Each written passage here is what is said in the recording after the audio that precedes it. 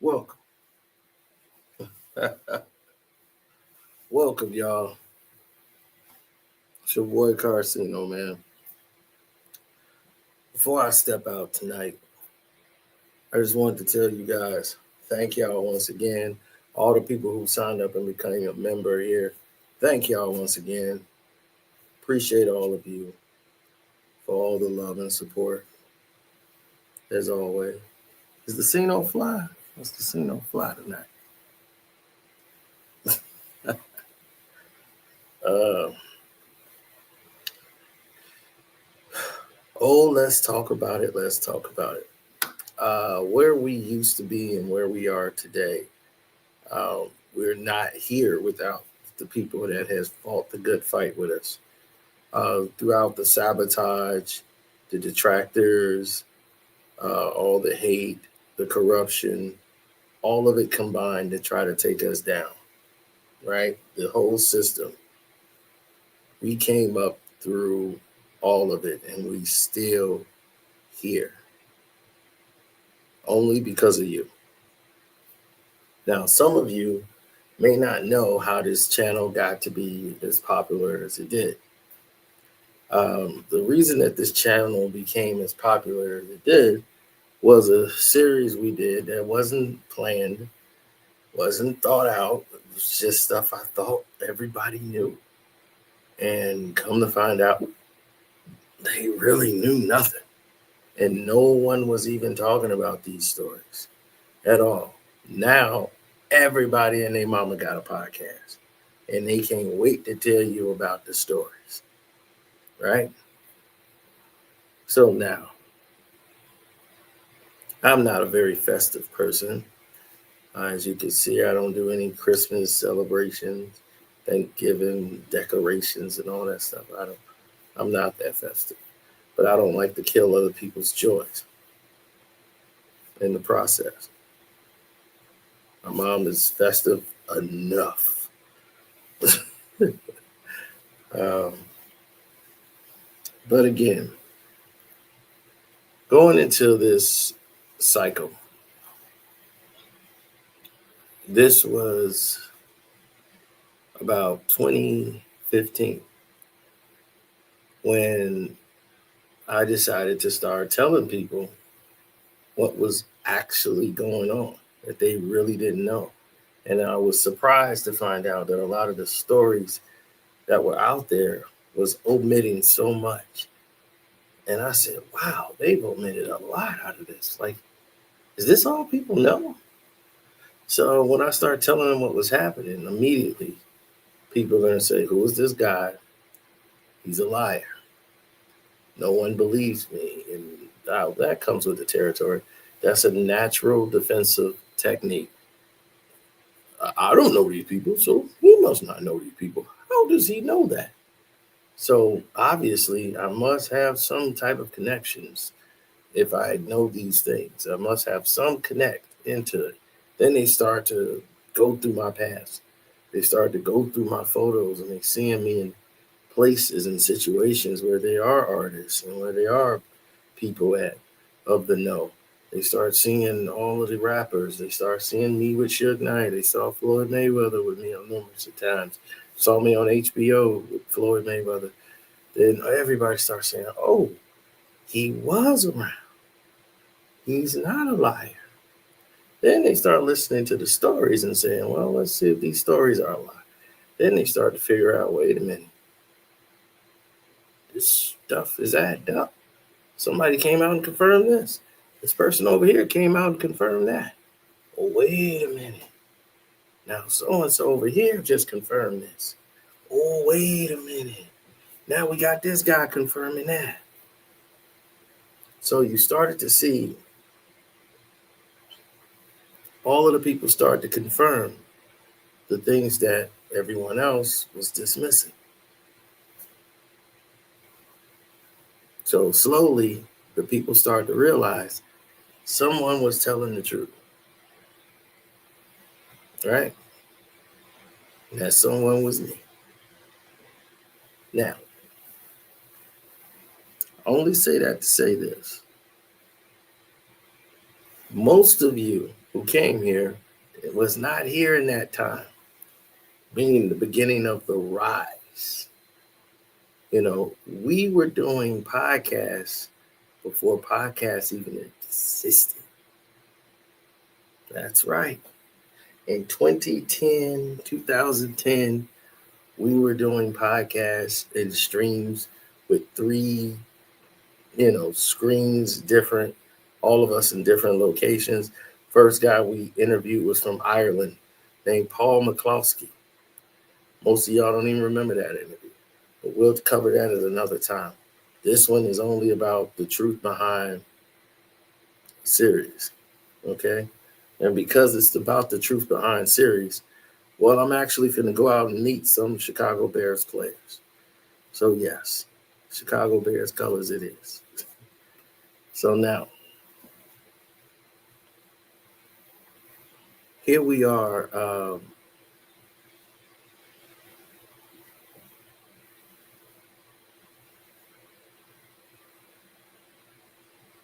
Going to the truth behind, I was going to say something about Gilly the Kid. Drop down and get your eagle on. Drop down and get your eagle on. Go ahead, mascot Gilly. But nah, this is not my presidential suit. My presidential suit would not look like this.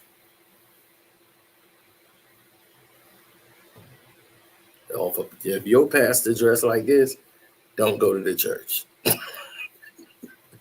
I'll tell you right now, if your pastor dressed like this, do not go to that church. That's Reverend Pimp Daddy there. He'd be all my congregation, all my hoes. I mean, my congregation.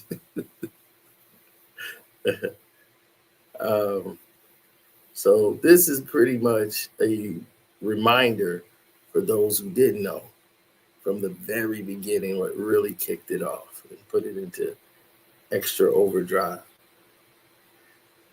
is when the movie Straight Outta Compton. The movie Straight Outta Compton came out, and believe me, it was straight out of fiction. Because and I saw that and I was like,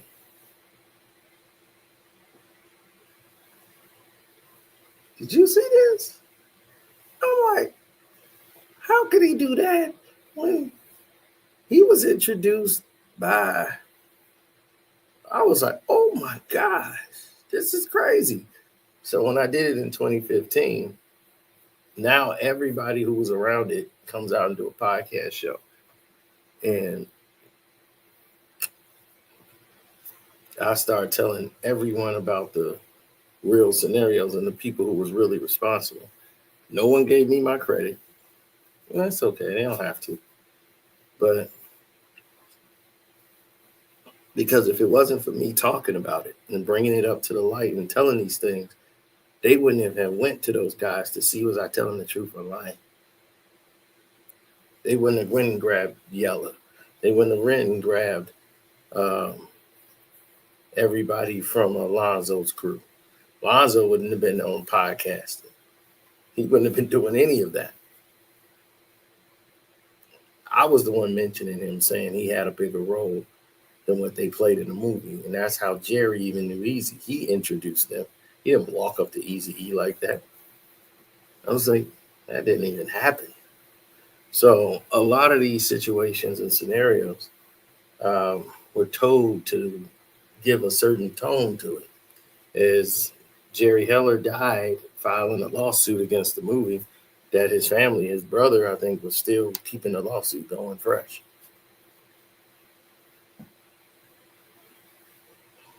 Now then, I've always been honest with all of you. And the biggest thing, no, that's not a funeral at night. It's not Dracula. Funeral would have been earlier today. Now, here's the thing. And here's what we know, right? What we know is something very simple. is that when the Nas and Jay-Z battle happened, Memphis Bleak was on DJ Vlad and he was talking about the Nas beef and everything else and really trying to incorporate himself as the generator of this said beef, which we looked at as ridiculous and pretentious, but also ridiculous. So what we decided to do was the very unconventional thing. We said, hey, since this is the route y'all want to take, let's take the route less traveled by. Let's go ahead and decorate this whole thing by telling the truth. So the Nas and Jay, they actually sat down and did an interview together. They actually had Sway and Tech or whatever, Sway from Sway and Tech, narrate this thing. And he did such a horrible job doing that. It was like, oh my God. And Nas and Jay gave the softball answers to everything, and they just sat there and lied about the whole interview. And I said, oh my God, this was a nightmare to listen to. They covered none of the beef at all. They just sugarcoated everything, kept everything so silent that nobody else in the free world would even know what was going on or what was being said. So I said, I'm going to tell the whole world the real truth and nothing but the truth. So sit back, relax, and I apologize for the audio. This was done 10 years ago, okay? So I apologize as the audio was the old computer. We was doing this. It wasn't no $1 million plan back then. And yes, we've made over $1 million doing that. For those who didn't know, yeah, we made over $1 million doing that back then. Wish I had it now, but that's millions later. Yes. So, yeah, some of you were here, some of you were not, and you weren't privy to it, but appreciate the love and support y'all just continuously show for the newer videos today. So let's get to it. Hi, I'm Karceno. Oh, let's talk about it. Let's talk about it. No one knows Karceno and none of these. There's so much going on in the world, and I'm just giving my 2 cents on it. Go in and do a raid at someone's house, but you don't have an arrest warrant for them. Put your seatbelt on, strap in, because this is it. You have been lied to by the people who battle it was. Nas and Jay-Z has lied to you. Sway lied to you. They all, well, he probably didn't lie. He just probably didn't know. Because a lot of them just don't know. You think because they on the radio they know. They don't know nothing. They just know what the rapper tell them.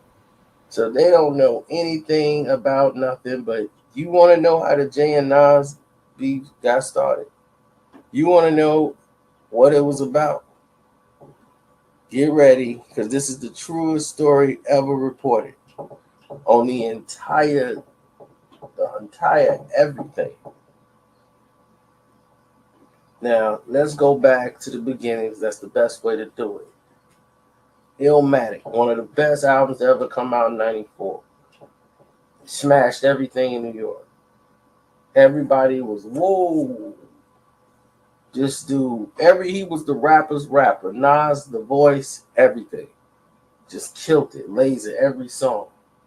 Now, people were still buzzing because of Wu-Tang Clan, Method Man, so everybody had the fangs. But it was really West Coast time. Snoop, Dre, killing it. So nobody was trying to hear anything from the East Coast at that time. Nobody was even buying that many East Coast records.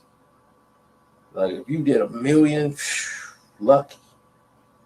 You know, nobody was doing that but the Wu-Tang Clan in 94. So after this, you know, Nas got street appeal. And Jay-Z, he was in the Iggity fad. You know, the Iggity is what they call the style, like back with the Fujinikins and Lord of the Underground. They used to use the, like, I'm taking a shaking and breaking and making it, you know, like, I'm jigging the J, jigging the A, jigging the Y, Z, the original rap, you know, the bounce. But they used to call it the Iggity. And that's everybody was putting at the end of their rhyme. I'm taking it, I'm shaking it, I'm breaking it. You know, so that's the style you heard Jay use before. This is old rap style. He heard Illmatic, loved Illmatic.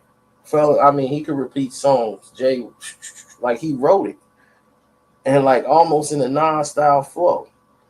Then he did a remix to a song he already did, where he already was doing his Iggity style to.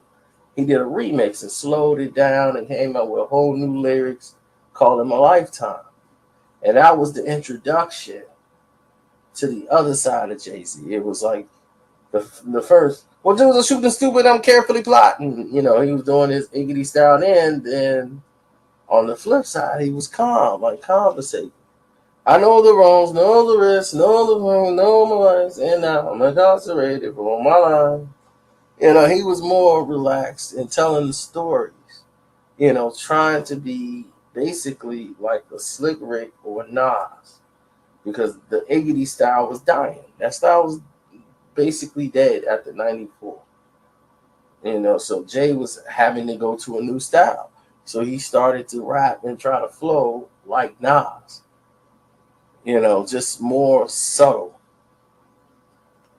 So they called it like conversation rap. They didn't know what to call or label Jay-Z, so they called him the conversation rapper. So it wasn't translating over because they've already had basically Nas.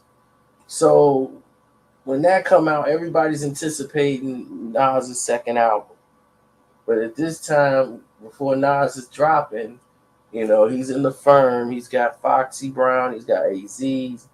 And they're the firm. Jay-Z writes for Foxy Brown, and so does Nas.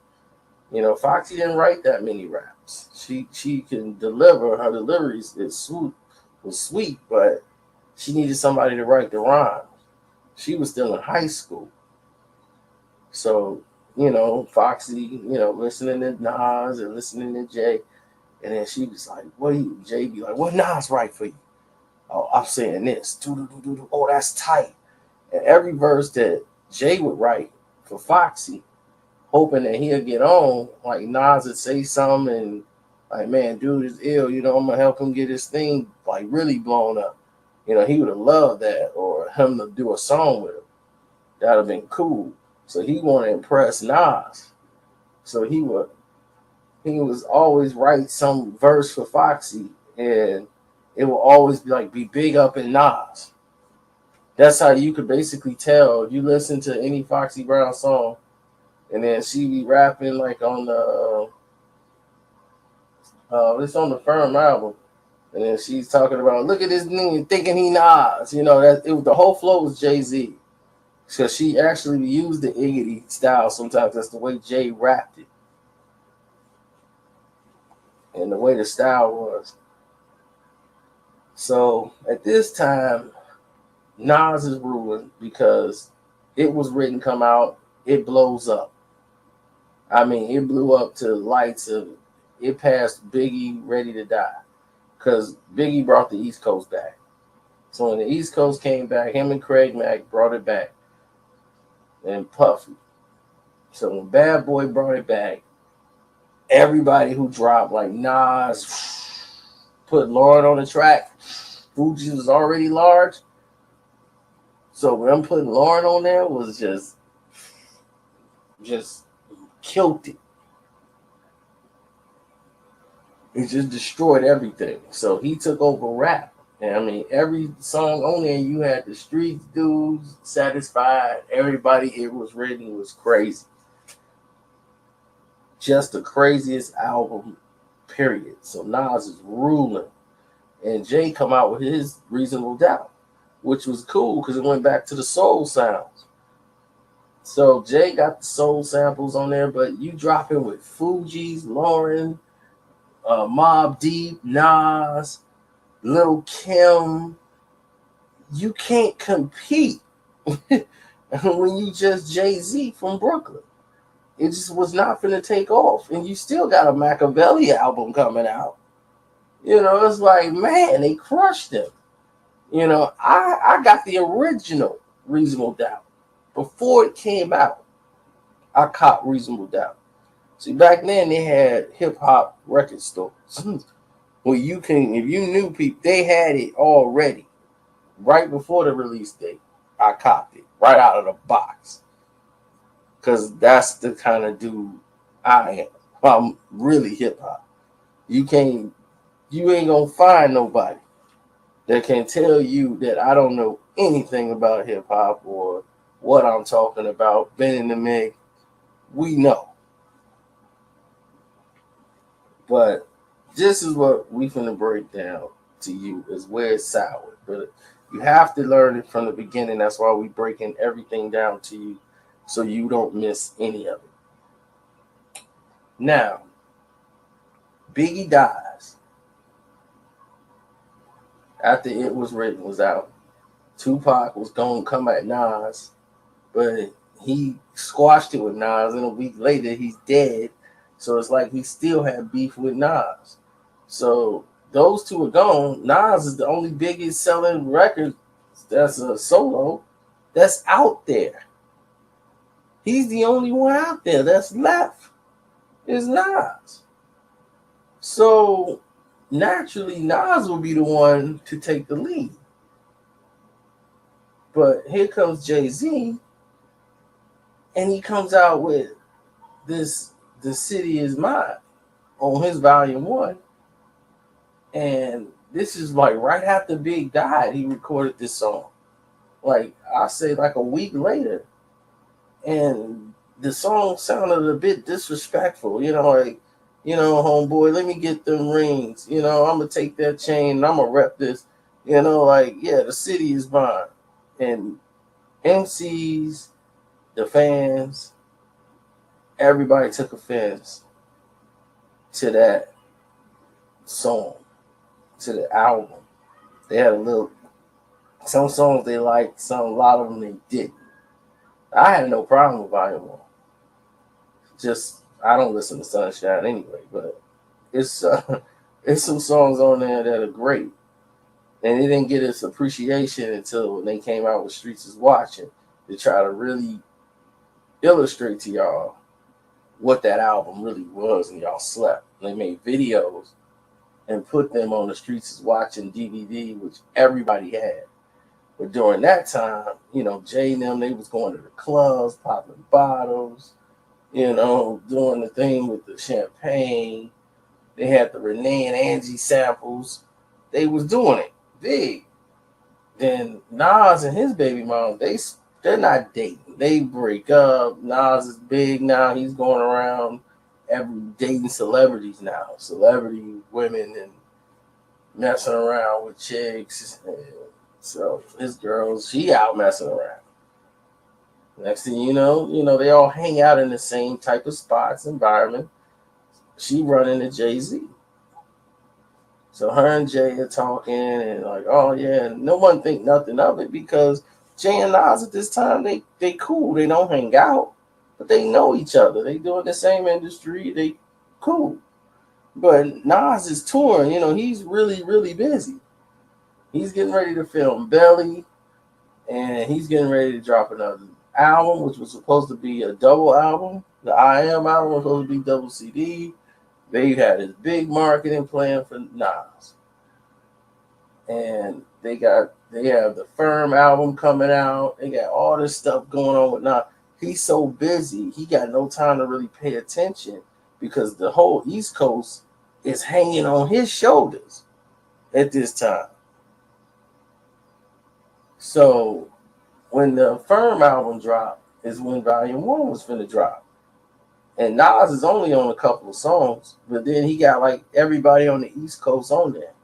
Because everybody, Capone and Noriega really shines on there. Like everybody was, so they called it the firm flopped.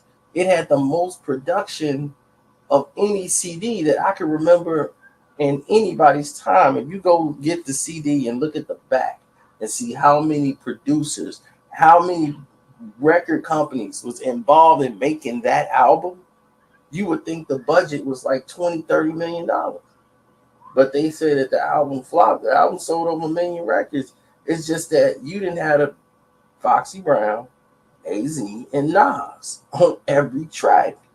You had one track, maybe 2 tracks, or 3 tracks total with all of them, and then that's it. Nas is basically out off the album, and then it's just a free fall with all these other people just supposed to be the firemen. They just all together because everybody's like, man, we finna eat off this. So Jay was writing for Fox, everything was going good, and Foxy Brown comes out with her album and blew up. And that's how Jay kind of rolled Foxy on in with I'll Be Good and all these other songs he was writing for her on her first album. So Jay's already getting writer credits and doing real good, and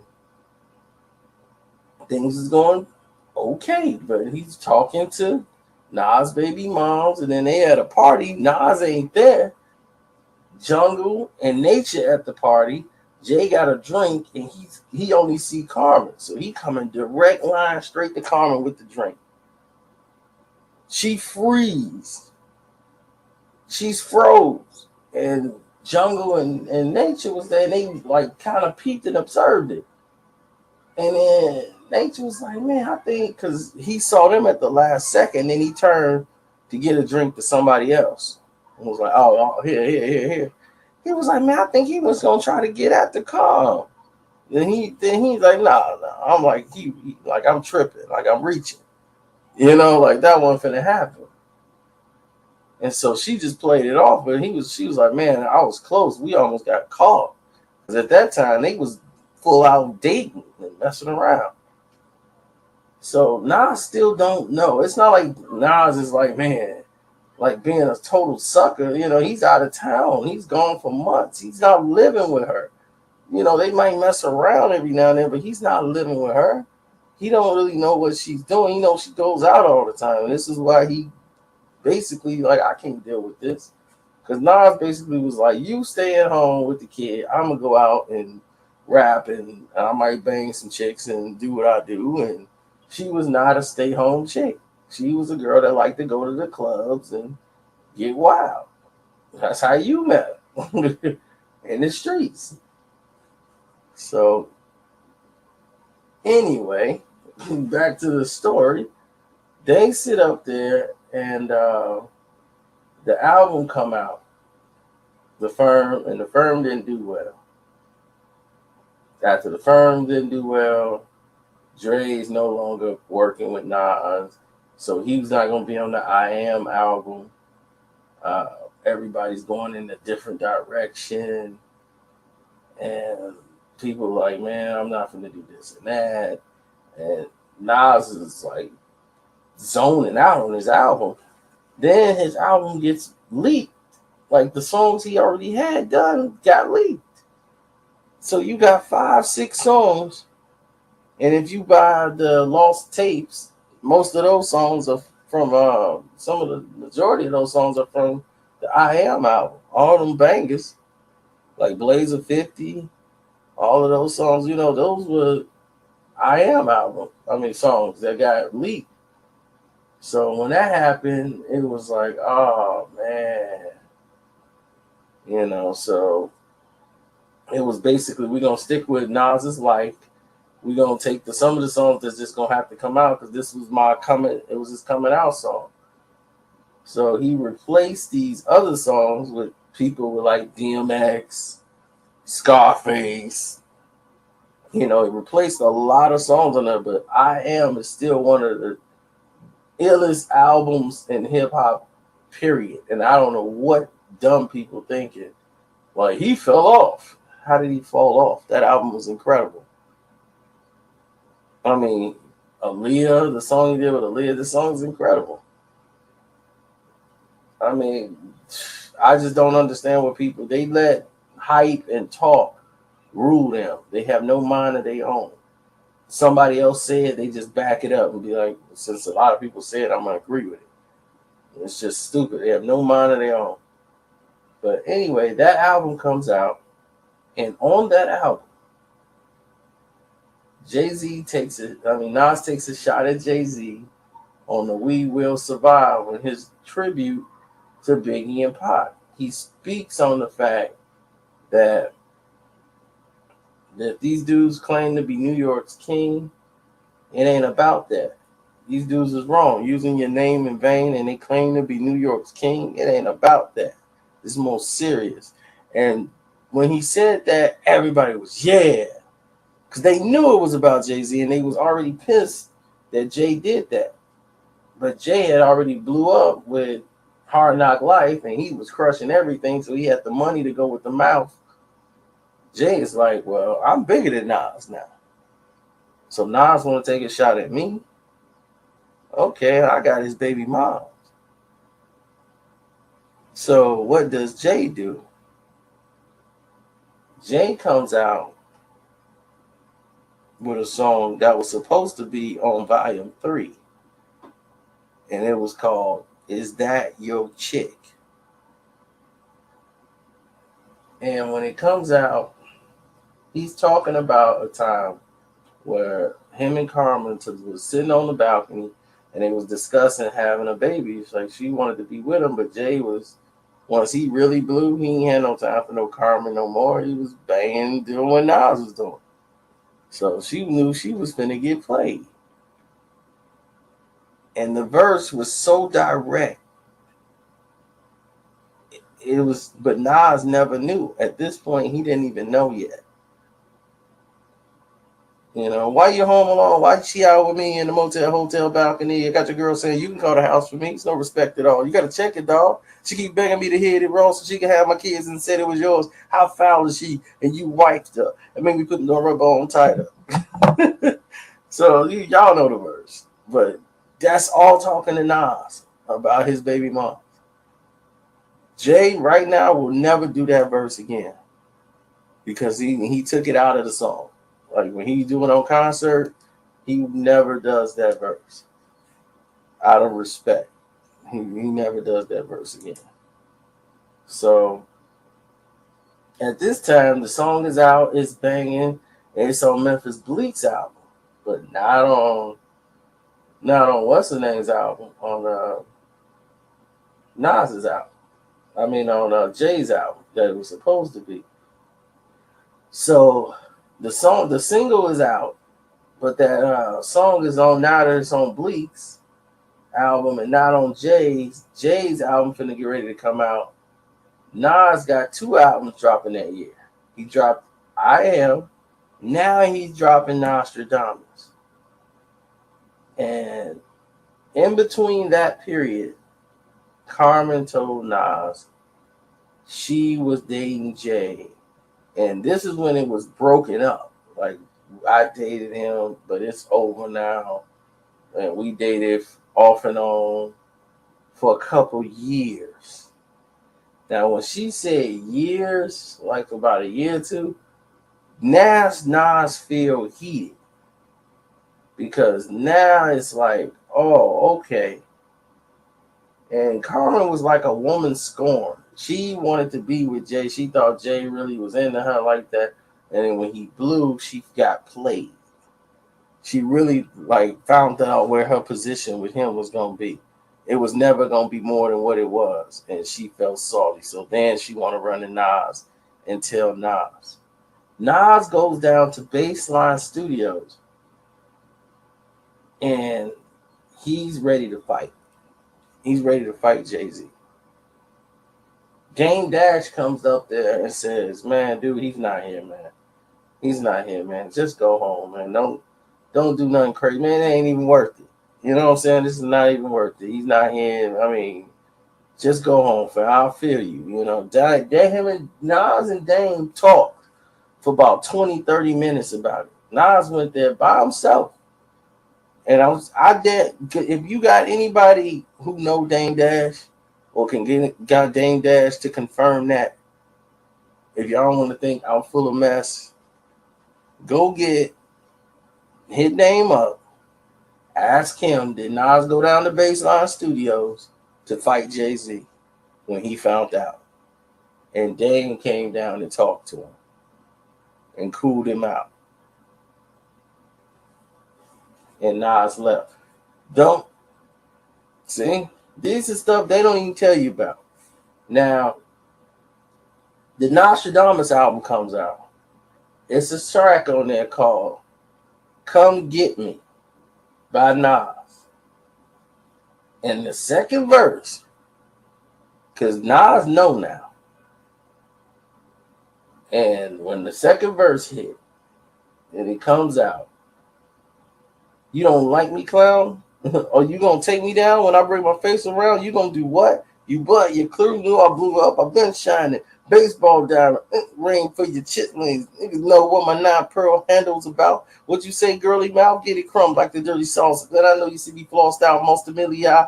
See your girl talk about me, you give it a cold eye. Girls dig you, imagine what she feels for me. You make hot songs, but she know you steal from me. Who ill is me? I rode on haters in album 3. Next album, I take y'all dudes to 3D. Can't find nobody shook for Queens. I'll be with the most Grammy killers, and they all look clean. To put bomb underneath cars. If you want beat, then start. Your next trip's to the graveyard.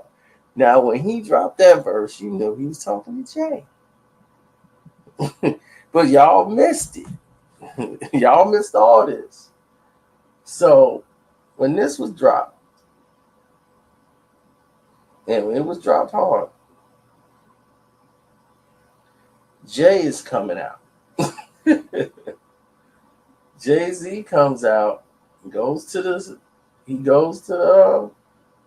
promoting the Volume 3 album. And then he got a song on there that came out like right after Nostradamus. So right before the album goes in for mastering and he got to submit it, Jay's waiting to hear Nas's response because he knows that Nas know about him and Carl. So when that go off and he hears Come Get Me, Jay-Z on Volume 3 has a song with the same title called Come and Get Me.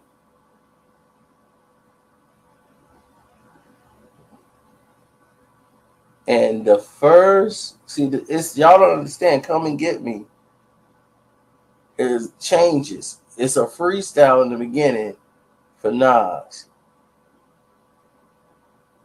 What he said, what he said, Come and Get Me, let me see. I'll remove your roof and let the sun shine in. When I got the gap tucked, I'm fat, ignorant bastard. I take it back to day one. No kids, but trust me, I know how to raise a gun. For y'all who think I live my life in the sun, but here's the shock in your life. The homie, not the night noon. I'm not in the light, baby. I'm still street. People still up. I still creep. Don't like I'm just like, yeah, I forgot how it goes, but he's like, people look like I'm sweet, but I'm still street. When you say S. Carter turned rappers into martyrs, I separate fathers from their daughters. Why bother? I'm a crook like you. I took like you. I came up the game throughout the book like you. How dare you look at Jigger like I'm shook like who? I keep a fifth with me. Come and get me. Come and get me. And it's funny because he's like mocking Nas song. If you ill, come get me, because I ain't running. If you come something else, we'll both be gunning. Come get me if you real, because I ain't scared. This love, peace, and war, we could take it there. You know, so it was like just total comedy to what Nas is doing. Nas was serious on his, and Jay was like clown on him. Come and get me. Come and get me. But see, you guys didn't know any of this was going on. So after all of this is going on, the beef is still hot between the two. Jay is sending his goons out there because he's trying to basically promote them by using Nas as the gas. So it's Memphis Bleak versus Nas. He's sending Memphis Bleak out there. Then, they out there dissing Mob Deep and like, we taking it over, we destroying, we coming out the Queensbridge, and like we going out the Mob Deep and all of them because he was gearing up to go to war with these dudes because Prodigy's been raining on him. But he didn't want to battle Mob Deep until Mob Deep sold almost 3 million records with Quiet Storm. He's been calling Jay-Z a coward for years. Prodigy has, because Jay was talking like New York been soft since Snoop came in and crushed the buildings. It was like, what are you talking about? We was out there warring with Pac and everybody else. You was hiding. So, it was just the way, the attitude that they took to it. So at that time, the beef was really like brewing, but Jay was doing this as a master plan. And when Prodigy album came out, as the Dynasty album came out, and it didn't do too good. Quiet Storm just dumped all over basically the Dynasty. Jay looked at the Dynasty as a flop. Even though it sold 500,000. Prodigy album came out. The Jay's album sold 500,000 in the first week, but when Prodigy came out with the HNIC album, his album just went gold anyway because he ain't had no commercial hits. He wasn't trying to do that. And he was just going in hard on Jay. And when he was like, there's no competition, I'm the number one album of 2000 because your shit sucks. I mean, basically, he just dumped on Jay. So Jay was like, once his album just did gold and didn't take off, like everybody thought Prodigy was going to sell like 2 million records. I don't know why they thought that. But once it did what it did, Jay was like, oh, dude ain't on my level. He's like, I'm going to take care of him. So when he did that, he wanted to touch Nas, just throw a jab at Nas so people would let Nas come and battle him. Because Jay always was like, this is the setup. Nas can't respond or Nas won't battle me. Because if Nas battles me, I'm going to use his baby moms. That is the go-to right there. I know about that and the public don't. So Nas ain't going to want to go there. He going to keep it the way it's been going. Like, just nobody know what's going on. He drop a line dissing me. I drop a line dissing him. But Nas dropped a wicked freestyle on Eye for an Eye, freestyle. And he was just venting out on Jay-Z, just really ticked off about everything that's going on. And if anybody can remember when Nas came down to the radio station and he talked about, hey, man, let's keep everything on wax. Got the Jay-Z brought everybody Rockefeller down to take over Flex. The next week, Nas came down there. So y'all knew it was brewing. At this point, it was brewing to blow up. So what happened was, after the takeover, after the Summer Jam, and he did what he did, Jay hadn't submitted the album in for mastering. The verses for Takeover was done. It's 3 verses that was done. It was all about Prodigy on the Takeover. And he wasn't even addressing all the other people that was dissing him and taking a shot. He didn't even care. He just threw the one Nas line at the end. That was it. There was no Nas verse. Nas took the bait. Now, Jay did not submit Blueprint in for mastering because he was waiting. That's why he didn't send the song in the album in to be completed, because he wanted to wait to see if Nas make a response. And Nas talked to Chuck, who was like Rakim's main guy. He called up Nas and like, Nas, man, you gotta respond. Your career is over, son. Your career is over. So Nas called up Rakim because Chuck and Rakim is right hand man. So he called him up like he thinking this is what Ra think too. So Rakim's talking to him like, man, y'all gonna battle. Sometimes it ain't cool to go and do this because if you do, don't let the public gas you up to do something and get you out there. Do what you gotta want to do it for you. Because if you doing it for somebody else, then you gonna be lost in limbo. Public gonna send you off. And he was like, all right, good looking. So he thought about it for a minute and he went and dropped the Stillmatic Freestyle. Just a small record. But at this time, Jay got so much power and influence at the radio station, like only certain radio stations would play it. Hot 97 when he played the song, the Stillmatic disc. So it wasn't getting no pull. But Jay, it was enough where Jay could respond to that song and put it on the Takeover. So when the Takeover album song come on, and the album has got this Nas verse, Jay-Z is responding to everything in the Stillmatic Freestyle. Yeah, I sampled your voice. He's talking about what he was saying in there. You sample my voice, I rule you. Everything he said in the Stillmatic Freestyle about Jay. Jay was addressing in the in the Takeover song. But what he did strategically backfired on him because it looked like he started it and came out with the verse because nobody really heard the Stillmatic Freestyle because he had it submerged off the radios. So because you knocked it off the radios and it was only on mixtapes, basically, the underground, the people in the streets knew, but the overall fans just know you came out with Takeover. So this plays in your disadvantage because when it came out, it was slick to the point, and you know who, did you know what, would you know who, and everybody was like, "Whoa, what is that?"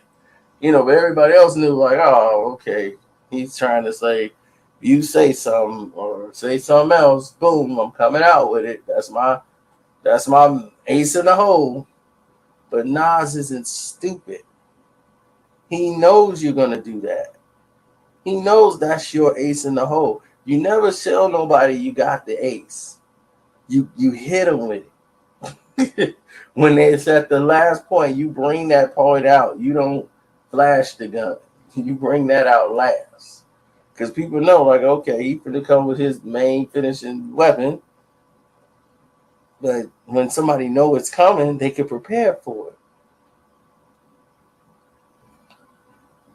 Nas had already been going through the PR of, we barely talk, she's not with me. He's doing that to get close to me before. Then he goes into the magazine because he knows Jay's going to read this. I don't even want a war. I just want to make a great album. This all beef stuff is crazy. It was a good move by him getting me to take the bait, but I'm not even focused on it no more. I don't even want none of this battle stuff. So he does the Source magazine interviews, and he's, I'm not getting involved. I'm just gonna make a album, and that's it. It's gonna be, I'm going back Stillmatic, and this is this. So basically, Jay is feeling like, I did it. I won. I'm number one. I'm reigning. And he was confident. He was really confident. Then, oh my God, the nitron bomb was lit.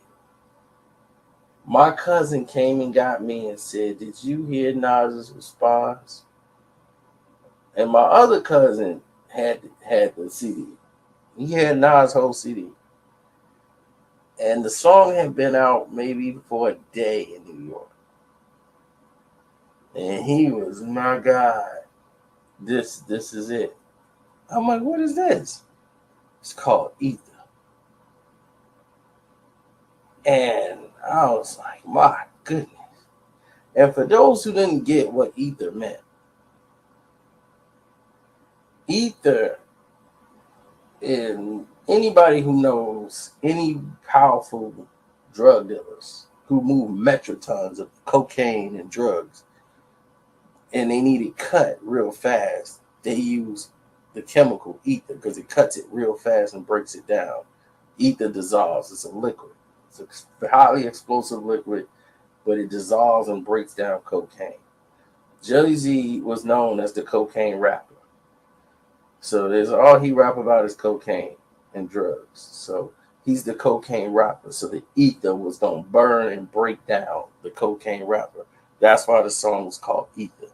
A lot of y'all don't get that because y'all didn't understand where Nas is going and how deep the mind is. And it's hip hop. Hip hop people get it right away. But that's why it was Ether. That's why it was called Ether. And it was perfect. Perfect name, perfect everything. Song, we don't even need to go there. The one of the most factual diss songs in history. Totally crushed Jay-Z's ego, everything. That he couldn't even function. He tried to come back with a response so quick, and he sounds so, like a desperate man in a freestyle battle when you know you got him beat, and he's just up there, just trying to find a bar, some bar to pull him out this slump and this hole that he keep digging himself in, and he's just up there saying words, and he's just dying, and you're like, oh man, it's over. He won't cave in. That's how it was with Jay and Nas. And see, after Ether, Nas knew I don't have to respond again. Because see, Nas didn't have a reputation of being a battle rapper. But in order to beat Jay-Z, he knew he couldn't be philosophy, come with all the philosophy. He had to come to Jay's level, use sort of like Jay's style, and beat him at a simple rap style by sunning him. And you son Jay-Z by saying, I made it and I did it before you. Like, I am Nas. You are not me. Your whole career is fabricated. It's not authentic. You're artificial. And when you say that in a rhyme, and that's basically what Ether was saying, you are an artificial rapper. I am authentic.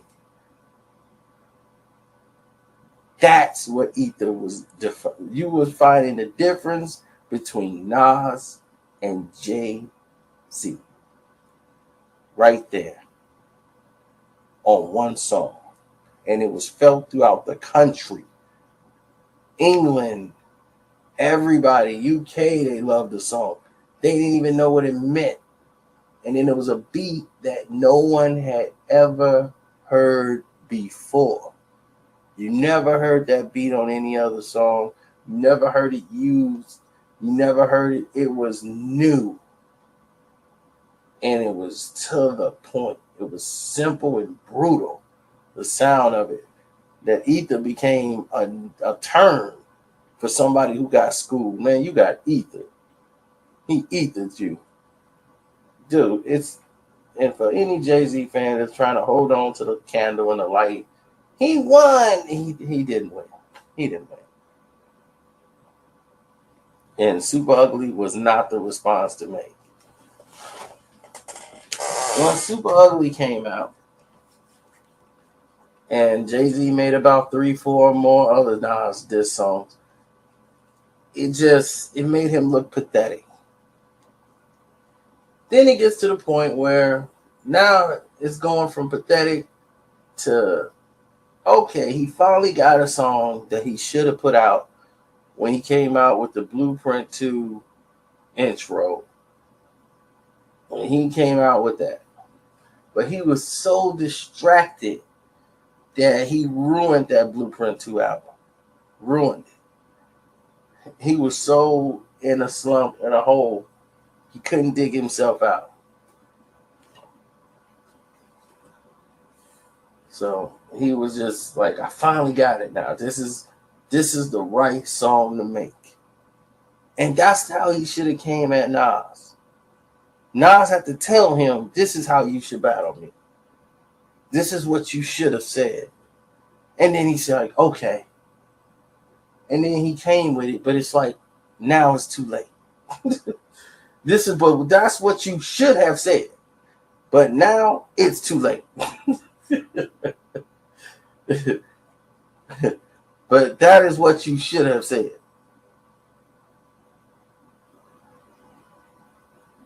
So now Blueprint 2 comes out, and it was okay. It was a little, I mean, he has some points on it, but Nas just throws jabs at him every now and then and just break him down to minerals and to pieces and just let him know that I'm still Nas and you're not. And he would do it on every song. He would drop like a little bars. First of all, this is Nas. I'm a brave heart veteran. And y'all already know who I'm better than. All that stuff was with pokes, Jay. It was just poking him, driving him crazy. And like, what's his name? What he said, I was brought up off that. I was brought up off that Planet Rock. James Todd Smith, Curtis Blow, Shannon Scott, Lil Rock and them jams. How could y'all mess with it, John? Jehovah Witness. Him and his co-defendants are eating like Lucky Charms with 2% low-fat milk. I'm 5% pro-black built. It's another mother at the mother. I don't think about him, man. He talking. It's a lot of gossip like I'm a prophet and I can't go back to my project. Oh, man. Dude, I'm telling you. It's not even comparable. The difference between the two MCs is not even comparable. Jay is a great MC. Nas is the best you've heard in a very long time. You haven't heard an MC like him. You ain't gonna hear it now. But Nas can go there and give it to you. So that's the difference. Now from then and with different eras, that's just the difference right there. Nas is essential. Jay is artificial. Just giving you the gist of it right now. And you look at where they are right now today. It says everything. I mean, the fact that they came together and didn't go to war or didn't try to kill each other, that says a lot. They took the big step, but you're never gonna hear a story this complete with all the details in it, everything about the beef, how it started, how they was all cool. I know it's pretty long, but I hope you got the results you was waiting for in the end. I ain't gonna keep y'all no more than I need to. But I'm out.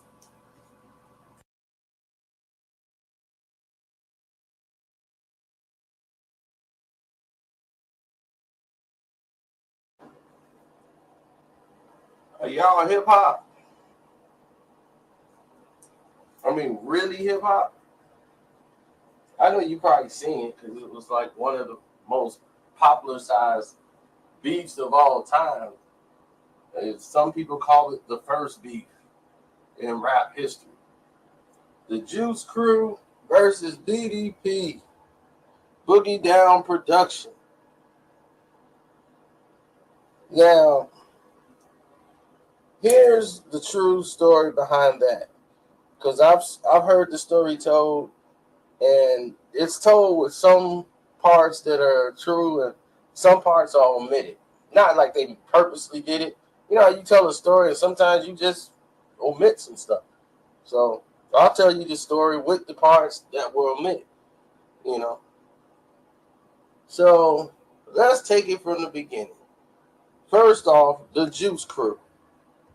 That's Mr. Magic, and Marley Marl, the hottest producer and DJ in the game. Mr. Magic name was Sir Juice. That was his other alias. He was mostly known as Sir Juice before he was Mr. Magic. So they naturally, when he put this crew together with Marley Marl, they became the Juice Crew. Okay, Marley came along as a writer and brought in Dimples D, to remake Sucker MCs, and they had Sucker DJs and all of that. But that was before, like when it first was getting started. But when the Juice Crew came, you talking about Biz, MC Shan, Big Daddy Kane, The Real Roxanne, Cool G Rap, Master Ace, Craig G, Granddaddy, IU, Tragedy. These, they had Glamorous in there, I think, and DJ Polo was a part of it. I mean, this was the biggest collaboration of MCs. And when people was talking about the Wu-Tang, and they was like, man, we've never seen nothing like this before. You have. It was the Juice Crew. The Juice Crew, nobody would battle them. These Queensbridge dudes would murder people. When they came out with, like, they called the posse cut, because back then, in the 80s, everything was a posse. Me and my posse on Broadway, everything was a posse. So the Symphony song came out, and they called it the posse cut. When everybody from the Juice Crew got on and spit. But nobody really had a problem with any of the songs or anybody rapping until, now this is key, I said until The Bridge came out by MC Shan and Marley Marl. And basically, the song says, we just want to tell you about a place that we're from. And none of the lyrics does it even say anything about rap started in Queensbridge. Never said that in any of the lyrics.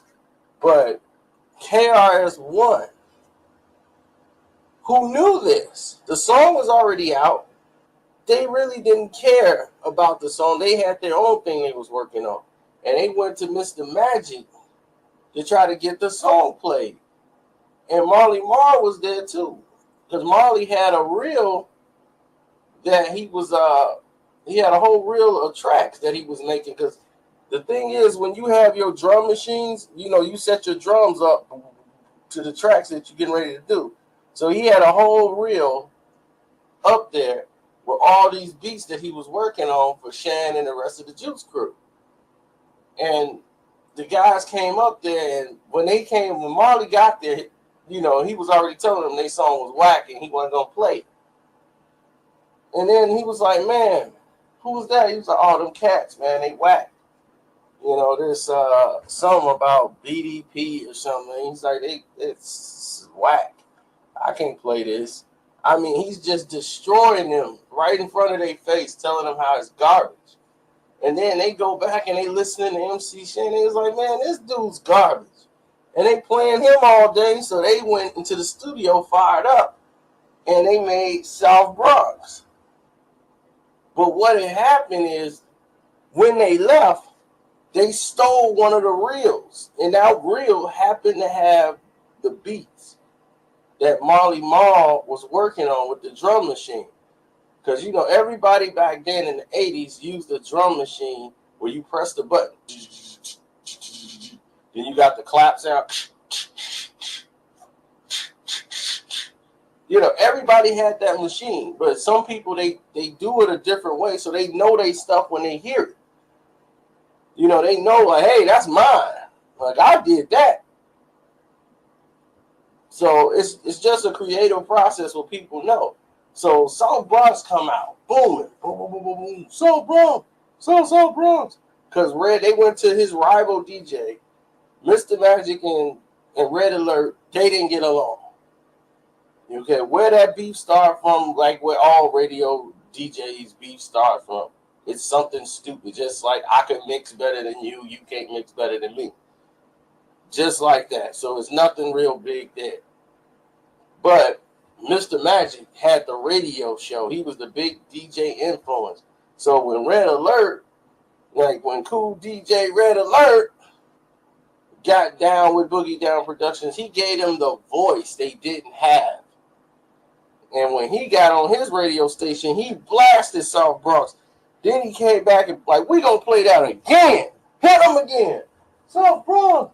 So. The energy level was so amped. It was a problem to come to the Bronx. And then they saying, you saying Queensbridge, the rap started in Queensbridge. It never said that. He never said that at all. But the fact that Chris said it, it made it true. People listen to the song and everything. They never said it. But Chris said they said it. And he's attacking him. And he's saying it on the song, they saying it. And you can play the song and he don't say it. But people believed it. It was genius of a strategy to do. Now the whole attitude in the streets is, yeah, man, you talking about all that junk Queen rap started in the Bronx. It ain't started no Queensbridge. People followed. They jumped on board and they followed. So now you got all these people amped up. They had to come back. Queens, they like, look, let me get them. Everybody in the Juice Crew wanted a piece of the Chris. KRS One, but Shan was chosen. Shan is like, no, he's coming at me. My song is me. I'm gonna get it. That's the one I got to get it. So he came back with Kill That Noise. Kill That Noise. So when Kill That Noise came out, everybody loved the mix more than the rap, really. When Kill That Noise came out, but it didn't have the same energy as the South Bronx. So when the South Bronx record was playing and it didn't have the same energy, people were still going back listening to South Bronx. But they was like, man, Shan got to him. Yeah, that was tight. But they really loved the beat. Kill that noise. At the time, the mix and everything, more than they liked the actual rap. But they would say, okay, Shan is up. Then next came the knockout blow. There was no recovering, and I mean no recovering from The Bridge Is Over. And when The Bridge Is Over comes on, and you listen to that track, go listen to South Bronx track, then come back and listen to just the beat. You can tell what happened. The beat reel that they stole from Busy B, not Busy B, but Mr. Magic's radio station that night when they got told they was whack and they left and they stole the reel, it was the beat Marley Marl made. The drums, everything, the way he do it. That beat, if you listen to it, you can tell that's a Queen's beat. That's Marley's style. That's everything about that track is Marley Marl. And he's dissing Marley Marl on that track that Marley made. And Marley's like, he stole my reel. And the whole Boogie Down production, they use those reels. They use those beats on their first album on Criminal Minded. And all of it was Marley's. So he don't get no credit for it. He don't get anything. But The Bridge Is Over was killer.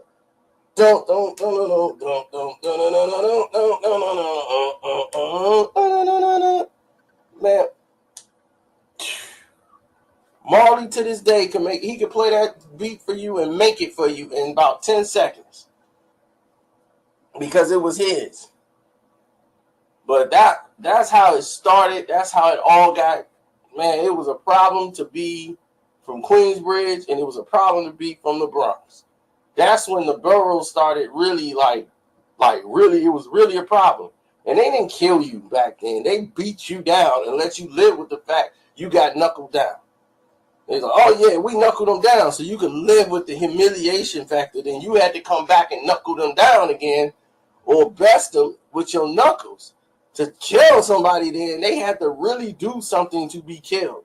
Not like today when somebody he bumped into me, I got to shoot him. You know, it's because their feelings is hurt. Your feelings get hurt, you come back and fight them again. You know, that's what you do back then. You know, I mean, it's the same way it should be now, but these dudes are clowns. But you're supposed to fight them back. That's what you do. And from this point on, I mean, the real Roxanne, she dropped a couple of lines. Somebody else said some slick stuff. Like G-Rap said some slick stuff. But the beef was dead at that point. Because Shan's career after that was beginning to tank. You know, it was like Shan can't keep up. Shan made comeback songs. It just didn't hold no weight. It was over. The bridge is over. Didn't kill the bridge. It destroyed the Juice Crew. It broke everybody into solo artists. It was done. So that was the first decisive victory in a rap battle in history. And I'm out. All right, so here we are. This is the final video I'm going to do on this subject. So I'm going to combine two into one because I don't want to keep going on dwelling on the subject. But people just wanted to know the truth. So I decided to go out and put it out there. But this is what they're not telling you. And I don't know why they don't tell people that, because the truth sometimes is just simpler than like all of this complications and everything else that the plotting and the scheming and all of this. Listen, this was the whole beef started between Tupac and Biggie. Okay? And the whole issue was there was no issue with Tupac and Biggie. Not at all. Not one issue, not nothing to do with Biggie whatsoever. Pac knew Biggie didn't shoot him. Okay? That wasn't even the question. Okay, let's go back to when they were cool. Pac was coming out with the with Thug Life. And he met down at Howard's Homecoming. You know, he was cool with Big, and he hooked up with him, and that's how he hooked up with Puff. Puff was upcoming, and he had the Howard Homecoming thing to jump it off. And Pac was there. They kicked it together, and Big was gonna sign with him and be on Thug Life. It was like, man, I don't know about going on with Puff and this thing. You know, I ain't seen no money yet. And doing this and this, and Pac was like, man, this is cool. You know, the Howard Homecoming. And jumping and this and that, man, we can have you out bumping. You know, we're gonna put you on Thug Life. You know, I could sign you and get you on Thug Life, and we could do this and that. He was like, cool. So Pac would have his concerts or shows, and whenever he'd do a show, he would let Biggie come out there with Puff and everything else and blow up and do party and bullshit. You know what I'm saying, on this stage. And that would just get the crowd hyped. A whole bunch of freestyle. Big would just be going off. So Big was gonna be a part of their Thug Life crew. And that was just it. And they was tight. Now, the reason why Tupac got in the mess that he did is because he was in the papers bragging. And he was talking about how all those rappers are under extortion by drug dealers when he was in the Daily News. When they did an interview with him. He was like, all these New York rappers, most of them are under extortion. You know, all these drug dealers got them under extortion and doing this and that. And that rubbed some people the wrong way. And they wanted to get hands on him. So they set him up. He's like, okay, we want you to do a song with Lil Sean. You know, like, we're going to pay for you to come out and do a song with Lil Sean. About 7 G's, easy. He was like, okay, he's going to come get this money. But all the time, it was a setup for him to be robbed of all his jewelry. But Pac would reach for a gun, and actually his gun went off when he reached for it, and that's when he got shot up. And they just out of panic just started shooting him when they heard gunfire. They shot him, and the rest is history. Now Pac is shot. He's in the hospital. He saw some of his guys that was involved, like Stretch, and he felt Stretch was involved in the situation because Stretch was cool with the people that was there. Stretch was one of his homeboys, and it was basically his guys from Thug Life, you know. And that's when he was like, okay, I got to distance myself from Thug Life, from the guys who I felt were involved in the robbery and the guys that wasn't. So Pac took his brother. He took another dude that was out of there, Big Sight, and they pretty much bounced from Thug Life. They were gone. Thug Life was done. That whole rapping with them, that thing was over because he felt they were all in on it in the plot. And nobody, all his boys he there with, you know what I'm saying, they just yell one word, all of them just, and all of them know Pac is strapped, and none of them try to cause a diversion or nothing so that Pac can go grab a gun, nothing. They all just cooperate. He knew he was set up. He knew right then and there, he's like, okay, I got set up. But knowing this, knowing that Biggie didn't have him shot, he knew. He found out all the information he needed to know while he was in the hospital, before he went to jail. That's why I said Pac did a lot of lying on that autobiography that he did. It's like people was telling him in jail. Yeah, people was giving him an update, but he had already knew. People that came and told him in the hospital what happened. So before he even went to the hospital, he already knew why he was shot, why he was robbed. And people were telling him, like, dude, they was just going to rob you. You know what I'm saying? Like, why did you reach for a gun? That had nothing to do with Diddy. It had nothing to do with Big. Now, here's where the drama kicks in.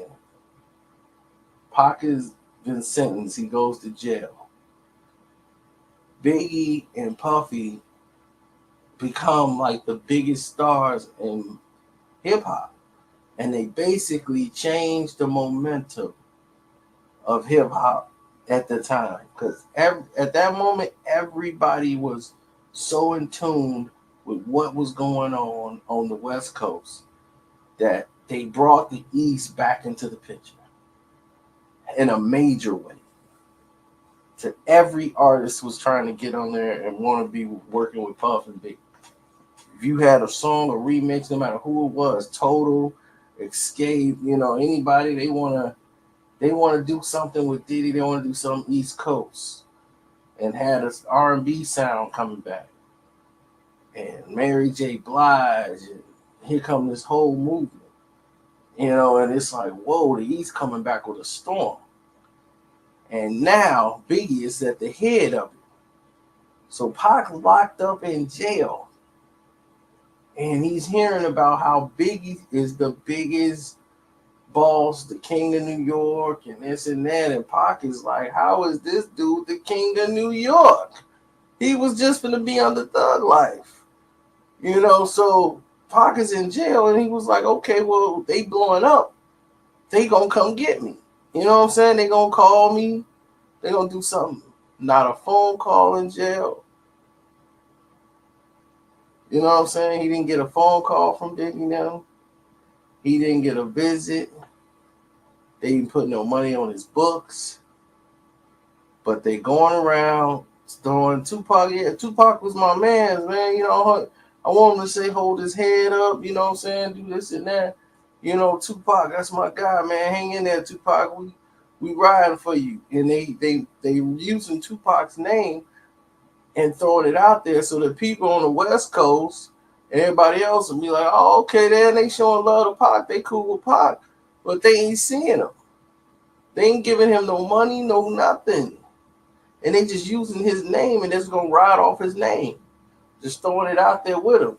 Every time they go do a show, and Pac looked at that as wrong, real wrong, and was like, Diddy got all this money, and you ain't gonna pay a meal to get me out? After I didn't let y'all blow up on my shows, let y'all do this and that, y'all just gonna do me like this and leave me here to rot, and y'all just gonna use my name and throw it up and throw peace signs to Pac, free Tupac and all that stuff, but y'all ain't trying to see me? That's what started the beef. So I don't know if anybody ever told y'all this story, but that is exactly why the beef started.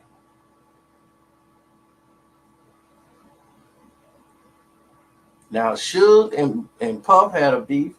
When one of Suge's boys got killed, he blamed Puff. And ever since then, they've had a problem.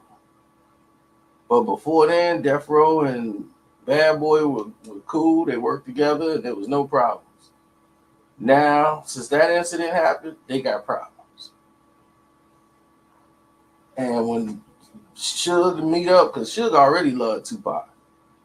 You know what I'm saying? He paid Tupac like $250,000 just to do like 2 songs on Above the Rim. The song Pain, and then they had another song that they didn't even use. That they didn't never even make the album, really. So, I mean, to 2 songs, 200, I mean, that's like an album. That's like an album salary. You get like $250,000 for that, just because he knew Tupac, you know what I'm saying, was a real dude. And he wanted him to sign with Death Row. But that wasn't the right time. But this was the right time. He had leverage on Pac. And he was like, man, I'll get you out, man. We'll get you with the best. You're going to come back bigger than ever.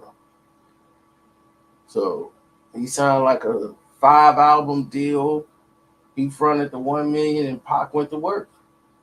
Because he had the aggression. He was finna destroy this whole East Coast. Biggie was the king, and Puffy is the clown prince. That was finna end once he came out of jail. And he was finna bring the West Coast back. That was his motive. That was his intentions. But he was smart. He knew he couldn't come out dissing the East Coast. You can't let your first song out of jail be Hit 'Em Up. Because now you didn't cause a major division. And now you got no money for it. And that was going to dry up the well. So what he did was throw little jabs out there to keep people interested. And people want to know, man, what happened with Pac? Who shot Pac? What is he going to say on this album? And it's the same similar situation with 50 Cent. It was the same situation. People were interested to know what he was going to say after he just been shot and he's back. They shot him 9 times. Pac got shot 5 times. Who shot him? Pac gonna bring it up on his album. People will buy a Tupac record to listen, to hear what he was gonna say about who shot him, what was going on with Biggie and Puffy, because we knew it was something unstable there. Like, what was the real issue? But he wasn't trying to get into it. He was just giving you little light touches, but he was putting out hits. So you were like, man, this is a hit. I can vibe with this. So that's how you sell 5 million records off interest. But he keep hitting you with songs. He's hitting you with like tracks. These are some good songs. So you like, damn, I'm listening. You listening hard to the lyrics. But then you noticing that you got a damn great album in front of you.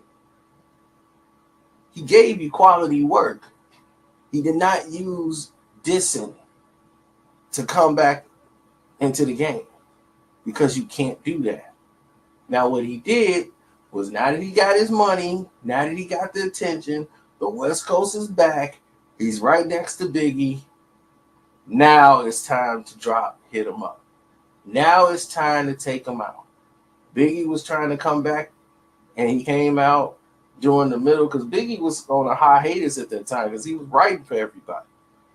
He was writing for Lil Kim's album, getting Kim album ready, and then he was writing for Kim album, getting Kim album ready. He was writing for a couple of other artists, doing a couple of like features on people's albums, Michael Jackson, R. Kelly, and then he dropped the Junior Mafia CD, which took off. So Biggie was coming back into the game when they did the remix to Get Money.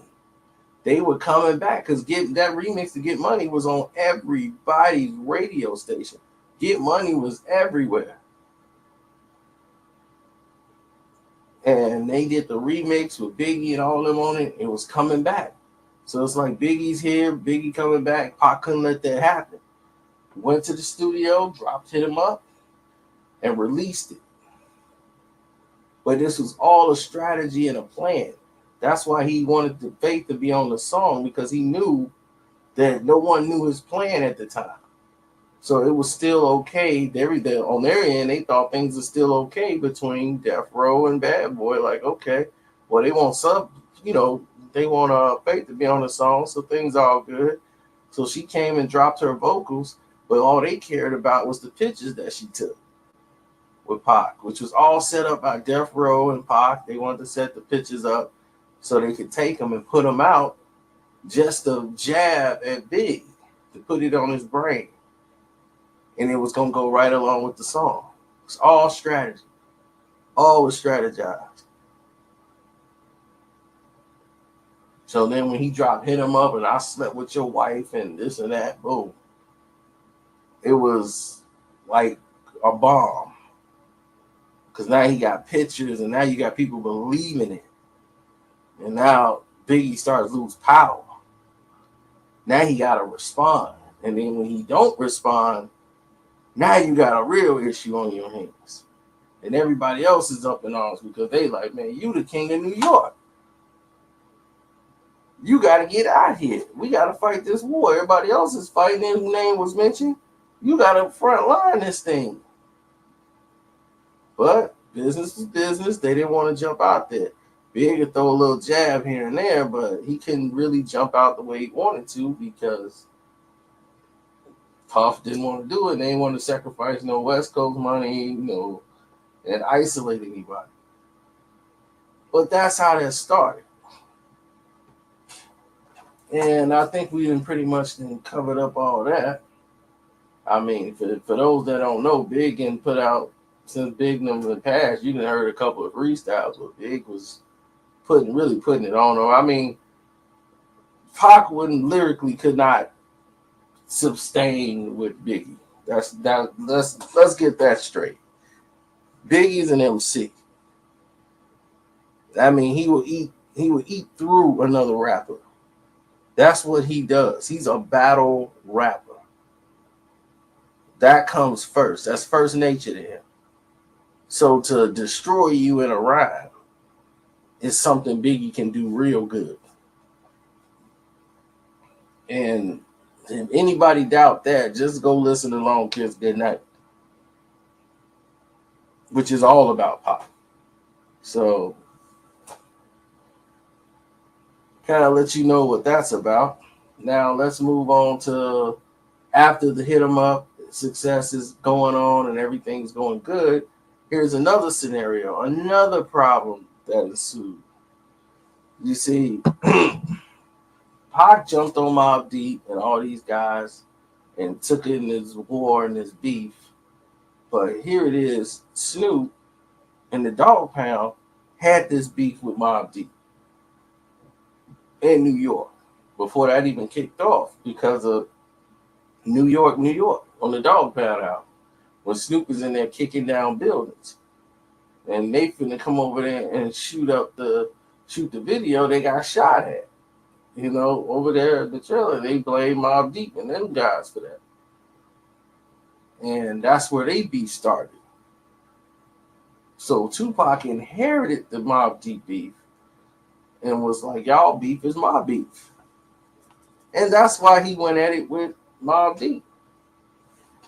Now, Snoop is sitting there waiting trial. He ain't been making no records. And he come back, and Pac basically brings him back in the game. He coming back behind Pac. But he's seeing Pac's energy, Pac's movement. They got two different energies. Even though they brothers, he's sitting there watching Pac's movement. Pac's movement is large. I mean, Death Row was his. The streets was his. LA was his. The whole California was Tupac's. And Snoop had more of a chill, laid back, old school type thing that wasn't thug. It was more like them old school cats playing cards, sitting at the table, drinking yak, chilling. That's more Snoop style. And the two personalities didn't mesh well because this is the company that Snoop Dogg built with Dre and everybody else. This is Snoop's company. This is Death Row. They started this before Tupac even came. And now Suge just basically gave Tupac the keys, gave him his publishing and everything. And that did not sit well with Snoop. But Snoop couldn't argue or fight it at the time because he had crazy court legal problems and everything else. So he wasn't in a position to fight. So he just had to go along with the flow. Now you got problem number 2 on your hands. Snoop, he's got his album coming out, Dogfather. And he was like, yeah, I gotta get some Tupac songs on my album. Tupac was on, Wanted Dead or Alive was recorded for the Dogfather album. And they did that song. They did another song together too. And that was supposed to be on the Dogfather album. So they had already recorded like 2 tracks that was going to be on there. And the Dogfather album is coming along. And he's really getting no push. It's more about Tupac going to drop another album. It's like, what? Tupac want to drop another album this year? Like, I got my Dogfather album coming out. And they was like, yeah, we going to drop both of them. Don't worry about it. He was like, whoa. We supported his whole move. He didn't have from January basically into June, August, September almost. He's like, man, what's going on here? I'm supposed to be dropping this year to finish the quarter. And you finna put me and Pac's album out? Pac got another album coming out on his own label, Machiavelli Records? What? So now Snoop is not going along with the program. So he ain't really feeling this Tupac movement. Everything's about Tupac. Then even the Dog Pound is leaning more towards Tupac. Daz and Corrupt. Both of them are basically with Pac because Pac work ethic is not like Snoop's. Snoop gonna record when he feel like it, and he might do one song and then he through for the day. They're still ready to go. Pac, people feed off Pac's energy.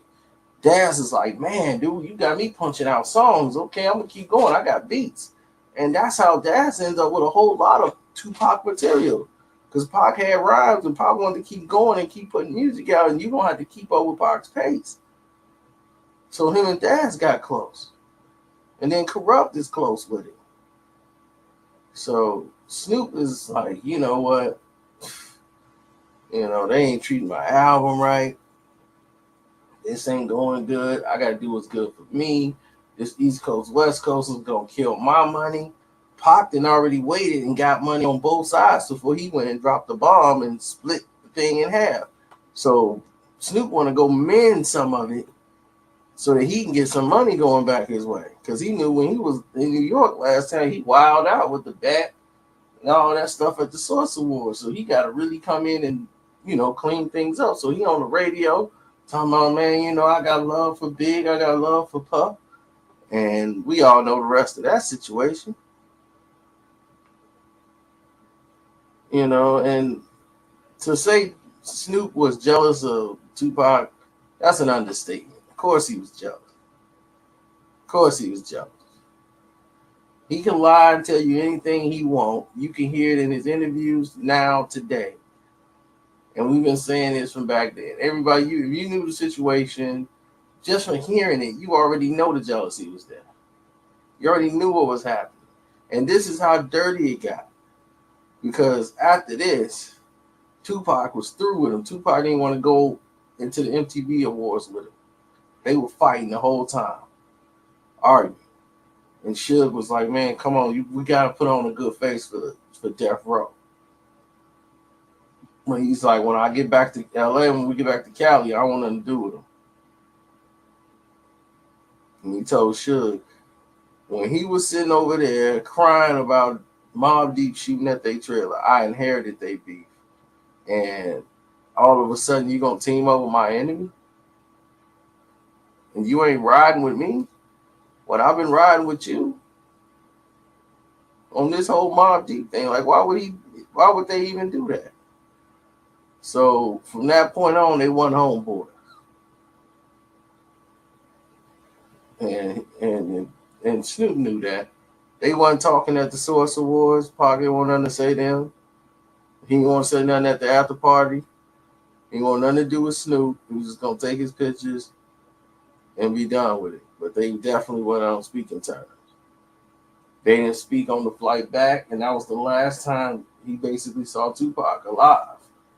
It was when they went his way and Pac went his way. And they were done.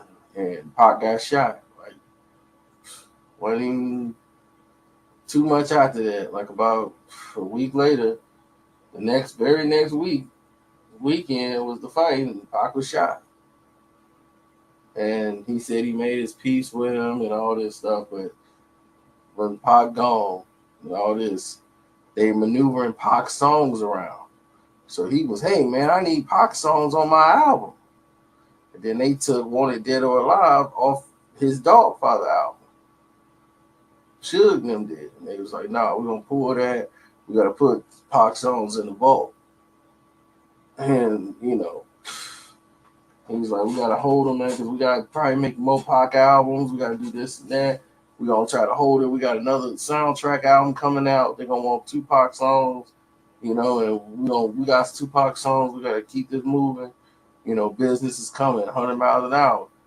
And Snoop was like, okay, well, that's when the money started backing up behind Snoop. Snoop was going to be their big boy. We got to get Snoop back. Pac gone. Snoop got to carry the torch. So Snoop back big, then chest out. Like, they finna bag me. I'm finna get this going. He did the Dogfather. They put the budget up for the video. He wasn't really happy with the budget, but he still did it. They got the video made. They put it out. They got the tour coming out with the album.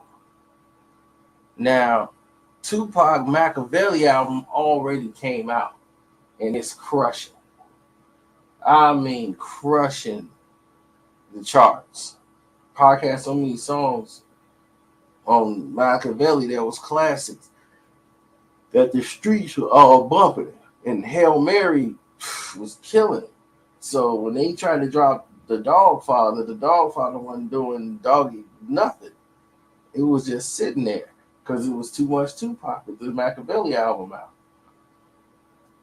Now the album comes out and they got the tour coming. This is what Snoop does. Snoop wants to make money on the process of Tupac's death. They're promoting it, and then he's ordering a big gigantic cross.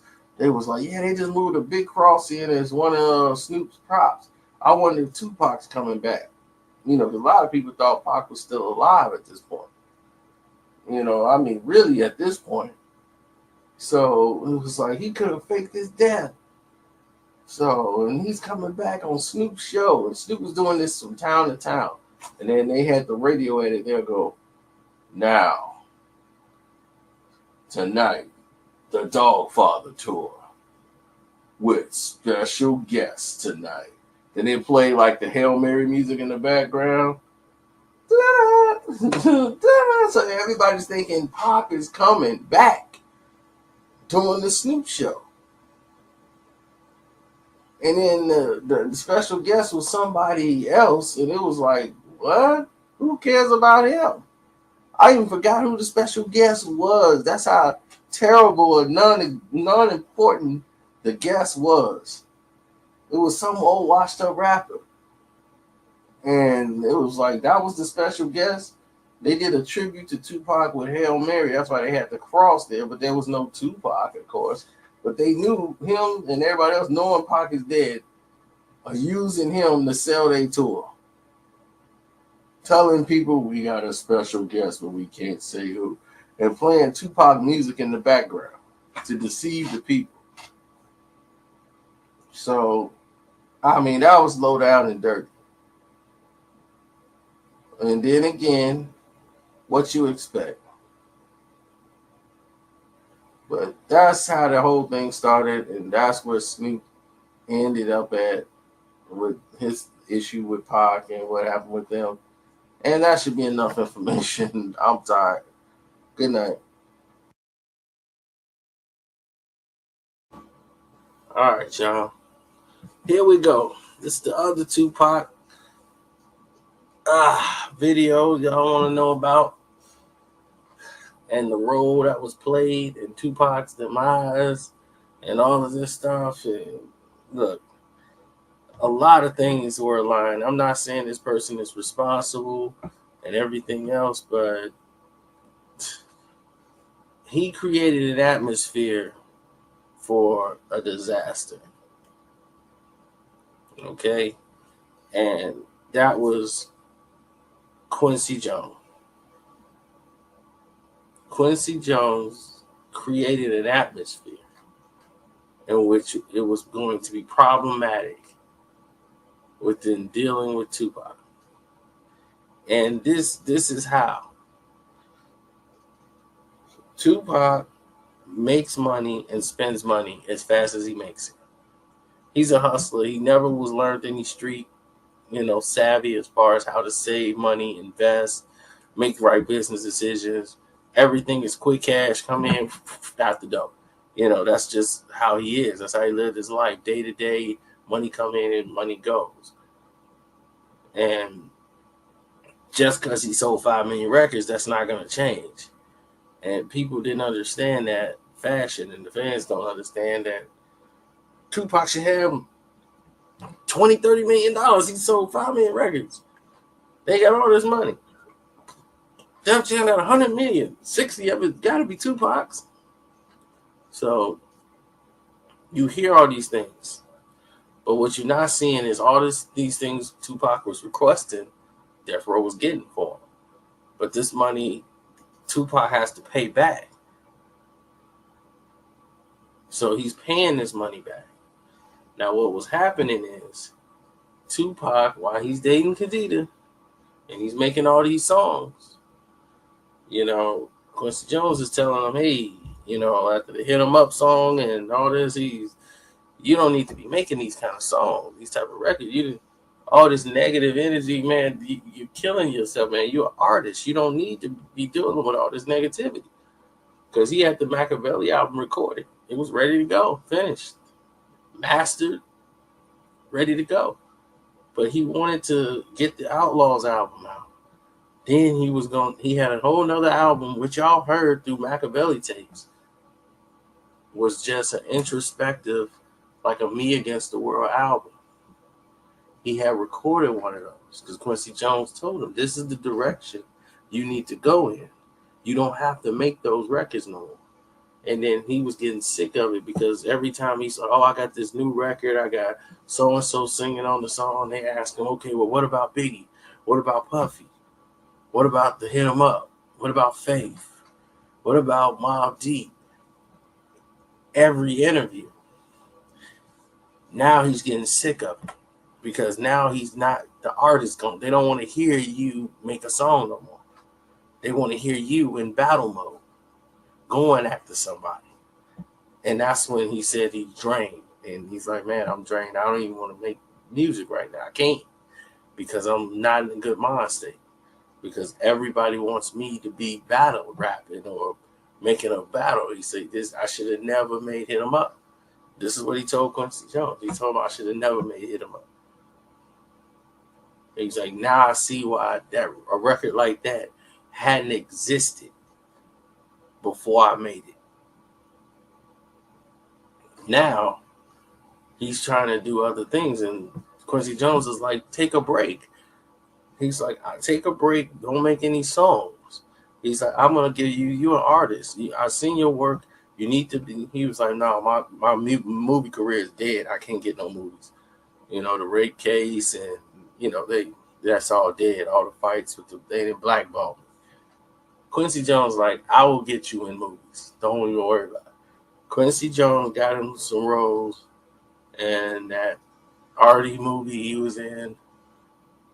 That was with Tandy Newton when he played the drug addict. You know, these were roles that Quincy Jones wanted to showcase Tupac as an artist. Quincy Jones was one of the producers for Gang Related and got him involved in Gang Related. So this is how Tupac got these movie roles. Quincy Jones was going to have him become more of an artist. He's going to put out introspective music, poetry, and he was going to do it on his label. And he told Tupac, he said, well, what about let's get your contract so we can see your financials and know where you are. So we can try to help your contract out. And he couldn't get the records. Then he going to the lawyer. He telling Suge he's still not getting the records. And see, Suge is knowing something like, wait a minute. Tupac don't ask for records. He don't ask for nothing like that. Where is he? Who's talking to him? Where is this coming from? Because he got to know somebody's advising him. Then he writes a letter, a cease and desist letter, and fire the lawyer, David Kenner. And in that letter is written like, who would advise him to do this? Tupac just don't go up and Tupac don't like dealing with that. All the legal terms, that's why he has so much legal stuff on. He just leave that to the lawyers, and he just like, what I owe y'all, and he pay him. He found a way to pay him, and that's that. He don't want to deal with it. So to see all these maneuvering and he owes this and he owes that, and Tupac he wants to know about his finances, and this is not normal Tupac activity. That he wants to know what's going on. Someone else is making him do so. And this is why this scenario was happening. Now he's firing the lawyer. Now he's asking for this. He's got Machiavelli Records. His first record's out now. He changed his name from Tupac to Machiavelli. So that when he records on Machiavelli, he can be the ruthless Tupac to come out and do this and that. And he got his own publisher through Death Row Records going to distribute it. They have already worked out a distribution deal for his record company with Machiavelli Records. So he could be Machiavelli on those songs. But when he go and do his arty songs, he can be Tupac. It was a whole it's hard to explain, but you could pretty much get what I'm trying to tell you and what he was planning on doing, because he was getting ready to change his whole perspective. You weren't going to see the ride and die Tupac. Half these songs you heard were all pre-recorded songs that he can fulfill his contract because he owed Def Jam 3 albums. He had over 3 albums worth. So he knew he had a lot of songs in case he had to go to jail. Anything happened, because he wasn't preparing to die. He was preparing in case his case came up and they said, well, you got to go back to jail. We still found you guilty.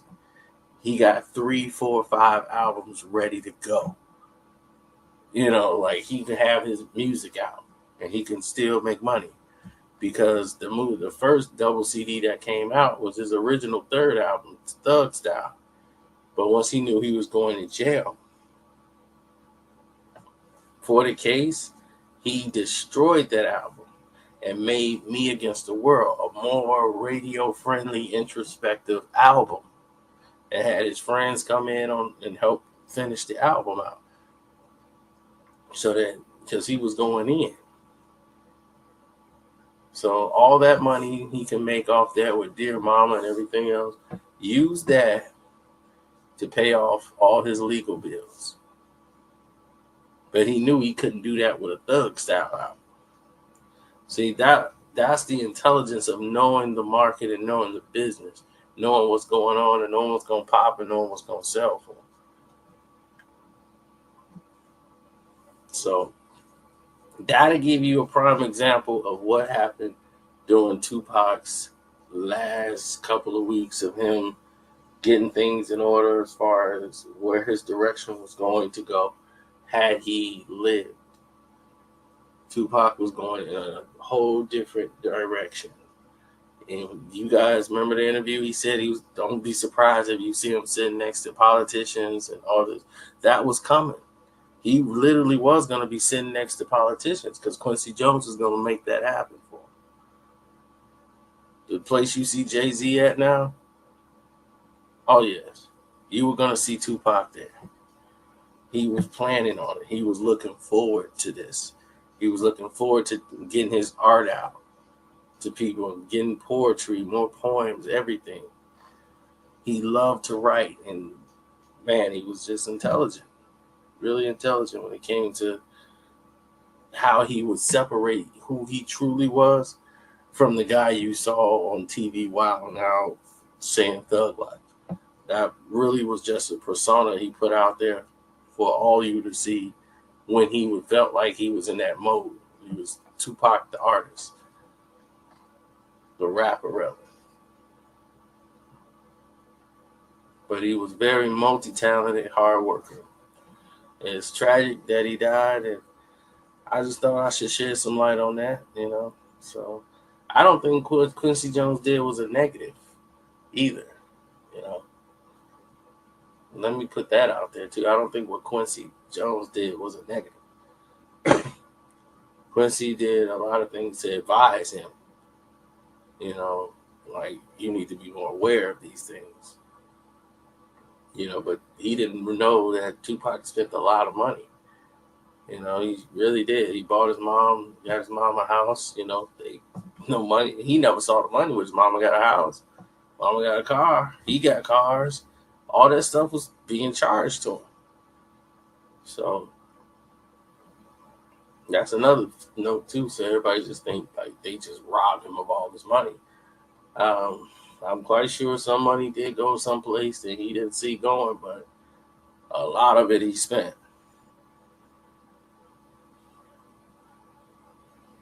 And also too, I'm not gonna give Flex a complete pat on the back. You don't disrespect the dead man. That's just it. You just don't do it. Whatever beef you had with that man, when he passed away, it goes down with him. Because what are you doing? Battling him. He's still, what are you still like badgering his name for? And he's not even here anymore. His family is still here to carry that burden. You know how that's going to hurt? How his mom might feel? How his brother might feel? How his family, now they got, that's like a jab and a wound that they got. Because you want to insult their family member who isn't here anymore.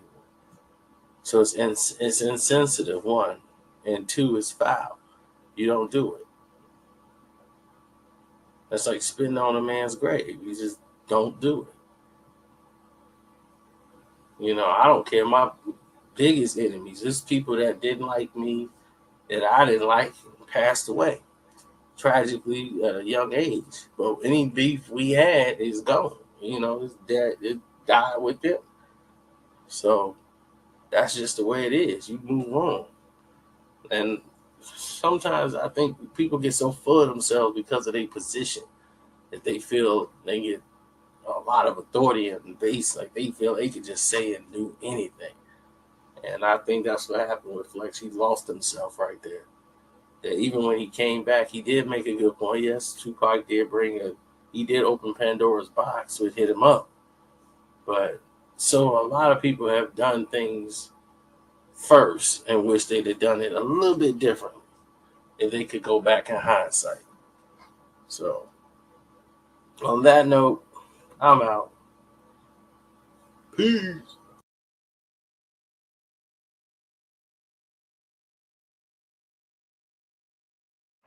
What's up? It's your boy Karceno here, live outside on the streets, man. Your man on the streets. And I'm doing this live for those who think I'll be online looking up stuff and just reading off the internet and all that craziness. I did get this message saying, well, what happened with the breakup of NWA? Was it just like it was in the movie? Like, was that really what broke him up? And how did the meetings go? And well, not everybody's telling the truth. Of course, you've seen everybody do interviews, and everybody's going to tell the truth according to their point of view. What really happened and what really caused the breakup and who's really responsible for the breakup of NWA, I would say it wasn't Jerry Heller. It was the record labels. Priority Records, Interscope intervened. They all played the same dirty game. See, Brian Taylor, he was what you would call the weasel of the company. See, Mark Ceremi, he actually was the partner, but he was mostly into like television jingles. Like all the time you hear a little tune on the radio or the commercials, that's what they mostly were in for. Like their biggest hit was the California Raisins. They put a barcode on that thing and made over 500,000 downloads, buying the rights to music. So Brian saw this rap thing as a venture that he thought he could make some quick money off of, and then it would probably fizz out, but at least they would be the first ones to jump on board because it's so controversial, they'll make some money. Now, what happened was Jerry Heller, as you saw in the movie, they try to make him look like a weasel, like he snuck up on Easy. Hey, how you doing? Heard your record. It wasn't like that at all. You know, Eazy-E actually inquired about him because he was the manager of the Wrecking Crew with Alonzo.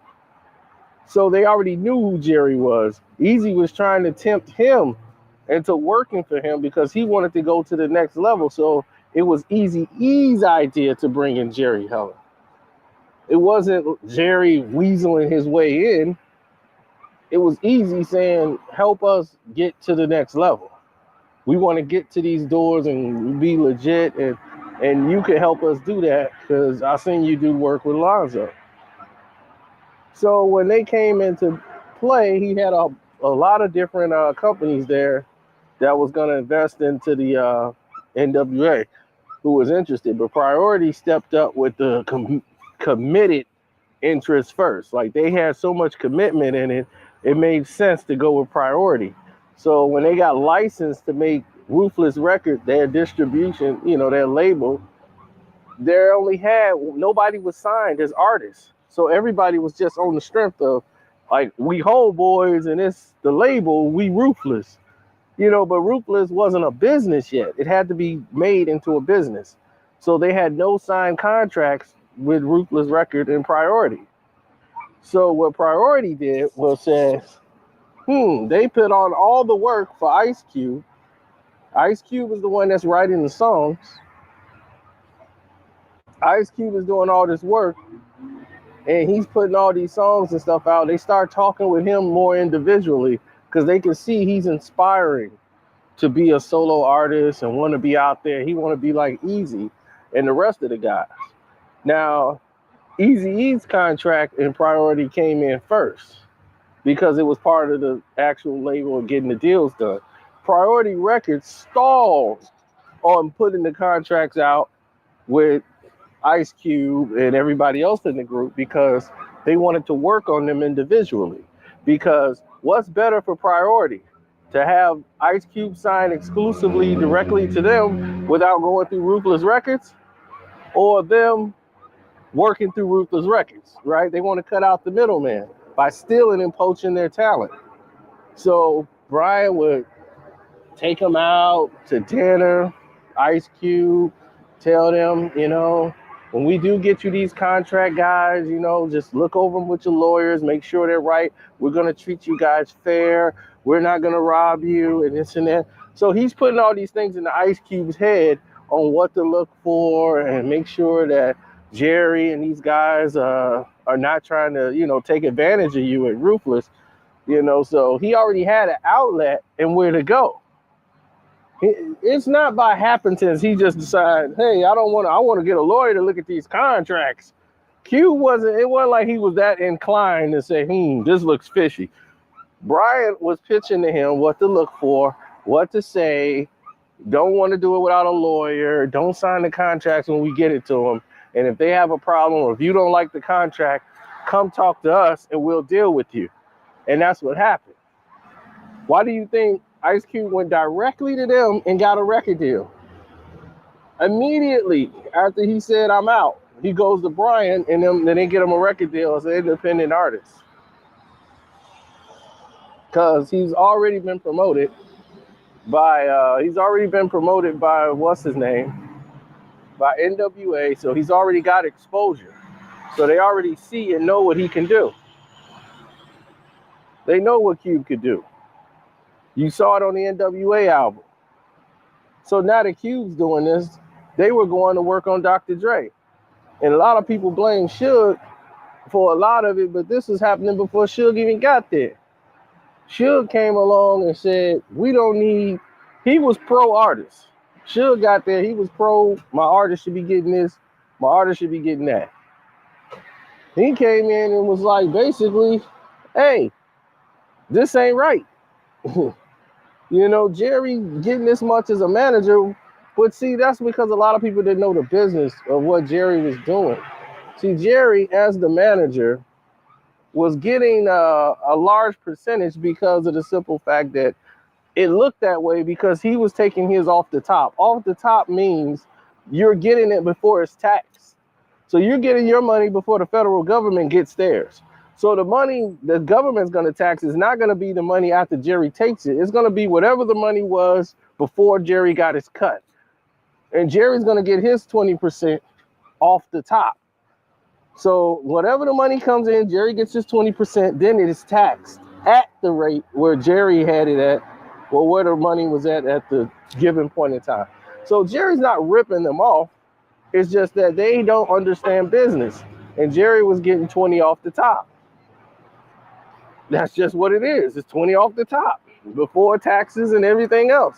So when the taxes take the money out and then everybody get their cut, and they're like, well, Jerry got that much. How Jerry get that much? And our money is this little. That's the business, baby. And Jerry went on the line for them. He did. He went on the line for the company. And as the company started to lose money, Jerry was making sure he protected himself and the company. That's what a manager does till he gets fired. So, hey, it's the business. It's the way it was. But they went to work on every artist in there. They tried to get Ren. They tried to get MC Ren, but they didn't really trust Ren. Ren wasn't like Ice Cube. He wasn't as ambitious and wanted to be out there in front. And, he wanted an album, but Ren wasn't that type of personality. So they weren't going to say, Ren, come on a boat trip with us. That would only work with Q. It wouldn't work with Ren. Dr. Dre is somebody they loved because he was a great producer. He produced the great hits. They wanted him to be working with Cube. So they wanted Cube to try to get to Dre.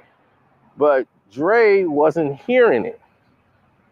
And when he left, it really depressed Dre because Dre had a lot of good stuff and work that he wanted to do with Cube. And he was just not interested. He wasn't interested in working on a lot of stuff at the time. And Dre didn't work for a while. A lot of y'all didn't probably know that either. Dre gained like 200 pounds, man. Dre was like 300 pounds, literally. Before he started getting back motivated and to work, and when he came out with the 100 Miles and Running and Niggas for Life album, he had dropped some of the weight, but he was stressed because he wasn't. Dre likes new things. He likes to be progressive. He likes to move forward. He don't like things to stay stagnant. So some bugs dropping down and stuff, but I got to get up out of here. But he likes the things to keep moving. He likes progress. So if everybody is stagnated, he gonna get tired and want to move and do something else. Look at his whole career since then. He'll do one album, couple albums. He ain't gonna keep making the same album. He gonna bounce and do something else. That's what happened with JJ Fad. A lot of people don't know JJ Fad started the entire company. JJ Fad was the first artist to be released on the label. They came out before NWA. They did the JJ Fad album, and then when that popped, they were like, man, we should put some dance stuff on our album. That's how you got that ridiculous song on the last album, Something to Dance To, because of Supersonic by JJ Fad. So thank JJ Fad for that. And of course, what's his name? Latin was on there. And everybody was like, what happened to him? That's what happened to him when they said, yo, Dre, I need something to dance to. And they started playing that loop type beat. That's what happened. And then Jimmy Iovine, they were interested in Dr. Dre because of the fact of Suge Knight. Suge Knight was the one that kicked up the interest. He was cool with an assistant that worked over there at Interscope. And he said, I can get this to Jimmy, because Jimmy is like Dre. That's why them two are so clinked together, because they're innovative. When Jimmy Iovine was in the 70s and 60s, that's what he did. He was innovating, going to new levels to try to find anybody controversial, anybody who's trying to change music, and he would fight for them to get their music out. That was Jimmy Iovine. So if he sees something that's different or revolutionary, and when he saw the G-Funk and using George Clinton with the new style, he said, okay, I'm with this. And right away, he jumped right on it and was like, I don't know nothing about hip hop, but I know like this guy's a genius. He did say that. Now that was a true statement in the movie. Jimmy Iovine was like, Dr. Dre's a genius. Like his music and everything, the stuff he's doing, his work is genius. So he wanted to work with Dre. Suge just took the wrong approach in trying to get him out of the contract, and ended up leading him into more legal trouble. But, as far as making it harder to get the deal done, because now you got lawsuits on top of it, and all you could have did was go to Jimmy in the first place. And Jimmy said, I'll get you out. And Jimmy got Dre out of his contract by just calling Jerry Heller, and they negotiated the contract release. And he told him, he said, Jimmy Iovine told him, he said, I don't think Dr. Dre is going to record for you if you keep him. So let's just try to make some money out of this and make this transition as smooth as possible. Like, what is it going to take to get this deal done? And what happened is Eazy-E and Ruthless Records got 20% of everything that Dr. Dre did. They got like a 25% or a quarter of the Chronic, because Dr. Dre was artist and he was producer. Anything he was producer of executively, they got a piece of too. But what limited that was Suge Knight being executive producer.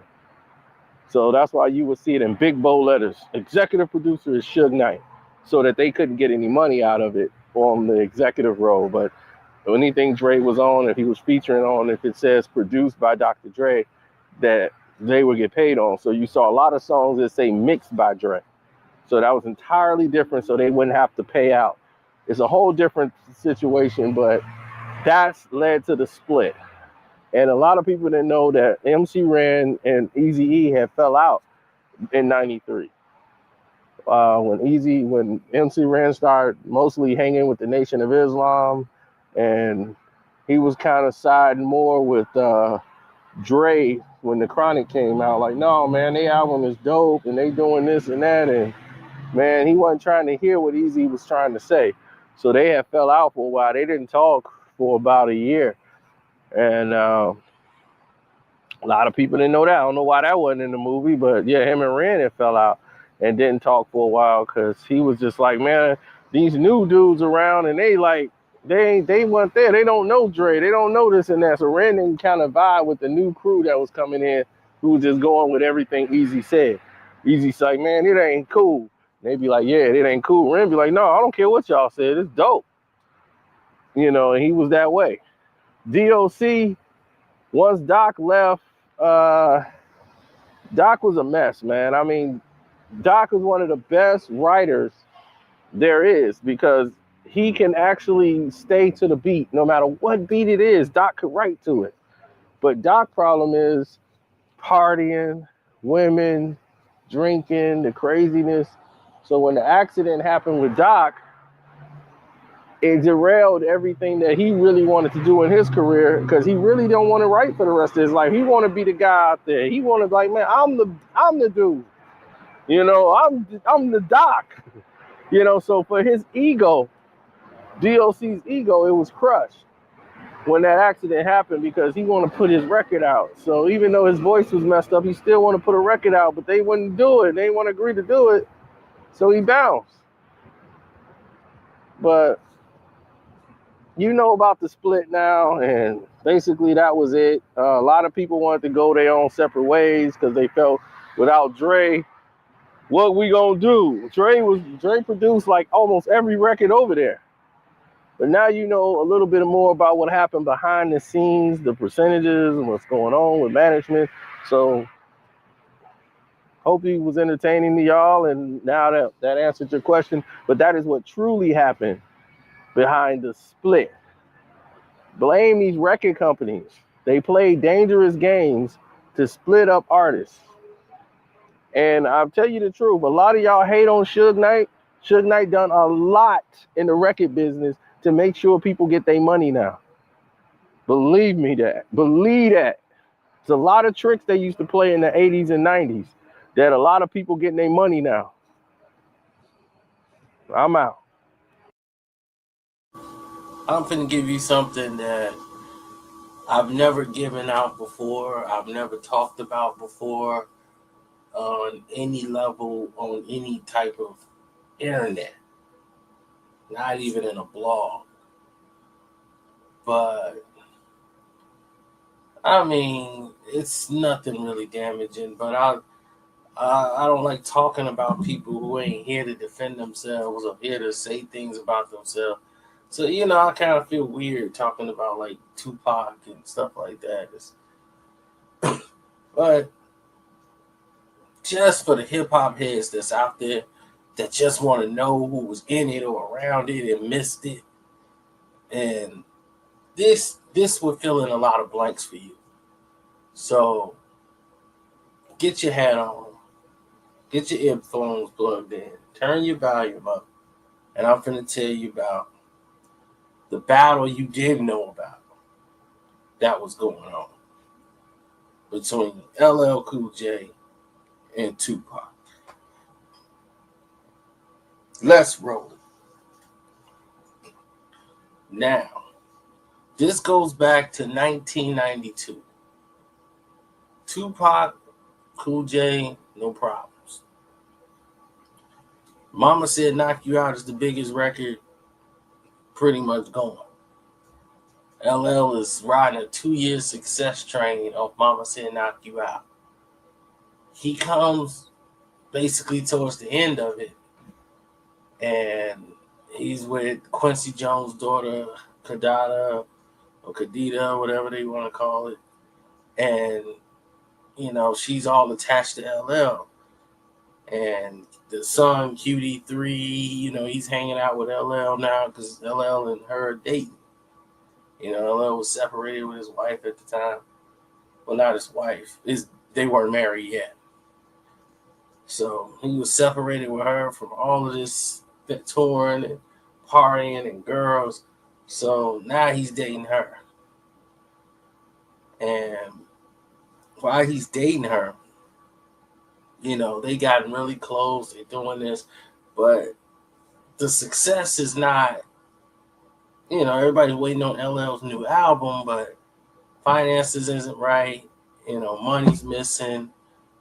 His father spent up a lot of money. He had to fire a lot of people, including his father. So he's not in a good space. So he's working on this album, but he's not in a good space.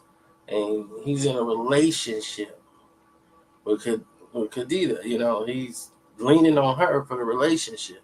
So a brother, QD3, Quincy Jones III, is helping out on some tracks. He comes out with 14 shots to the dome. He's happy he completed it. He was like, this is what he needed. This was his therapy. He's going to get it all back. He's going to jump right back in the game. It's 93. 14 shots to the dome come out. It's a top hot album.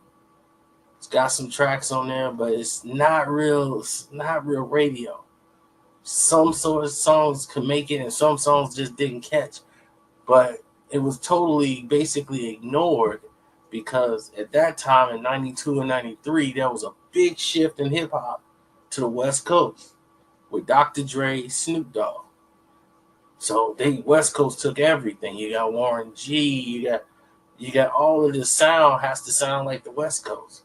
Nobody was trying to hear anything East Coast at the time. So all the East Coast sales were dying at that time. Nobody wanted to hear it. So LL work suffered. And he was miserable.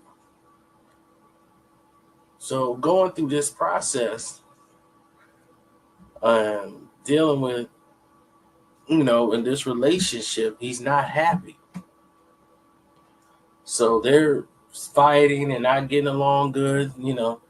He meets Quincy Jones and Quincy's telling him, I'm going to help you get this. You're going to get back. He liked LL Cool J's music. He liked LL, period.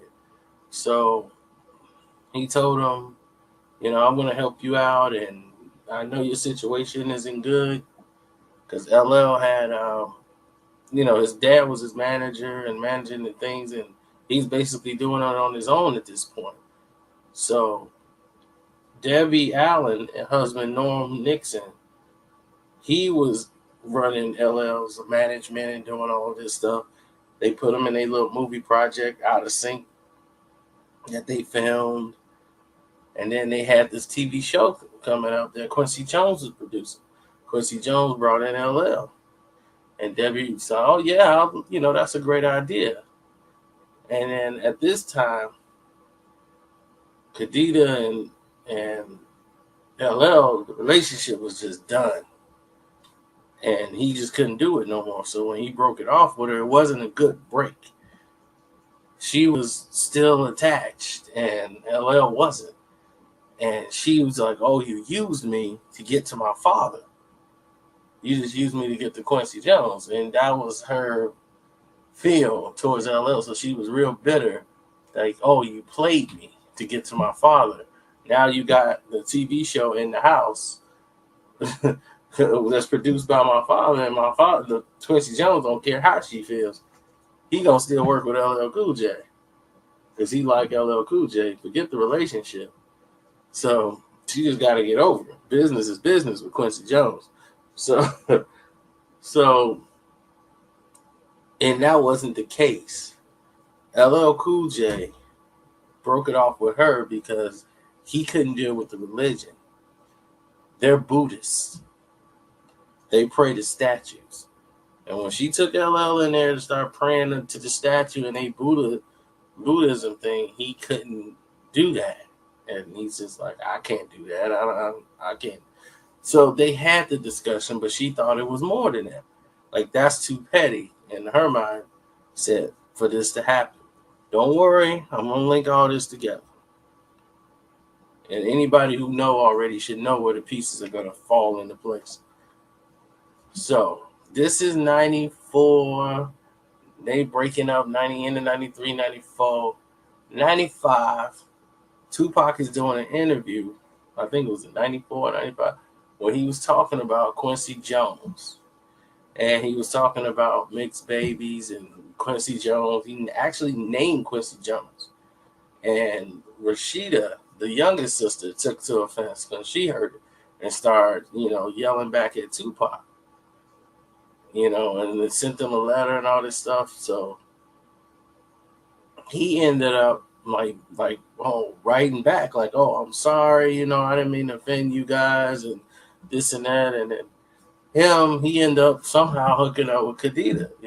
They hit it off, and they ended up talking and vibing. And then he sat down with Quincy Jones and they talked. And forget all that internet Illuminati crap, where somebody put a lie in there when he said, I want to talk to you, Tupac, and talking about, I want you to have sex with me. All this crazy stuff. That never happened. That's just somebody who trying to get a shock and awe, and people are taking that and running with it. That never happened. Never happened. Why would Quincy Jones put himself out of a complete stranger, never met Tupac before until now, and then he wants to just say that right off the top of his head? That's just retarded. Now, back to what really happened.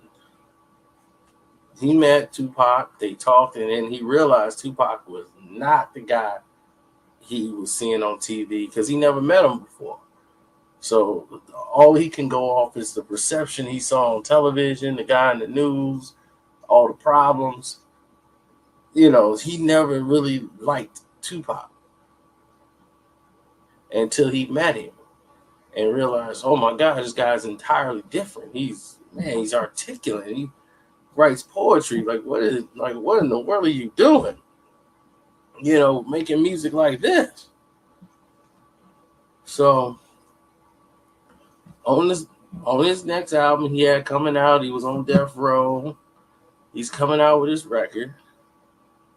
QD3 starts going to the West Coast to do his work. He goes over to Tupac. Starts working on Tupac's album.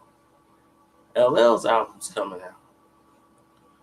LL got Quincy Jones to get, basically Quincy and all the rest of them, they really didn't contribute to this album.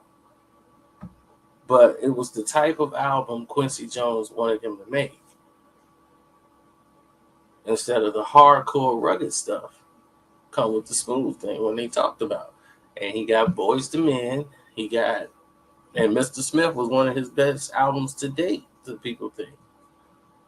Just be smooth. It was one of the smoothest albums of its time from a rap artist. And not to be hated by the hardcore fans. That was another shot. Because of the I Shot You song. Now, the I Shot You song that was on there was a complete shot at Tupac. And this is before Hit 'Em Up even came out. The I Shot You song was on there by himself. LL just spitting bars. But the beat was so hard. And back then, rappers didn't name other rappers in their songs. You see, it was a cleverness to it. It was very rare that you hear somebody get named in a song. The cleverness was in you figuring out the details and dropping gems in your song.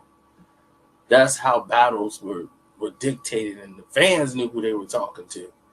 So it was like a private conversation between the fans and the artists so they could hear it.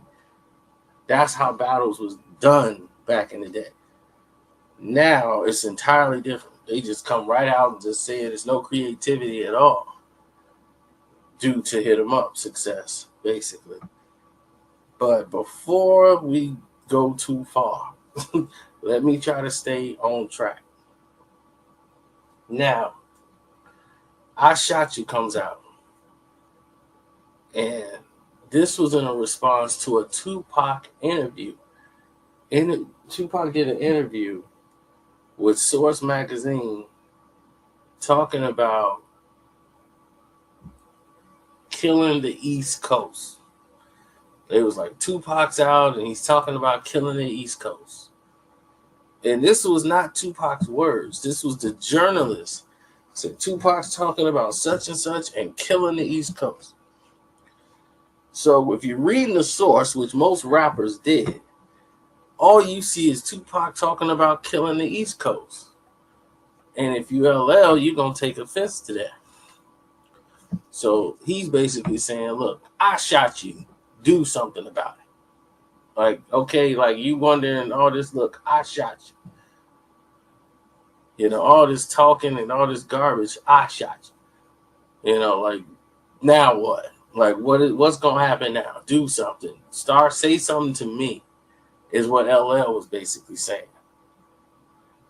Now, what this did was draw some attention to the hardcore, because Trackmasters, that beat was so tough. Everybody in New York was basically making a remix to it like they do now and freestyling to it. So they said, you know what? We got to do a remix. And we're going to throw everybody on this song that was on Def Jam, had some ties to Def Jam that was coming out, that was all on the East Coast.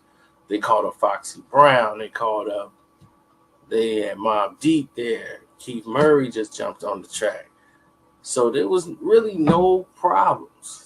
Basically, it was none. Keith Murray did the hook on the original song. You know, LL didn't even know they were going to put all these people on there. So LL did another verse, and it was more personalized to Tupac. Because at this time, when they did the remix, it was later on, and Quincy Jones, QD3 wasn't going to be on his album no more. Quincy Jones III wasn't going to be on Mr. Smith. He going to be working with Tupac. And now Khadijah's dating Tupac, LL's ex-girl. So it was a shout out, a real shoot message back to them on the I Shot You. Like he was ready to set it off. And now this is before Hit 'Em Up even came out. So Tupac is heated when he hear I Shot You. He approached everybody that was in the song. Keith Murray was approached when he came there because he was on the song I Shot You. You know, they was going to approach Foxy Brown. Anybody that was on the song, they was already in it with Mobb Deep. So that didn't even matter. But Quincy Jones talked to Tupac and said, don't you mention LL Cool J on your song. I don't want to hear LL Cool J's name on your song. LL's a friend of mine. I'm going to work this out between you and LL. Because that should never be a beef between you and LL. And he called his daughter in there and told her, look, whatever beef you got with LL, you better let it go. I don't want him in the war with LL Cool J. And that's why Hit 'Em Up was never supposed to be on a Tupac record. That record was an EP, and it was supposed to have been released just as an EP on a Backside B record, but the record became so huge, it wasn't even going to have a barcode. It became so huge, they threw it on the How Do You Want It thing so they can get a barcode on it and collect some of the money because it was massive. It changed the game, and I do give Flex some credit for that because he was correct on one thing. It did open up a door of negativity in the whole game of hip hop. It was telling people it's okay to be negative because what they gonna do about it? Be negative. And it's been a tailspin ever since. Everybody's been making Hit 'Em Up songs since then. Not as successful, but they kept making them.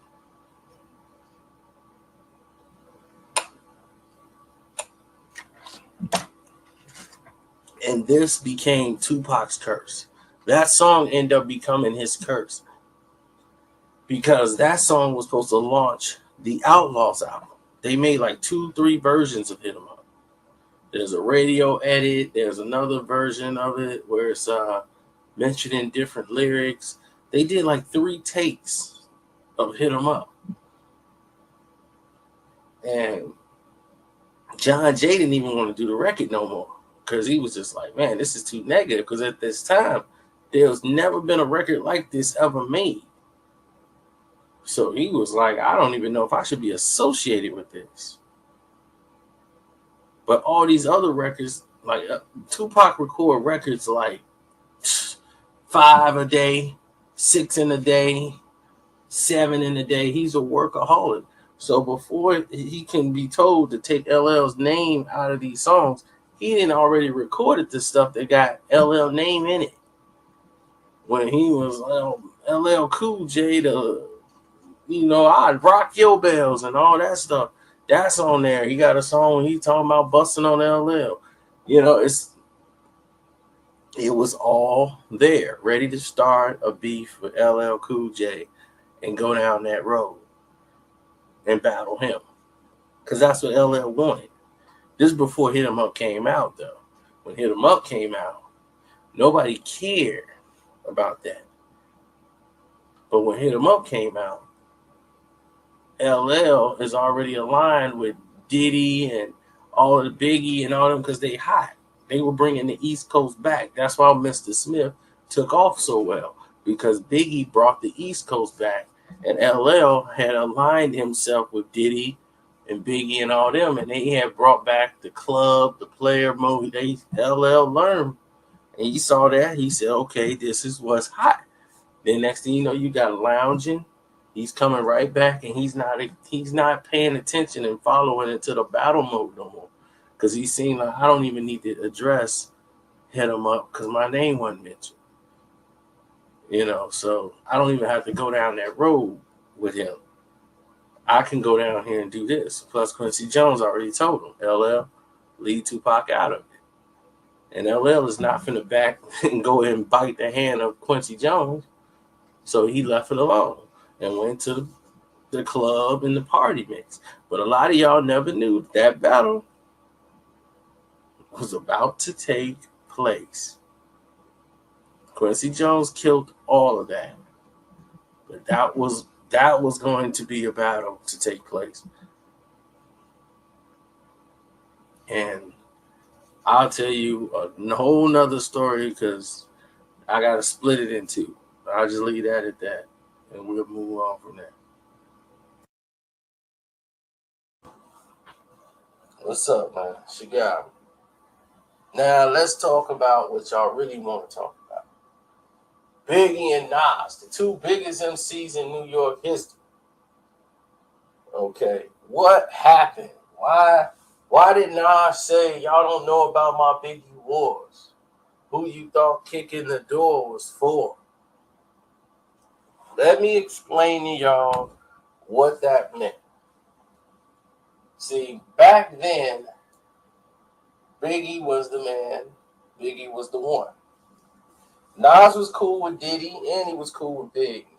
They once Big blew and started blowing up and getting large, they had a problem. Okay? And the problem was Nas is once again put in the middle between two of his friends, which was Ray from the Wu-Tang and Ghost and Biggie. What was happening is there was a show they was doing, like Junior Mafia and all them was there, and Big and Puff was there, and Craig Mack was gonna perform, and Craig Mack, somebody else is performing, but long story short, Ray, Ghost, a couple of the Wu people there, and then they got Biggie them, and that Biggie them table, they got the wine, the Moet, they got the bottles, and they got the girls that they on some player stuff, and he got on the Dobbs hat with the little Coogee design shirt, sweater on, and everybody, and Ray and Ghost, they the ones who looked at it and started hating. Oh, now this dude want to get on, want to pop a little champagne. That's what all this was about, was from that club when they all went there for that spot, like an actor spot. So all the hate was coming from that. Don't front for me, because they was used to be tight. Big was broke at one time. So, yeah, he didn't always have the Dobb hat on and everything else, but just because he put it on don't mean nothing. And he was like, man, they playing the player role. And then Craig Mack, At this time, Craig Mack was like, like wondering what's going on with his success. All of this was brewing at the last moments, and they supposedly had worked out a deal, so they was going to work out with Craig Mack. Craig Mack was going to have his second album come out. Everything was getting ready to go in this motion. But when they started trying to creatively change Craig Mack into this, like, being a player type songs and club like songs, he didn't want to do it. So they restructured and let him out of his deal. But what happened was Nas was building such a buzz because when Rain Them album came out, Big was like starting the motion of telling everybody, and it was the truth, Nas had the tightest verse on the whole album.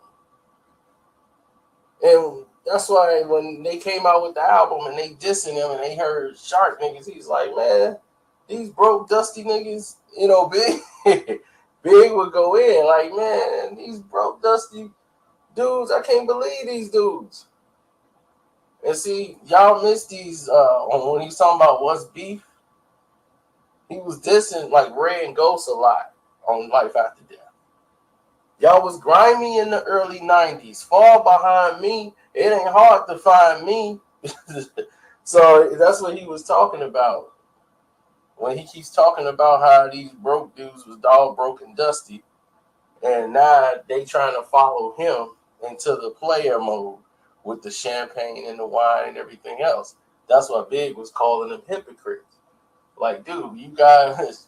See, y'all thought all these shots was going at Pac every time Big said a line, which it really wasn't. There was a lot of people hating on Big, and he was, this goes out to you and you and you and you. As you can see, if you remember the Only Built for Cuban Links, they sitting there, they holding the bottles. They got the bottles or whatever they drinking, champagne bottles up. They got like the feast at the table with the gold on. And then they coming out with songs like Ice Cream. You know what I'm saying? It was a hit. And it was like, dude, like you criticizing this man. And now you didn't change. First, you got Swords and with a ski mask on. Now you wallaby champ. So Big was just trying to point him out in the songs and even on Kicking the Door. It's like, listen to Ready to Die, listen, studied it. Now you want some money, successful out the blue.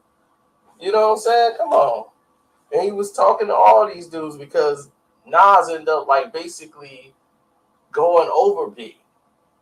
Because when he came out with the Cool G rap verse, that was it.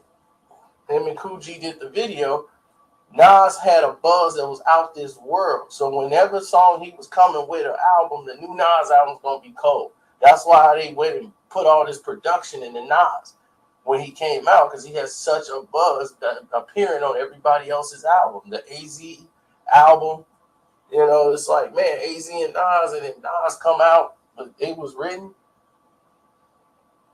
And then they had the Lauren on there, blew everything out the water.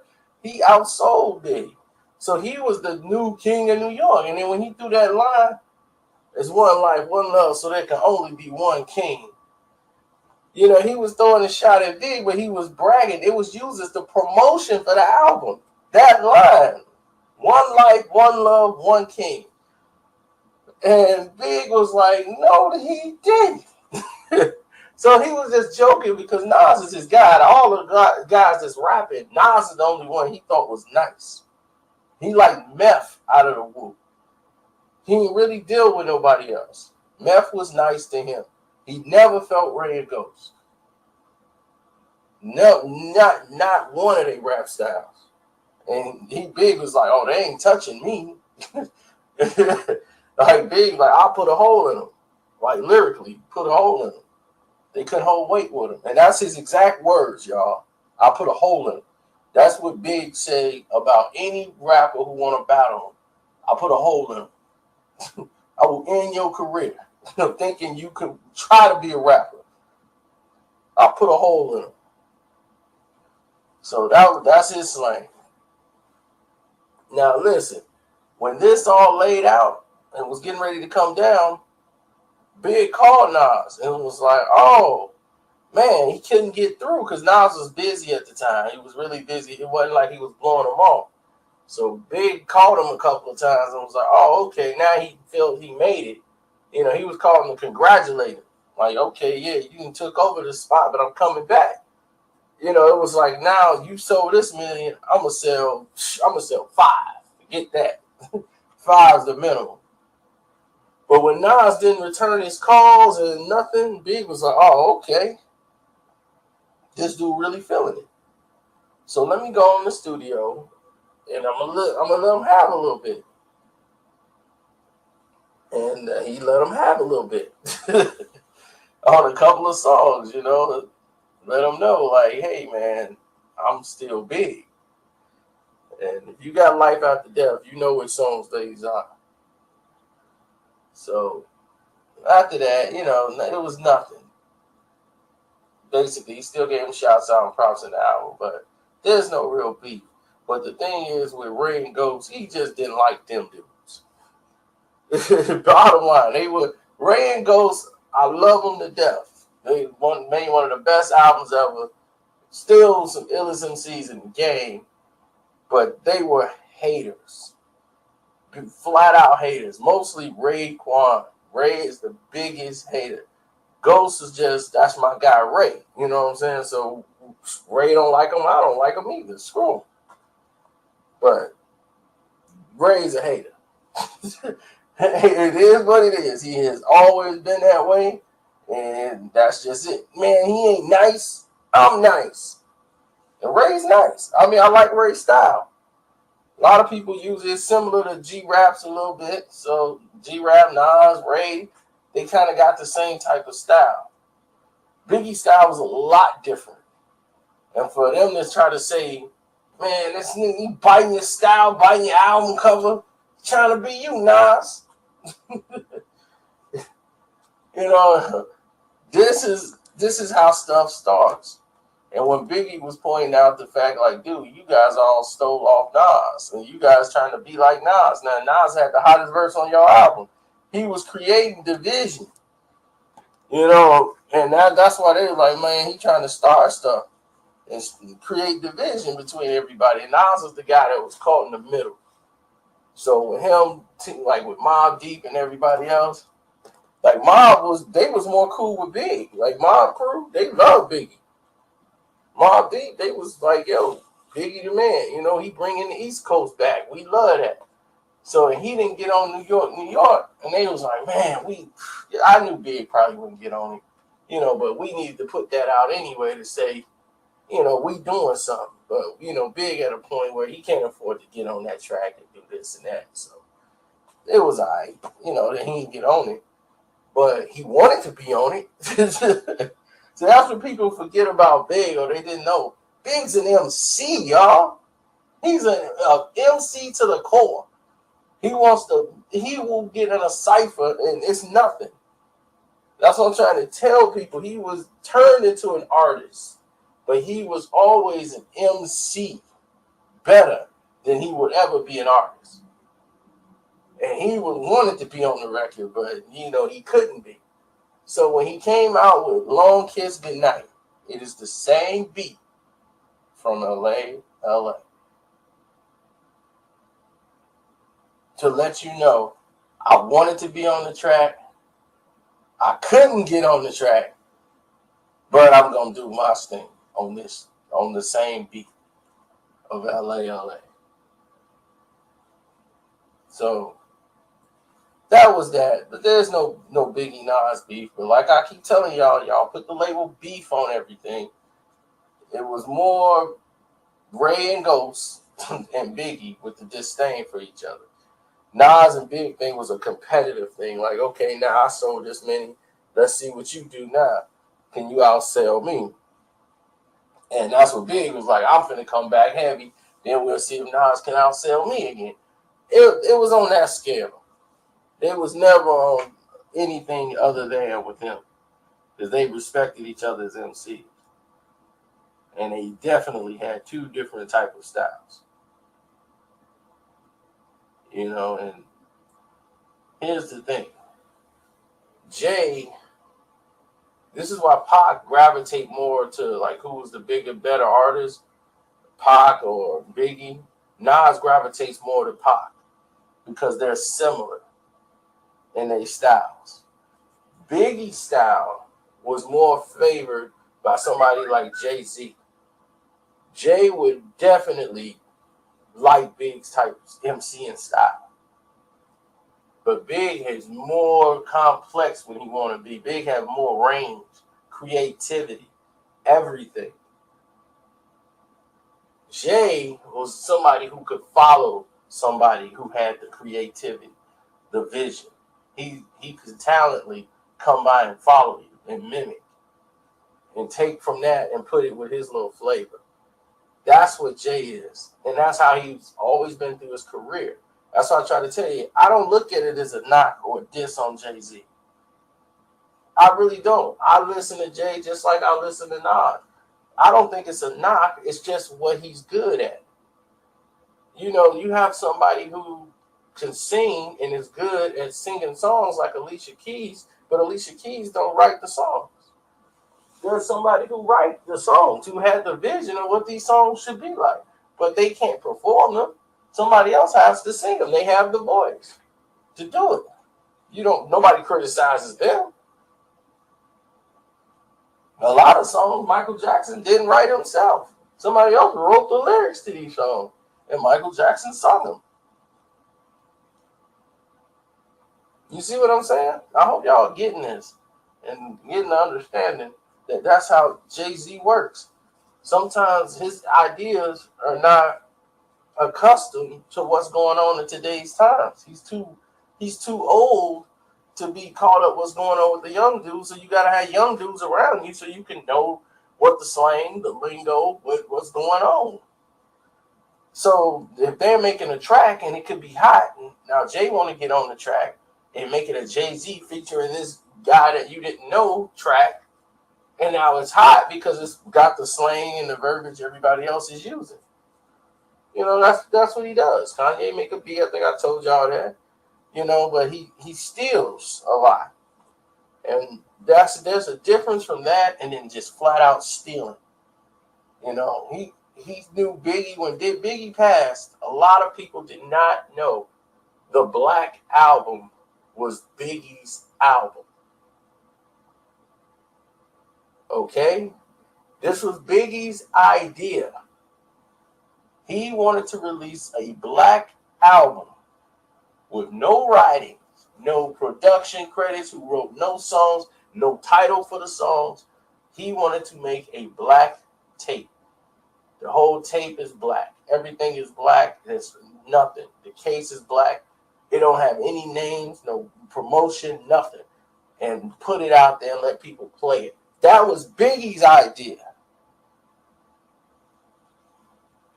But Jay took it, made it like it's his, and I don't think I've ever heard him say, this is an idea I got from Biggie. Biggie's idea was to do the Black Album. And I kind of took that from him when he passed on. I don't hear him give Biggie his props for the Black Album because he stole it.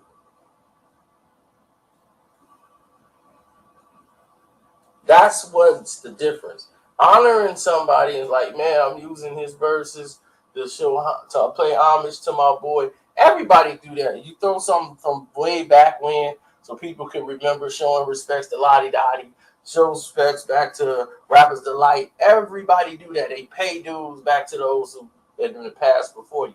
But when you start using verses that's never been released by the artist, except for on like maybe a mixtape, it wasn't even released yet, and you was using those verses. You weren't paying homage. You was stealing. I mean, I would know because I'm hip hop. I know what you know the laws. You know what's right and wrong, what you can do and what you can't do, and how you doing it and how you not doing it. Until when people be like, all right, that's cool. Until like, man, that ain't cool. And it was a lot of tension. People didn't know. about him using Big's lyrics and the way he was using them. Like, man, he using them like they his lyrics. See, people know, man. I mean, and once Nas put everything on the table, that just let everybody know what was what. But Jay is a great artist. He can go out there and perform songs and take from other people and make songs great. That's why he was able to have so much longevity in the game, because he's nice at what he does. But he will never, ever, ever, ever, ever be, Jay-Z fans. He will never be the greatest rapper of all time. All his creativity and everything was gone with Reasonable Doubt. But did he still make great songs? Absolutely. Absolutely he did. So y'all got a little bit more than what y'all expected on this one. But I'm out.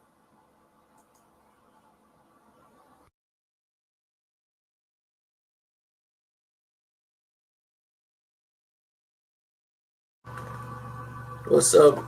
Y'all know this is. Y'all wanted me to do another one, so here we go again. Let's go over the Nas Tupac beef. A lot of y'all want to know about that, so let's go into that scenario right now. Now, I'm going to tell y'all from the beginning that this really wasn't a beef before this even starts, but everybody labels stuff as beef, so let's just take you to the beginning. Okay. Nas is finishing up his album in 95, and this is when hip hop and everybody's getting ready to go into this big flurry with Tupac coming out. Now he's doing some recording studios work over in LA, and Dre at this time is getting ready to leave Death Row. You know, he was in a position where he wanted to get out, and he was trying to see where he should go, what his next move should be. So Nas has got crazy buzz on If I Rule the World. You know, the buzz of that song is just crushing. And right now, when the song was released, the album is not complete. You know, they're still working on the album, but the single was out. They still had joints that they was working on, that they was going to get on there. So when talking with Dre, meeting with Dre out in LA, you know, Nas had a good following. You know, he's at the House of Blues, no problems, no nothing. And this is because when Hit 'Em Up came out, it didn't mention Nas. It didn't have anything to do with it, and he didn't react like everybody else in New York was reacting. You know, there was the song L.A. L.A. with Tragedy Gaddafi on it. They asked Nas if he wanted to get on the record. He said no. You know, Prodigy was on the record, and he ended up pulling himself off the record, pulling his verse off, but he stayed on the hook. But he wanted to be taken off the record too, because they was having some difference of opinions. But they kept him on the hook, and that's a whole nother scenario. But it led to this when Nas made that decision. Like, I'm not gonna be a part of that. I'm just gonna be to the side of it. I'm not gonna mess up my money. You know what I'm saying?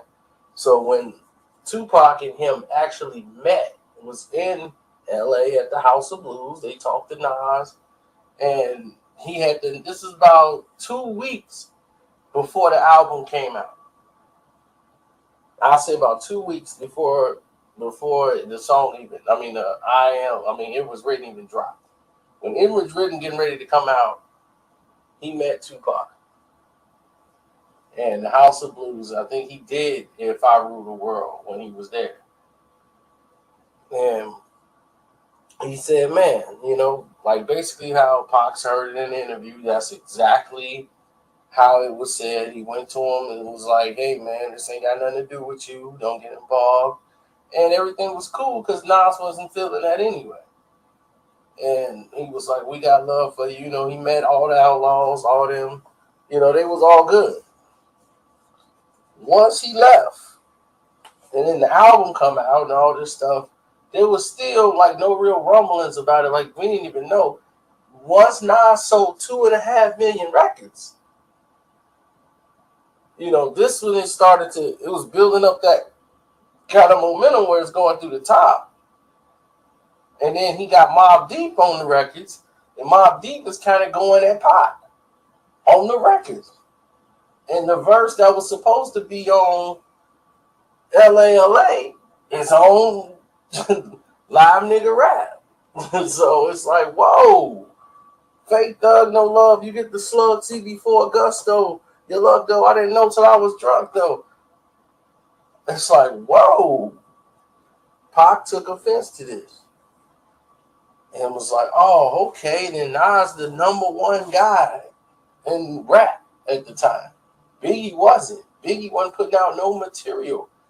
Biggie material basically was, he did the remix, the songs, and he was getting paid doing remixes. He was working on his double CD at the time. That was supposed to come out in September 96, but they pushed it back and made it a double CD. Once Pac died, they did not want to put a Biggie album out while Pac was dead. So they pushed it back. And they pushed it back a year so they could finish it and make it an even bigger album and put some more songs on it. So they didn't want, because it was going to be a massive Tupac support when that happened. And you can't have a Biggie album come out the month Tupac is, he dies and here comes a Biggie album. That's not going to work. So anyway, Nas is the man. They come in New York. And what's his name? Fatal Hussein just told a flat out lie, a half truth. Fatal Hussein, Pac sent him back not to get no new recruits and to stock up because they was coming to New York. That was not the case. Fatal was already sent home because he wrecked Tupac's car. That's why he was sent home. He was basically kicked out the group. Pac snapped on him, was pissed that he wrecked his new vehicle, his new whip, sent his ass home. So that's why he was here. And he was out of Pac's good graces. So when Pac reached out to him and told him, man, we going to New York, we need some reinforcements. Had the dudes on stand by, we finna come through and this and that. Because what Pac wanted to do at this point is try to repair the damage that he did because he had the One Nation album. That's what it was about. It's like, okay, I did what I wanted to do because I want to get Puffy and all them out the way. Then I want to come with Death Row East and show that we all supporting it. There ain't going to be no more riding. Just like anybody with them, they got to go. That was the mentality.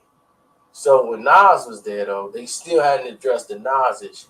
But what Fatal Hussein did was bring about 50, 60 dudes from New Jersey. And they all outside, just all these dudes from Jersey carrying Death Row's East signs.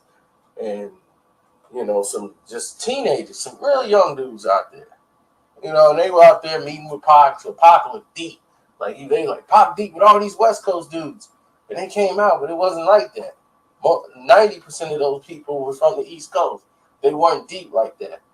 Like, they saw Nas in the awards, or once, and in passing, and they was like, what up, fool? It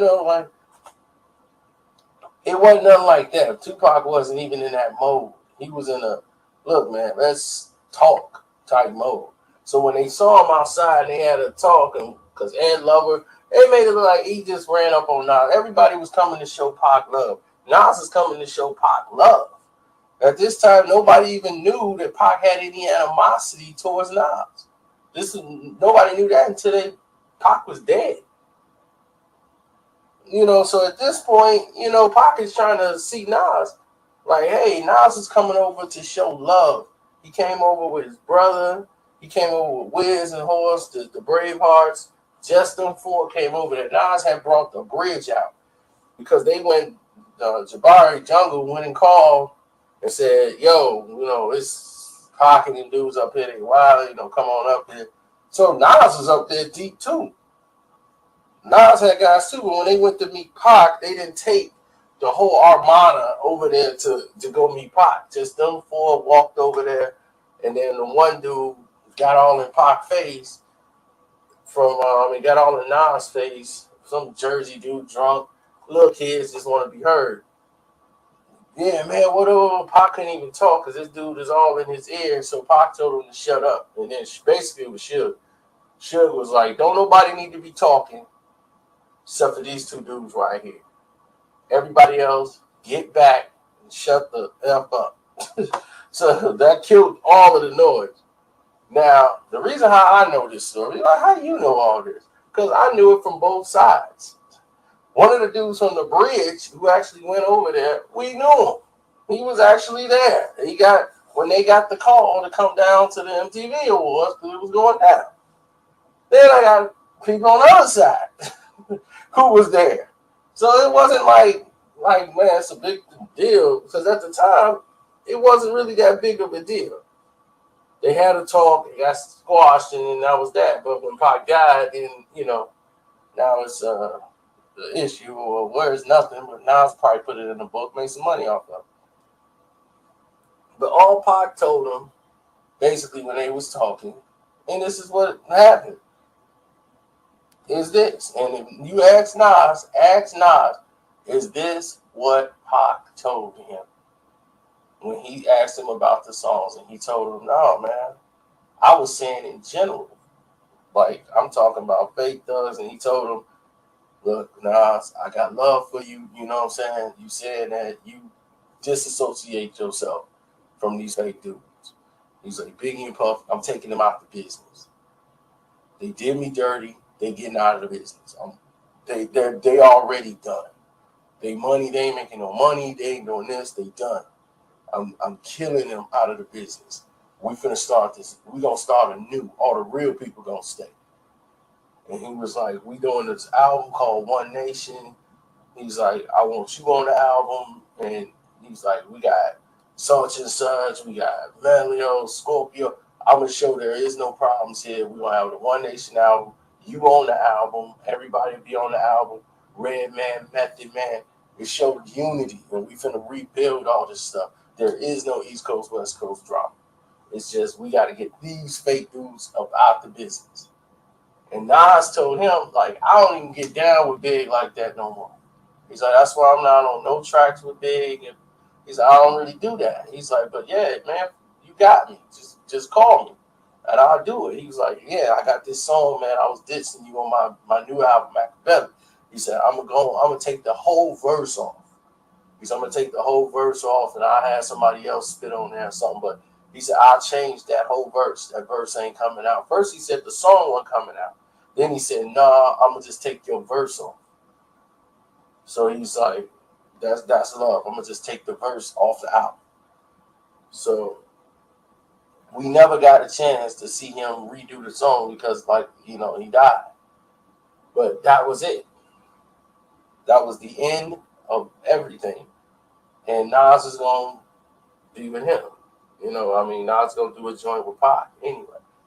And we're going to go into a lot of this other stuff at another time because y'all going to know about the Biggie and Nas situation. There was no beef, but everybody labels stuff as beef, so we'll do that. It's about the beef with Nas and Cormega. Now, everybody going to say they know the whole story, and they probably do. But it's a lot of people out here that know the half. Like, this beef was hot. And it just goes to show you how words on records and it leads to stuff getting real on the streets. Now, starting from the beginning, Mega comes out of jail. He comes home. He sees Nas. Nas got the Lexus. And for the other guy who thought that Jay-Z was dissing Nas when he talking about Nas is dissing Jay-Z because he talking about Lex with the TV sets is the minimum. Nas had a Lexus that he copped with a TV set in it. He had a TV set put in it, but he copped the Lexus at the Illmatic. And he had the Lexus when he picked up Cormega. And he was riding around in it. It ended up getting repoed because he wasn't making the payments. But He had a Lexus, picked him up, gave Mega like $100, took him over to riding him around the bridge, then playing the songs for him on the radio, and then he dropped him off at the crib and told him he was gonna hang out later and all that. Then, after the second album getting ready to drop it and take off, and Nas is the biggest thing on earth, all of a sudden, Steve Stout's in the picture, and they're getting ready to come out with the Firm. And they finna do the Firm album, and Mega's in the Firm. You got AZ, Fox. Everybody's ready to rock. And Mega trying to get him a deal because he got all this buzz based off Nas. And they was, oh man, Mega's cold, Mega's this. So Nas basically brokered the deal with Def Jam. Basically, Mega got the deal on his own, but they wouldn't have been interested in Mega if it wasn't because of Nas.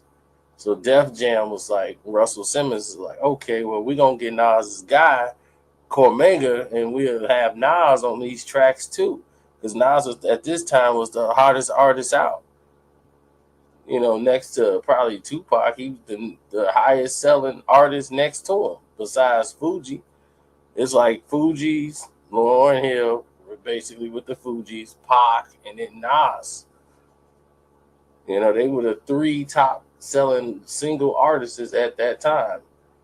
Big was taking a hiatus and just doing remixes. He wasn't really putting out any albums, and Lil' Kim put out an album because he was writing it, but he was doing other things. And he was getting ready on his big comeback. But at this time, they getting ready to drop the Firm album. And then when he get his deal and they give him his little signing bonus, Chris, what's his name? Steve Stout was like, oh, you just did a deal with Def Jam? He was like, yeah, you ain't cut us in on no money. He was like, why would I cut you in on some money? You ain't did anything. Wow, like what was that? He's like, if Nas wanted anything out of the deal, Nas could have asked me and I would have paid him anything out of the deal because I basically got the deal based off Nas' name. But Chris Lightley is upset because he didn't get a piece of the money and he did nothing to help broker the deal. So Mega's like, I'm not gonna give you no money. You ain't did nothing for me. So next thing you know, he's kicked out the group. He show up for one of the session. They was like, man, you gotta leave. He kicked out the group, and then Nas was with it, but he didn't tell Mega. And Mega's like, hey, what's going on? How am I kicked out the group? Nobody talking to me? Or nothing. And just out of nowhere, the next day they got Nature, another guy from the building. He's in the Firm now. And all of this is done 2 days before the photo shoot for the Source album, where they think they finna meet Mega, and they see this guy Nature, and then Nature's in there, and he's on the radio station talking reckless about Cormega. He's talking real reckless, like, yeah, this dude, this and that. And people didn't know Mega was a Golden Gloves boxer. Like, he had professional boxing trainer. He won like three Golden Glove tournaments. I don't think he won a national, but I know he won 3 Golden Glove. And he could box. It was no joke. So he went up to Nature's house because they stayed in the same building and told him, look, man, we finna go up here on this hill and we're going to box like men. And he went up there and he just beat the hell out of Nature, knuckled him up. And that was that. They shook hands and he was like, it's over. There ain't no need of even battling. It's over. You got out of line. You had to get popped. And that's that. But he saw the Nas now because Nas is blowing him off, not answering his calls, And he was like, man, you supposed to be my boy, my right hand man. You gonna let this guy basically kick me out the group. How he gonna kick me out the firm? You know, this Steve Stout. And you just basically rolling with it. So basically, he records the whole album, right? And they never release it on Def Jam. It's like they were sabotaging his album. They wouldn't even put his single out. It was like, well, we gotta have a single out, and Nas isn't on the album. And he was like, dude, this not Nas's album. You paid to have Cormega on there. You were spending all this money, you know, on the record. Why won't you just let it go? You know, it just didn't make sense for them to keep holding the album hostage. But they wanted to, it eventually ended up shelving the project. And that just pissed a lot of people off because a lot of people had work on there, like Prodigy. I mean, Prodigy was on there. He had Havoc doing a couple of tracks. He had tracks and promotions from like everybody from Queensbridge. Like everybody who produced on Nas records basically was producing for Mega on this record. And it was like, what could Mega be saying that was garbage that they wouldn't even want to release the album? A lot of people didn't even know about the beef, so a lot of people would have bought the record just off the strength that he was connected with Nas. It was clearly people was in power was using a position to sabotage Mega. So Mega felt some kind of way, and then all of a sudden you hear all these diss records on Nas. Basically, he just did about 5 diss records on Nas, talking about him using all the beats that was on I Am, and was just going off on him, talking about him, and Nas take all this to heart. You know what I'm saying? So if you listen to the I Am album, it's a bunch of responses to what was going on, and that's what triggered Mega to make these songs. It's a lot of this Hate Me Now, he's talking about Mega. Because the Mega album was the illest. I mean, the realest, so he came out with the illest. Trying to act like you the realest, well, who the illest? I think we all know the answer to that because people feel us, right? You know, and he's talking about Cormega. You can hate me now. And the song Big Things, he's talking about Cormega. We on the same team. You don't want to pass the ball. You chucking, gunning for dope. You want to blow so fast now, do it yourself. Cross me is like shooting yourself. You ain't shit now. Well, you shit now. If you so ill, why your shit never came out? He's talking about Cormega. So when Mega made these songs, he was coming back in response to what Nas did. But nobody knew Nas, who he was talking about on that album.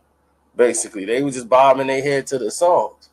So when Mega came out, he looked crazy because it's like, dude, why are you attacking Nas like this? So he looked like the bad guy when he was really responding to what was going on. And like he was telling Nas, okay, you so ill, then let's battle for money, Mr. Big Time. You know, he was really just coming at Nas from a street perspective, like, dude, I'm really street. And I do this, and I'm nice on the mic, so let's go. And Nas would never give him like the time of day the way he would mention his name. So the QB album is coming out. Nas is getting ready to do the Queensbridge album. And everybody from Queensbridge is like getting together. Like Nature and Mega, they cool now. And Tragedy Gaddafi's on there, and everything's going good, you know, like it's going really, really good. Everybody's cool and cordial. Then, you know, he was like, nah, Mega ain't gonna be on the album. Well, we can't do a Queensbridge album without Mega on it. And now I was just like, man, I don't know. So Tragedy's like, nah, dude, we can't do that. That ain't gonna be right if we don't have Mega on there. That's gonna be the story. So they talked to Mega, Nas and them, and he saw that Mega was in another place mentally. Like, dude, I'm grown now. We don't need to go this route. Let's go ahead and part this like men, and let's move forward. So now for the video shoot, Nas go and rents all this jewelry, this expensive jewelry. He got this jeweler in there so that everybody can have some peace on, some ice while they represent, QB in the video. So you see all these rappers out here with ice on that's borrowed from the jewelry store. So now at the end of the shoot, Nas is getting back all the jewelry. Then he was like, man, tell your man's over there, like, to tell Mega. He's like, I think Mega he ain't turning his jewelry. And then the guy came in the Mega like, man, Nas is asking for the jewelry. He's like, man, I don't have it. Like, I've been turned it in. He was like, man, so the guy came and asked, he was like, dude, don't come ask me no more. If dude want to come ask me, he's standing right there. He can come over and ask me. He ain't got to keep sending you over here. Now, don't ask me no more. And so Mega was pissed that they keep asking him, like, man, man, come on, man, you got to give up that jewelry. And he's like, man, he's like, so I'm getting in the car. And Mega is like really pissed at this point. And so when they driving off, Mega sticks his head out the window and said, oh, yeah, and for the record, you can suck my dick, bitch, to Nas. And we all know now that line is famous because after that, Nas, when he made that record, he included that line in the record. Because Mega did an interview after that video shoot talking about how, like, basically he was saying, like, I'm like Nino Brown and like, don't nothing move without me, and I'm like the man in there. He was real arrogant and feeling himself in that interview. He was really feeling himself. So when Nas came out with the record, Destroy and Rebuild, and he wanted to just crush the whole thing he read in the interview, because he basically was, Nas is this, Nas is that, and he just had to address Mega. And that's what he was like, man, stay out the magazines, keep my name out your mouth. And that's why he used the line, Mega, for the record, you could suck. That's what he had told Nas. So it all made sense when Nas like, man, so stay out of the magazines, and you talking like you a gangster, like you Nino Brown of the hood. And it was funny because it was in the magazines where he was doing his interviews. So when that was done, Mega just went insane with diss records, because people was like, man, you got snuffed by Nas, but Nas didn't stop there. Nas tried to do what Jay-Z did to him. Nas went and tried to get he actually got Cormega's girl's phone number because 50 was trying to get in. 50 was cool with Nas because he put him on the Nostradamus tour and was going to make him one of the Bravehearts. So that's what his whole thing was at the time. Like, man, I'm going to be a Braveheart. So he was just running behind Nas, doing anything he could. And Mega Girl stayed in Queens, and 50 knew her. So he was like, man, give me the number. Give me old girl number. So Nas went and got the number, and he was going to try to call Cormega's girl. And like, yo, you finna hook up with me. But she just blew Nas off like he a goofy. I ain't doing that. Like, she wasn't going. And that was another thing that came up that made Mega go insane. So Nas started attaching himself to other people from QB who was getting out of jail, like Lake and all these other people, this dude Lord and Lake. from QB, and they was like, man, look, we finna get this paper. He showed Lake how to get this money and set up his record company so he can get some bread coming in. But he wanted to get some protection, basically, from Mega, because Mega was hot. So that's why Nas was hanging around these hoods from QB, basically for protection at this time, because it was getting hot. And he was getting into some real niche.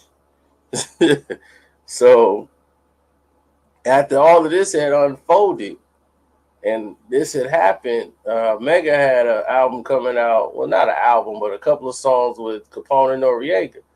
And then he was in the video shoot. So Nas called Nori because Nori got cool with Nas.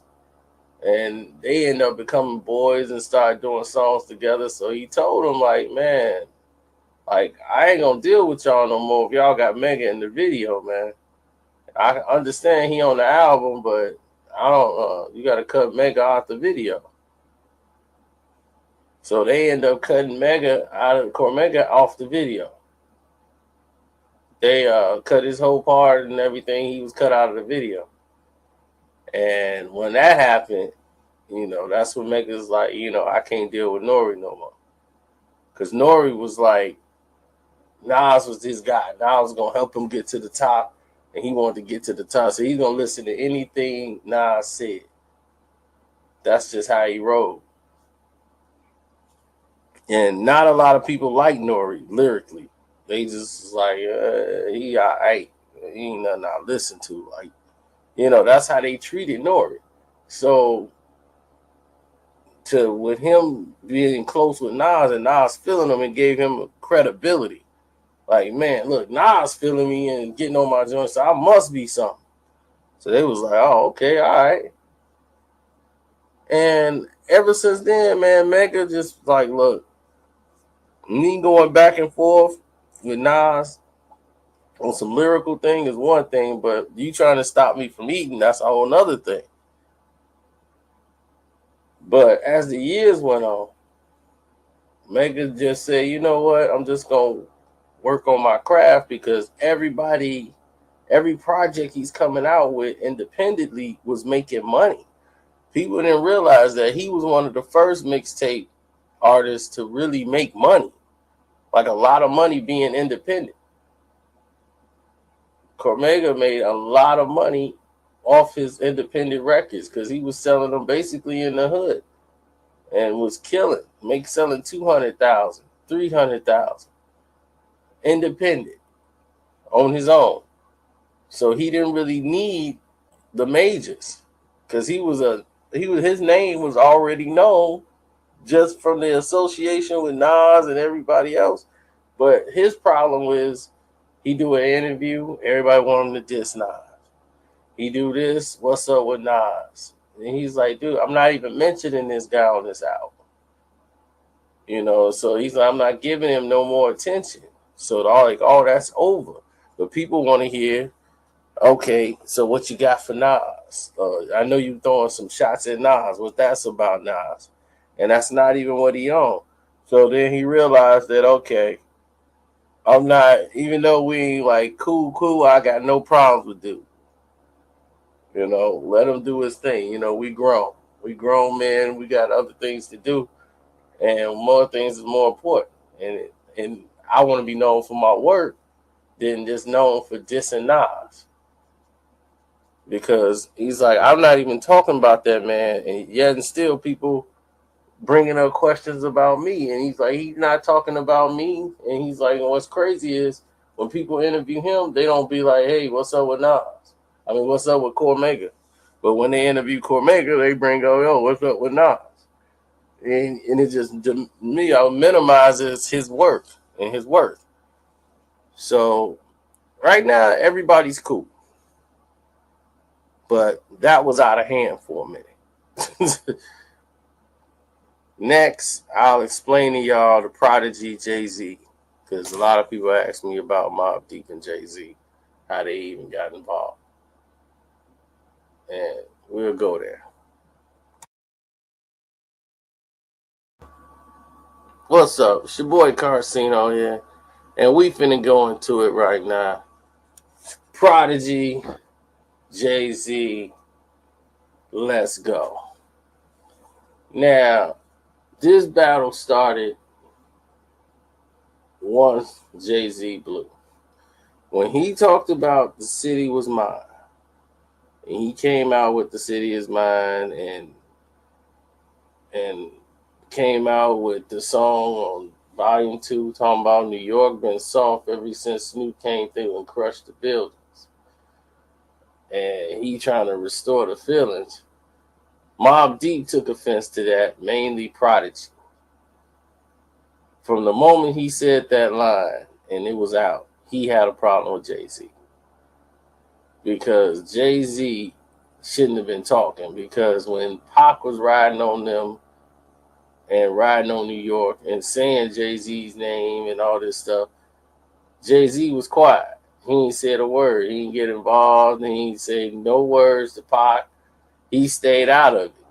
So if New York was soft when Snoop crushed the buildings, why he didn't open his mouth? They was out there getting in wars with the dog pound. They was battling back with Pac.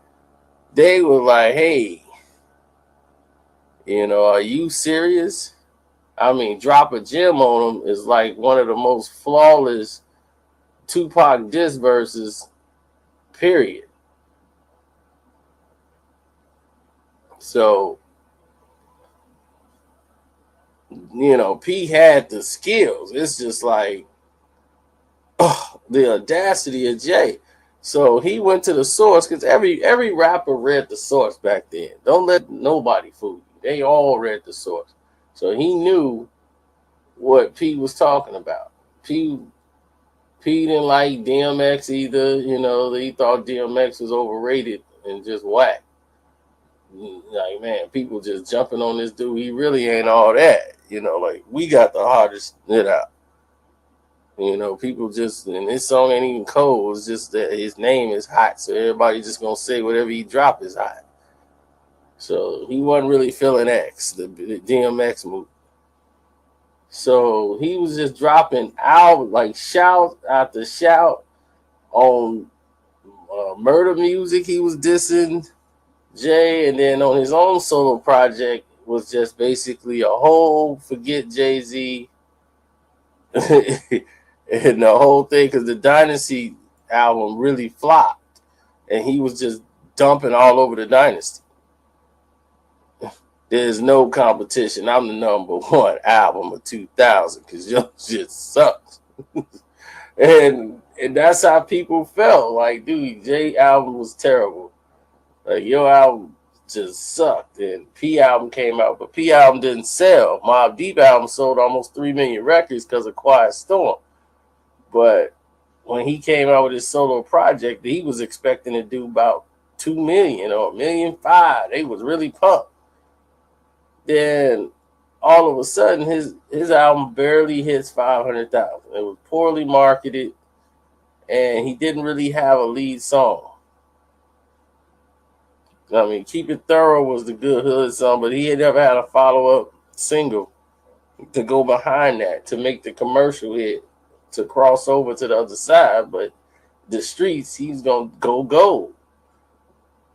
So at the end, it finished at, about a little bit over 500,000 records sold.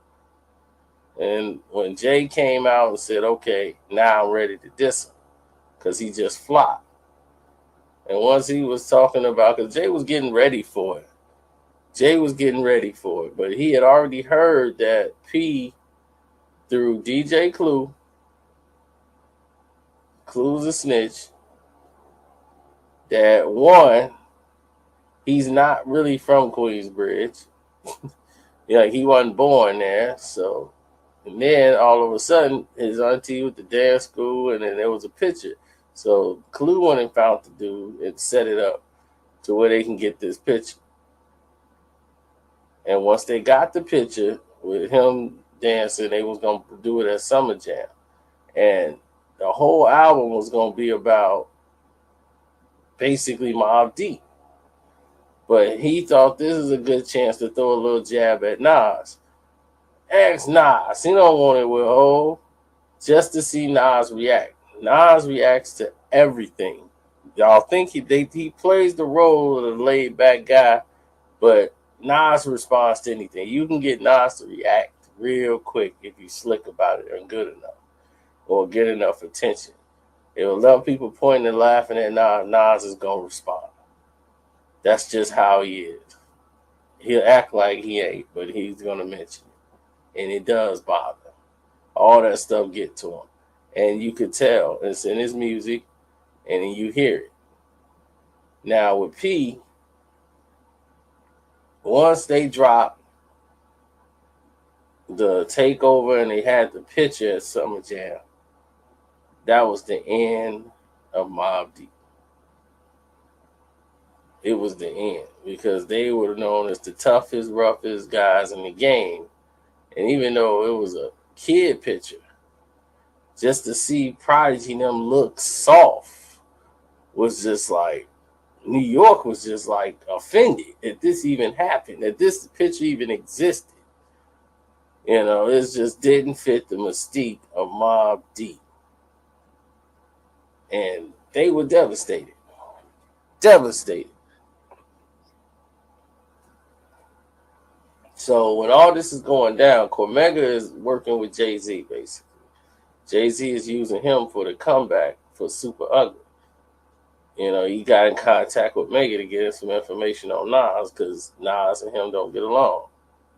So this is doing the beef. So he's giving him all this information on Nas. And if you listen to Super Ugly, all he did is repeat a lot of the disses that Cormega already used on Nas. That's why Super Ugly came off so weak, because it wasn't even Jay talking. It was like basically Cormega talked to Jay, and everything he gave Jay, you know, was used, and Jay don't even know how to use it right. Talking about the pink suits. I mean, that's what Cormega said about him. You know, this dude in a pink suit. We from Queens, now he wearing pink suits. You know, it's like, come on.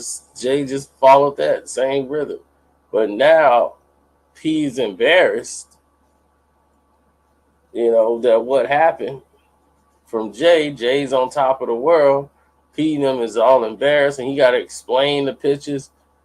And he's a bit crazy, and Mobb Deep is still cool with Mega. So, you know, P had a gun on and was like, I'm just going to smoke that fool. You know, he playing games. I'm going to just smoke him. So Mega had to tell Jay-Z, because Jay was like, yeah, your boy upset, ain't he? He was Jay. I got to tell you, man, Mega told him flat out. He's like, dude, look, P's crazy. You know, right now, I'm like, this dude got the whole world laughing at him and pointing fingers at him right now. He ain't in a good space mentally. And, you know, P is one of them dudes who could shoot you. You know, you're some guy that talk like they gonna shoot you, but they ain't. With Prodigy, it's about a 50-50 chance right now he might shoot you. And that's when Jay-Z took it serious. His whole demeanor changed, and he took it serious. And the Source Awards is coming up in LA, and they couldn't wait. Mobb Deep Prodigy's like, I'm waiting, I'm coming to get Jay-Z.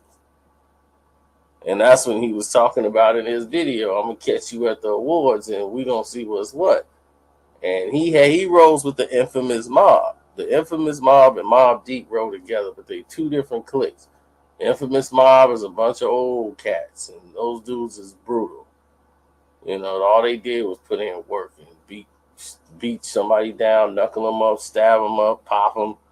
So they roll into the Source Awards with Mobb Deep. And they ready to tear something up. Jay-Z didn't show up.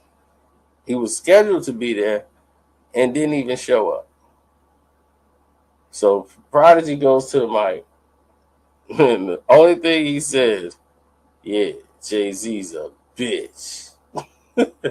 I mean, in front of the whole crowd, and people like, what was that all about? Like, They Can Take Over to Them was just a great song. So after that, he was like, I'm not even gonna diss Mobb Deep no more. Like, I'm done. Jay was like, I'm done. I don't want no problems with this guy. I don't need any unpredictability. I'm through. So when they came back, they caught one of the guys that was in Rockefeller. The infamous Mob did, and they mashed him out at the airport. And he's like, yeah, one down. Like, one of the Rockefeller members got beat up by infamous Mob, which is like Mobb Deep beats up Jay-Z's crew. So when that's done, Jay like, look, we just gonna take the L on that, and we're gonna call that the battle's won. So from years of ducking, he finally ran into Prodigy and Puff Daddy's restaurant, Justice. And P comes in the restaurant, Jay's there. Jay was like really uncomfortable because he didn't know how P was gonna approach him. And P was like, man, look, that stuff was a while ago. We all good, man. We ain't got no problems. And that's when Jay got up out of his seat and hugged him. Like, yeah, man, look, man, we're going to do something together. We'll work together, do this and that. But, yeah, Prodigy had Jay-Z shook, for real. I mean, Jay-Z won the battle as far as the strategy with the picture, but he definitely avoided a Mobb Deep. And then he used his power in the same way Nas did. He called up Murder Inc., told Murder Inc. that Vita couldn't be in the video, Burn, because Prodigy was on there speeding lyrics against Jay. He was like, I can't have you on that in that video. He's like, if y'all do that, don't include me in nothing Murder Inc. no more. Don't mention my name with Murder Inc. And then after they pulled her from the video, he still didn't deal with Murder Inc. no more. So it was like, good. I just needed y'all to pull the video. That was it. I'm done. Job done. So that is what it is. And we are out. Good night.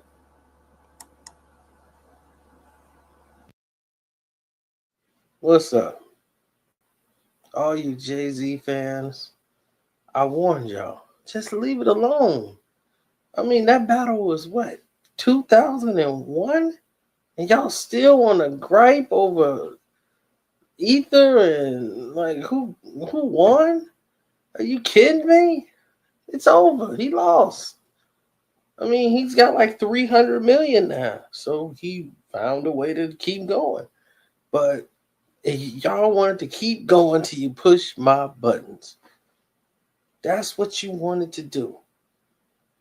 Now I got to take you through who this person is.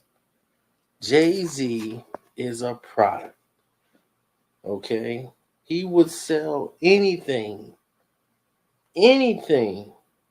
to get to the next level. He will sell out anybody.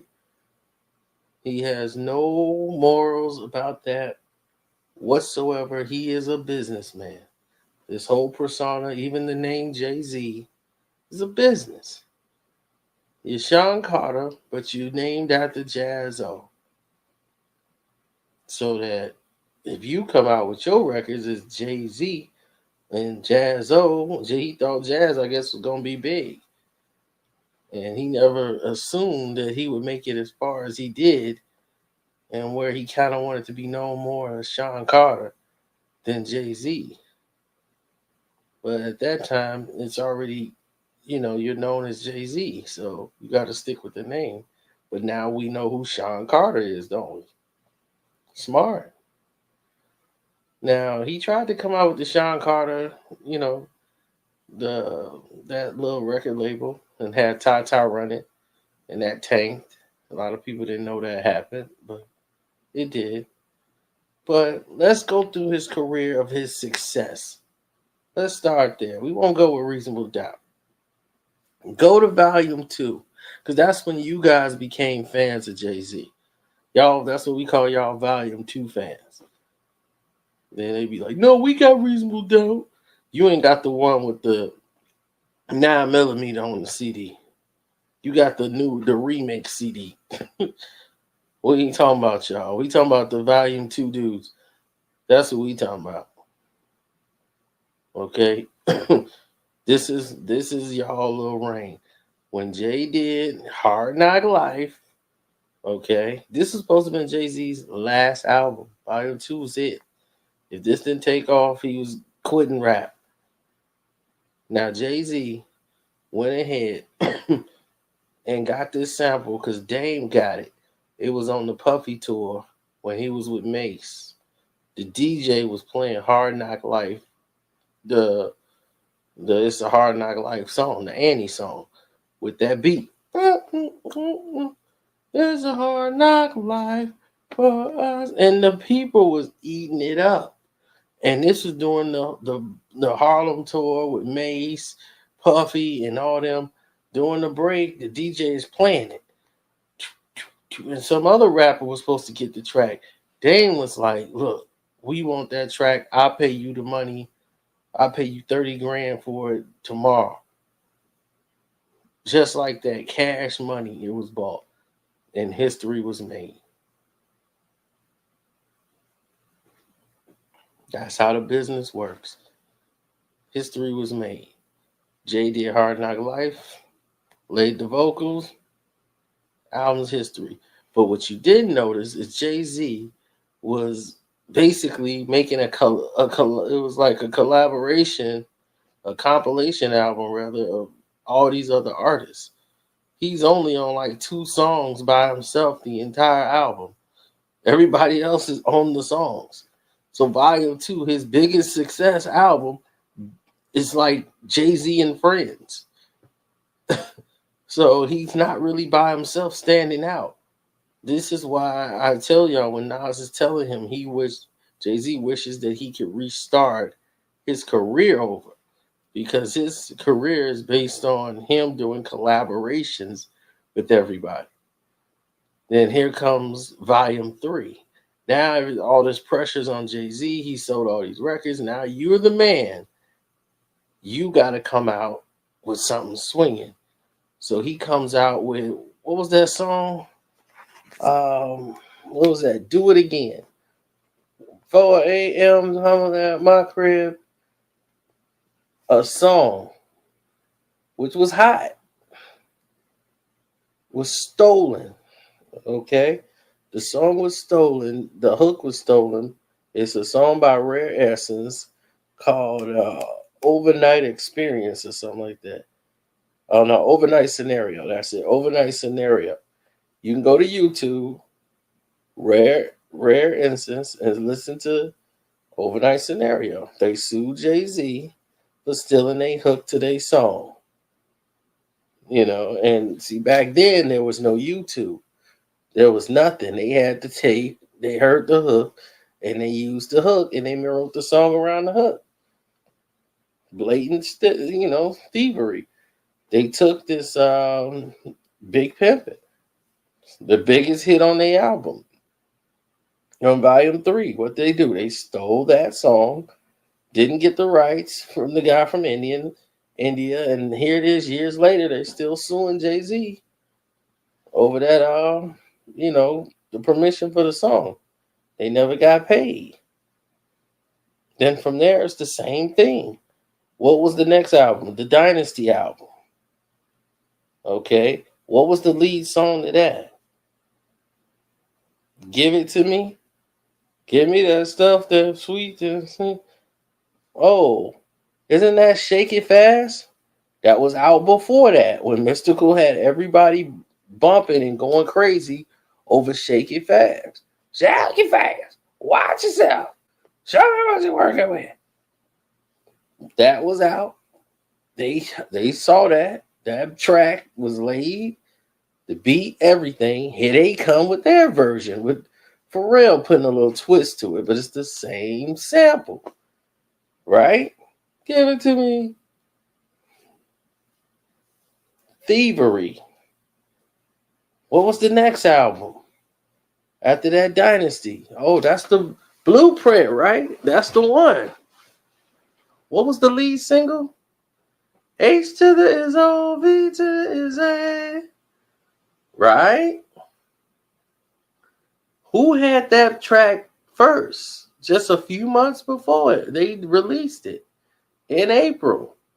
Little Romeo, My Baby. Same track, same Michael Jackson song, same everything. Little Romeo, My Baby. Jay got it, put a twist to it, and came out with H to the is O, B to the is A. Thievery. Thievery. They have been stealing songs, and this is why he cannot be the greatest rapper of all times.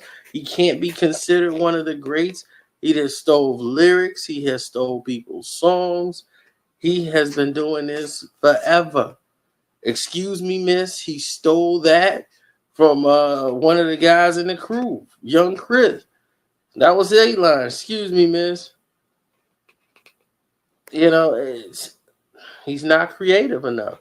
Kanye had to make the hooks on the tracks so that he can know how to come in and follow and write his rhymes around the hook. When Kanye will make beats, he'll have a hook to the track to tell you this is the theme of the song. It helps you write the song better. So Kanye should get a lot of credit for a lot of the things he did with Jay. It's one of the reasons why Jay stayed with him, because Kanye, he tells you the beats like themes. You know, it's like, okay, this is what you're doing, this blah blah blah blah blah blah blah blah. Then the hook come in like this. Da da da da da da da blah. Jay be sitting there like, yeah, yeah, yeah, yeah. Some people just give you the beat, and then you just do what you're gonna do. But since Kanye rapped too, it made more sense to him because he went in with a rapper's approach to the track while he's making it. So if another rapper's coming in, if somebody lays the hook for you, it's nothing for you to come back and blaze the track because the hook's already been laid. Okay. And you look at Jay-Z right now, what all the songs he done stole from all these young artists. That's why he always keep young dudes around him so that he can mimic whatever they doing, they style, bite it, and then jump on their tracks. Like Every Day a Star Is Born, that's Jay's song. You know, J. Cole, all these people's songs, he jump on them. I mean, Drake songs, he jumped on them. Anybody had a song, Lil Wayne songs, he jumped on them. And none of these songs belong to Jay. Jay just got on them and tried to make them his song, and it's featuring somebody else. Like, it's gonna feature you, even though it's your song and you muted vocals. I'm gonna put some of my vocals on it, and then that's gonna help you blow up, and I'm gonna sign you. But we know it's your song. But yet, y'all think he's the greatest. He's been fooling you with foolery. All of these songs that he's been fooling y'all, selling his companies for money. He owns basically nothing. He got his own business now, but he's been fooling you as an artist. He's been fooling all of you. Sure, he can rhyme. Sure, Jay can rhyme. He can. No, I'm not taking that away from him. But the majority of his success was basically business, thievery, stealing people's songs, stealing people's lines. I mean, he's stolen lines from Biggie. He stole lines from even Nas. When he was beefing with Nas, he's on the Blueprint using Nas lines. It's like, are you serious? You and Nas didn't even get along. You dissing him on the same CD and you biting his lines. Biting Rakim, biting Cam. You was even biting Biggie songs before Biggie even had them out. Like, there was some unreleased songs. And you biting that. I just don't know what else to say. Why do y'all keep throwing this back on me? Y'all love Jay that much? I remember I was the biggest Jay fan when Reasonable Doubt was out. I used to be in the back seat of my buddy's car, like, play this song. You gotta play these tracks. They didn't want to hear it. It was all Pac, and it wasn't Pac. I had to wait till they pull into a gas station and switch CDs. Boom, boom, boom, boom. Listen to this song. Listen to that song. And eventually it grew on them when Streets is Watching came out. And that's when they started wanting to mess with Jay-Z. They all thought Jay-Z was folks. And he gangster, he folks. He all right now. Whatever. But, so I was there, you know. But Rockefeller changed. They used to have a whole distinctive sound, like Renee and Angie and samples like that. They were mostly like the 70s sound, 70 and early 80s. Like all them old beats and tracks they was laying, you know, it was entirely different. That's why Reasonable Doubt had a whole different sound than what everybody else was using. Everybody else was using these modern Italian mafia strings beats, and they were using old school samples, like Politics as Usual. You know, it's just all old classics like Renee and Angie. You know, they went back to a time where the samples was classics of old classic songs that we loved as kids growing up that we used to hear in the household. And that's what's called the Rockefeller sound. And like Celebration. You ever heard that song?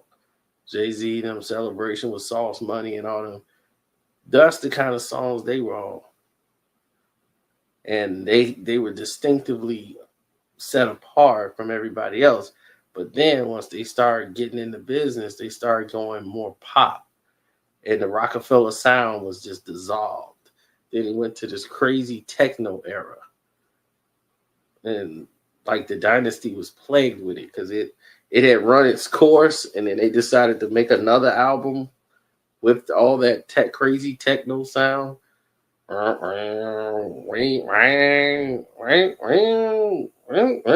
was like, once that fad died off, thank God it did. When it totally went out the window, I was one of the happiest people alive because I couldn't stand it. But, you know, it changed. And Kanye came and got the ship right back on course. And that's why the Blueprint sound is so great. And people like, this album is outstanding because it had the soul sound back. You know, it reminded them of doing Reasonable Doubt when they had that Rockefeller sound. So, yeah, y'all a little history on it. But I'm going to tell you, the dude is good at stealing stuff. So, it's just facts, man. I'm just telling it like it is. What's up? And this is the one a lot of people have been asking for. And this is the true beef, how it got started between Cameron and Jay-Z, or Jay-Z and Cameron. And basically, this is all it was. They both knew each other from street life. I don't want to bring up a lot of the street stuff because, you know, a lot of people wouldn't want their names out there. And let's just say they was both hustlers. But Freaky Zeke Giles, was the earthquaker, Cam's cousin.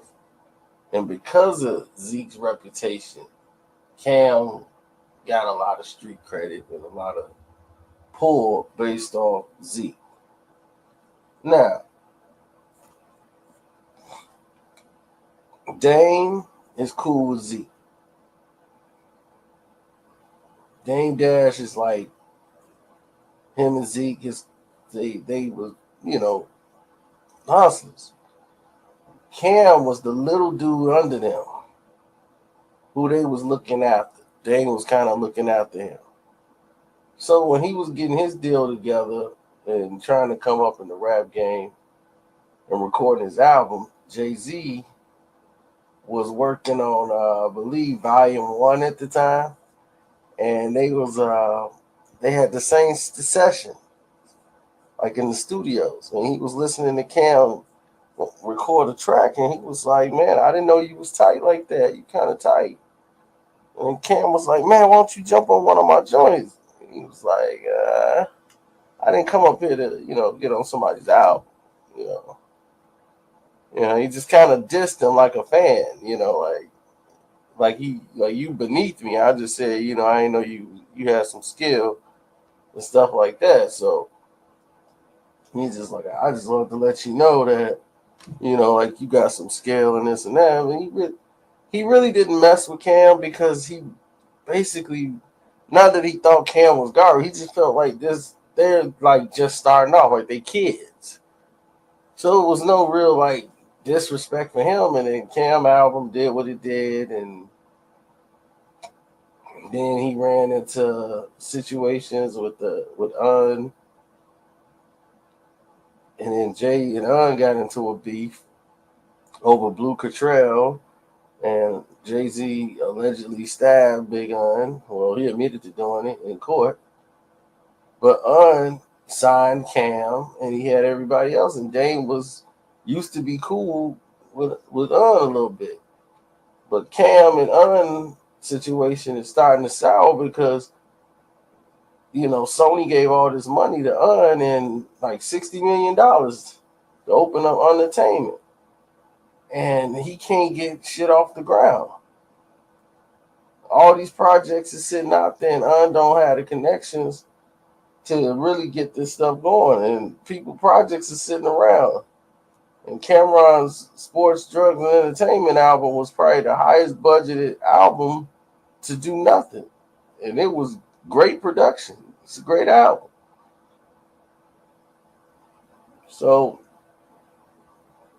after that, no one really, like, Cameron's style of rap wasn't really popping it. So that kind of died out. So all of a sudden, Jay-Z is now the man. Like he's the Jigga or whatever. Dame Dash saw an opportunity to bring Cam over to Rockefeller because he was like, well, okay, well, I'm gonna save your career. He worked out a way to get Cam off his label and get him on with Def Jam and Rockefeller. So he was like, man, y'all can keep y'all brand, y'all still be diplomats, but I can get y'all over here to Def Jam. So they were supposed to sign the Rockefeller Def Jam, and I think they end up going exclusively with Def Jam. Because that contract was kind of tricky. So it's really hard to say that they signed with Rock or that they signed with Def Jam, because Jay-Z kind of intervened a little bit and was kind of like, what are we doing here? And all of this stuff was going on like crazy style. And he's like, man, we're going to bring Cam on the roster. And Jay was like, all right, it's cool. Then Cam come on the roster, and he like, the diplomats, they like, man, we look forward to working with y'all. What's going on, Jay? And Jay just kind of like giving them the cold shoulder while they there. Because he know that they're tight with Dame. Dame and Jay ain't seeing really eye to eye at this point. They got a little friction between the two. And mostly Jay created most of it. And Dame was sensing that, and Dame wanted to kind of make sure he got some type of control, and that people knew that Dame was in control, because the way they was trying to position and use Jay was like they was going to bring Jay into so much that he would end up crossing out his former partners, and they was trying to find ways to get the company Rockefeller into Jay-Z's hands and cut everybody else out. And they were willing to front the money just to make it happen. So it's a lot of tension going on. Jay-Z's relationship with Leon Cohen and Dame Dash's relationship with Cameron. So now it's a two-way circus, a two-ring fight, tag team bout. And Cam don't even know what's going on. He being used as a pawn in a war with Jay-Z. So they down there recording their album. Old boy and Jay at this time was, like, man, that beat was tight. Jay-Z thought the beat was for him, really. And then they had it like, nah, they had it for Cameron. And he had already had the vocals on there. So Jay wanted to jump on the track. And then he had a couple of little shots at Nas he was throwing in there. And Cameron thought the verse and the rhyme was whack. And he had the rhyme taken off the album with Old Boy. And Old Boy became a smash hit for Cam. Old Boy was huge. And Jay knew it because he wanted that beat for himself. And he didn't get it. So he was a little salty about that. That he got beat out like that. And then, he could have been, his verse was told that it wasn't good enough by Cameron to be on the song. That he had to change the verse. So naturally, somebody like Jay is just going to walk away. Because that's retarded. For somebody to tell him his verse ain't good enough. So they took his verse off Old Boy. He didn't record another one. And then he's like, man, Jay, Just Blaze just sent me this track. And it was the instrumental for No. Welcome to New York City. So Jay put the headphones on, had the instrumental, and he's writing the song out in his head. And then he go in the booth, do his thing. Then boom, there it is. Cam doing it. They both shooting back and forth in the booth real fast. But Jay had to come out and do some on Cameron's album because the first single, Old Boy, was a smash. It was everywhere, getting all these spins. So Jay knew, like, man, I got to co-sign this or it's going to look crazy. If I don't support or get behind Cam, and he's going to have a monster album or at least an album that's going to go, I want to embrace it so everybody can know it's Rockefeller. And then Jay-Z be standing on top and Cam will be under. So what he's sitting around waiting for, and then he was like, man, the song is banging. Cam is putting money into the song. And like, man, we finna really blow this up. We got some DJs over here playing it. Every DJ in New York is playing that song. Welcome to my city. Then all of a sudden, it blew. Everybody got the idea, blow the song up, blow the whole screen up. I mean, not screen, but scene. So, Cam go to Jay, like, Jay, man, we ready to start shooting a video, man. The song is smashing with the spins.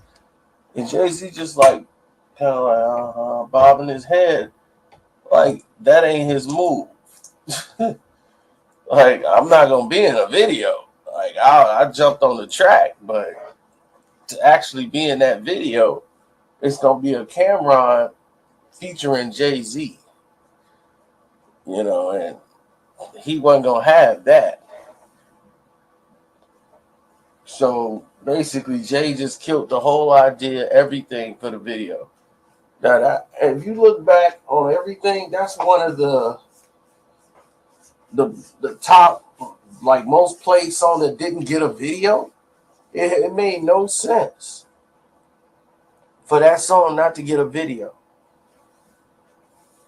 Then to top everything off, like, Cam was like, man, that's it. I'm through, like, kissing up to Jay-Z. Like, this dude is like not who he think he is.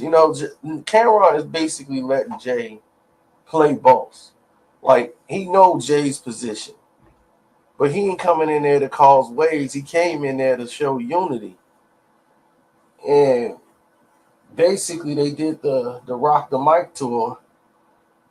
And they didn't invite the Dipset on the tour.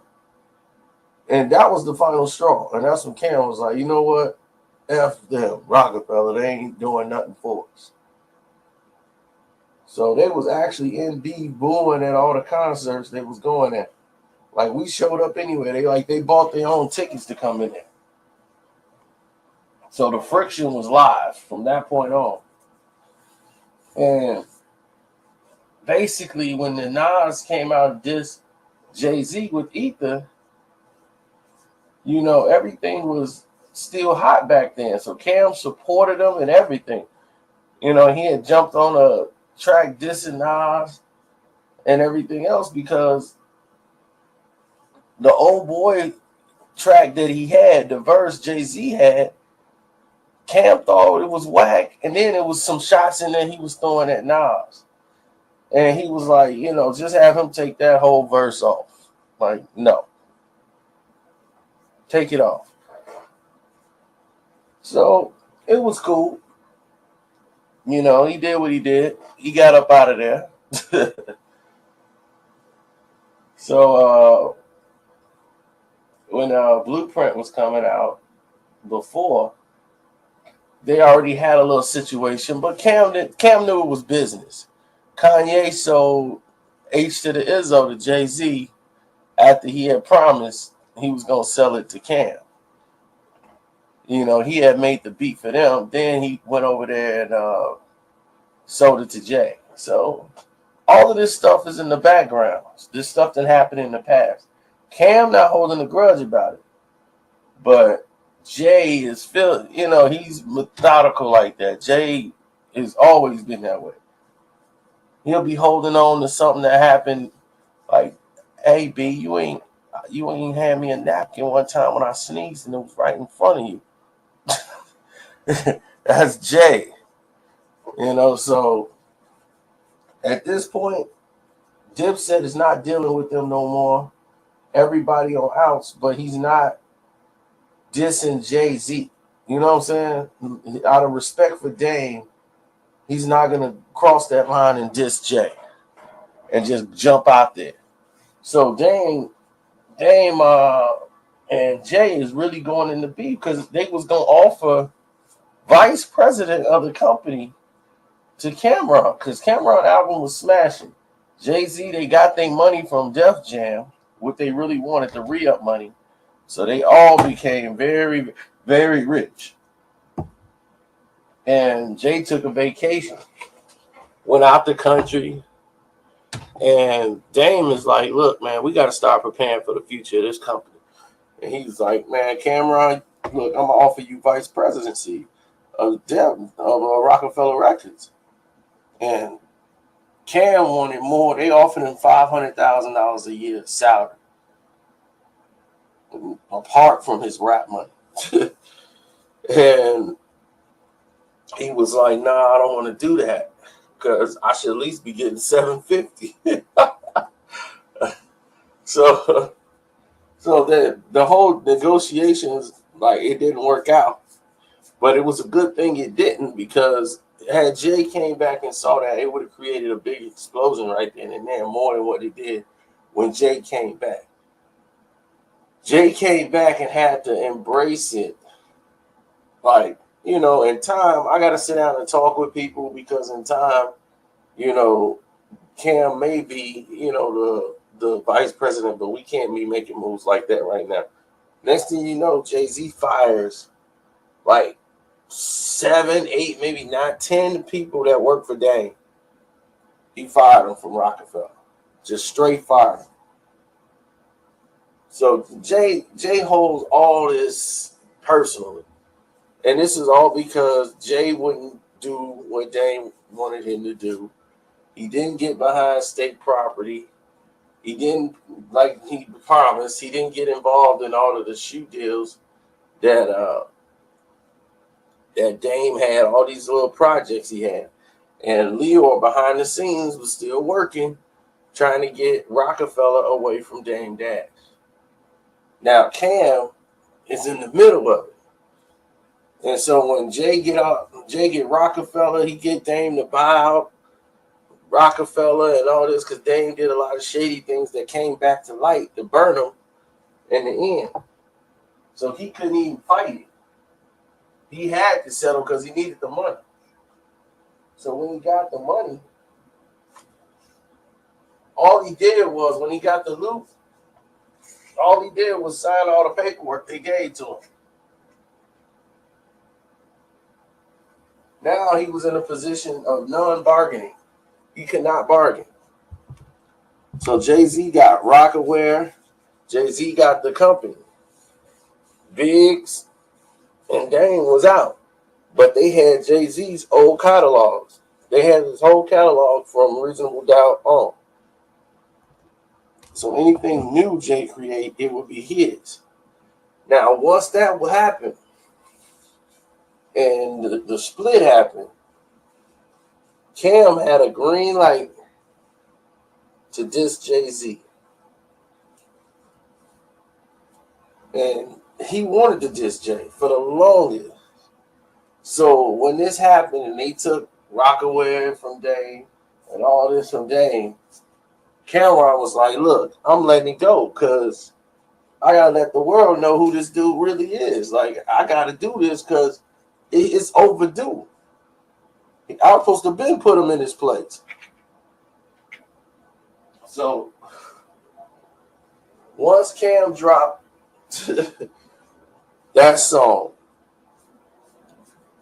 and exposed Jay-Z and then dropped Swagger Jacker, which was already a track somebody had already made it. One of these little mixtape DJs had made. Cam just made it and put the lyrics to it and played it back. Once he did that, whole different spectrum altogether. It was an entirely different spectrum. Because now everybody was looking at Jay-Z as a biter. And what hurt Jay was when he saw Wet Wipe video and see Dame in the video. And even though Cam didn't really say nothing slick to Jay-Z that hadn't already been said by Nas, he had Jimmy Walker in the video. That was like a slap in the face to Jay. And to see Dame in the video, even though he wasn't saying nothing and he just was in the video with Cam and made a little cameo and sat out, it looked like, okay, I'm rolling with this. So Jay been throwing little shots at Dame Dash through all his songs, even talking about how his wifey left him in that new album he had. And he talked about it just like Lost One. Okay, you guys made Hov, so say you made Hov. But if that's so, then okay, make another Hov, Like y'all made me to make somebody else. The whole line, that whole album was just diss shots at Dame Dash. But he never publicly came out and was like, I'm finna give Cam what he want, because he realized Cam just doing this to get some publicity. So that's basically what it is. But Jay, to this day, has not forgiven Cameron, even though Cam don't even think about Jay like that. I heard the one song where he said he made Cam a millionaire because he think him appearing on Welcome to New York City made Cameron, but it didn't happen that way. It didn't happen that way at all. Cameron already had $1 million deal.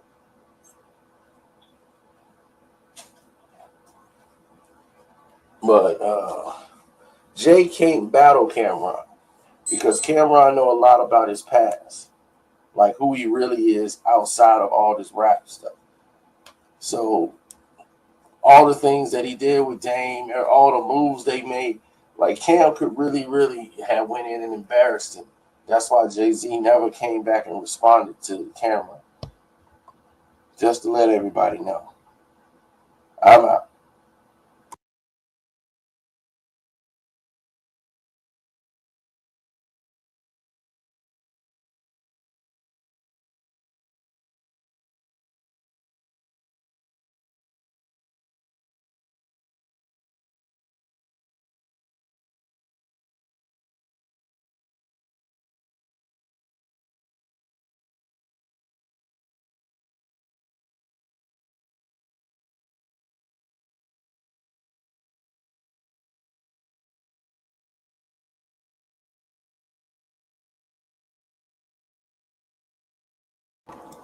What's up, y'all? It's your boy Karceno here, and it's something that y'all been waiting for and didn't know nothing about. This is the Jay-Z versus Mace and Harlem World video. Now, you've been hearing a lot of stuff about people saying the beef started with this girl, and that's not necessarily true. You got to go back to the Biggie days. Let's take you back to the beginning. Mace is not even in the picture yet. Jay-Z and Biggie become like homeboys, and he's ready to join the commission. Biggie comes up with an idea because Jay-Z wants to leave Dame Dash, but he can't because he signed to Dame and Biggs. But he knows that I need to get to the level where Biggie and them at. And Biggie said, well, we're going to change the name. We're going to come out with this mafioso album called The Commission. And everybody else is going to have a new name. And we're going to put it under Ideas and everybody else, the record label. Then we're going to make our money off of it. So while everybody's sitting here doing this and coming up with this project, Puffy Bad Boy Management was going to be involved with managing Jay-Z, who was going to be Iceberg Slim. And that's why he wanted to change his name, because he would have owned his publishing. His rights to name Jay-Z was owned by Dame Dash and Biggs. Jay didn't have no ownership of his own name. So that's why he wanted to get away from Jay-Z and try to have everybody know him as Iceberg Slim. So that's when this Iceberg and all that Iceberg Slim, baby, Rams through the suburb. He was Iceberg Slim, and when all of this was going on, he was going to make the transition, and him and Dame would have fell into it real early. But Harlem World came in and started blowing because Mace had all these mixtapes on the street. And everybody was talking about Mace murder. So Mace, he comes out with all these tapes, and Big like this tape, like, man, dude, ew. Biggie's bumping his tape. And Jay is like, oh, okay, because Dame was going to try to sign Mace in Harlem World. And Puff bidded them out and got Mace, got the locks. He got 112. He got Puff was on the move, and they couldn't compete with what he had. But he was upset that Cam them didn't come with him over with Rockefeller Records, and then they went with Un and Biggie. So Dame was feeling a little way about that. Then the fact that all of a sudden Biggie's hanging out with Mace more than Jay. Jay was like, my goodness, we were supposed to do these songs. He was supposed to be on Jay-Z's album, Volume 1. Jay was going to do the Volume 1 album, period. Because he owed them another record, so he was going to do that. Even though they were going to do the commission record, but Volume 1 was coming. So he was working man, we got to get these songs out, and we supposed to have some tracks like him and Big, but it never transpired because Biggie in untimely death. But he spent most of that time hanging out with Mace, because Mace was writing Puff tracks and Puff verses. So when it was going back and forth, Biggie would do a part, or he was co-writing for Puff, and then Mace would write with Puff. So him and Mace was doing songs together for Life After Death, and they was working on Puffy's album. So Biggie's writing Puff verse, Mace writing Puff verse, they going back and forth. So on Victory, that's Biggie and Mace right there. That's like if Biggie and Mace was on that track, there it is, right there. Just take P. Diddy and put Mace right there. That's it. And then he loved the way they both of their flows went together. So he was like, okay, his writing style and everything else, and Mace would be on it. Jay-Z was becoming obsolete. And they recorded that song, and then they basically didn't get a chance to really hang out. There wasn't no real vibe like it used to be with him and Big. So but Biggie still looked at him like, man, that's my my little bro. So right before Biggie left to Cali, him and Jay got a chance to do the last song they recorded for Puff album, the Young G's, and they were supposed to do some other songs for Volume 1 when he came back home after his trip. And they was going to start working on the commission album. So Biggie left, and Cam and Harlem World, all them guys. See, people didn't know Cam and Biggie was tight. Like, they signed Cameron to their label, On Diaz. On and Biggie had another label called On Diaz. One had Lil Cam and Junior Mafia, and they also had Cameron. Cameron was actually the business mind behind Biggie, like helping them get structured with the label. He had a very good business mind. So he was almost like Biggie's other manager. And all these Harlem dudes are around Biggie now, and Jay feeling a certain way about it. He really not feeling Mace as an ill MC. He's like, this dude is not nice. Like, everybody's like, why is everybody saying this dude is nice? Then Biggie dies. Everything's in limbo as far as like, where is it going to go with Jay-Z's career? Mace and everybody, they already signed with Puff, so they all good. They finna come out. Then Mace blows up off the project, and then now Jay-Z's like, man, the commission thing, that's dead now. I got to go back to Volume 1. I got to go back to Biggs and Dame, and we got to go back to being us, just us. So they went back there, recorded, and finished the album. But he still want to get up with Puff and wants to know, like, okay, well, Biggie's gone, so I'm going to need to be the guy now. I got to be the number one, but I need Puff to, like, bring me in. And Puff co-signed it because now Puff is the biggest thing out here. Biggie died and Puffy became the big star. So Jay thinking Puff is going to bring him in, so Puff bring him on the tour. And he got Dame and all them there. And Dame is still like, yeah, we're going to do this because, it's good exposure for us to be on this tour. But then they like, you know what? They messing them around the whole tour. And it was like, man, we ain't getting paid enough to be on the tour. We opening up like when ain't nobody really there yet. And we already doing our set. And then when the people there, we already done. Then we don't even get to come back and do a song, when it's like at least one song when it's crowded or got some people there. We come in when it's like 20, 30, 40 people there, Jay-Z doing his set.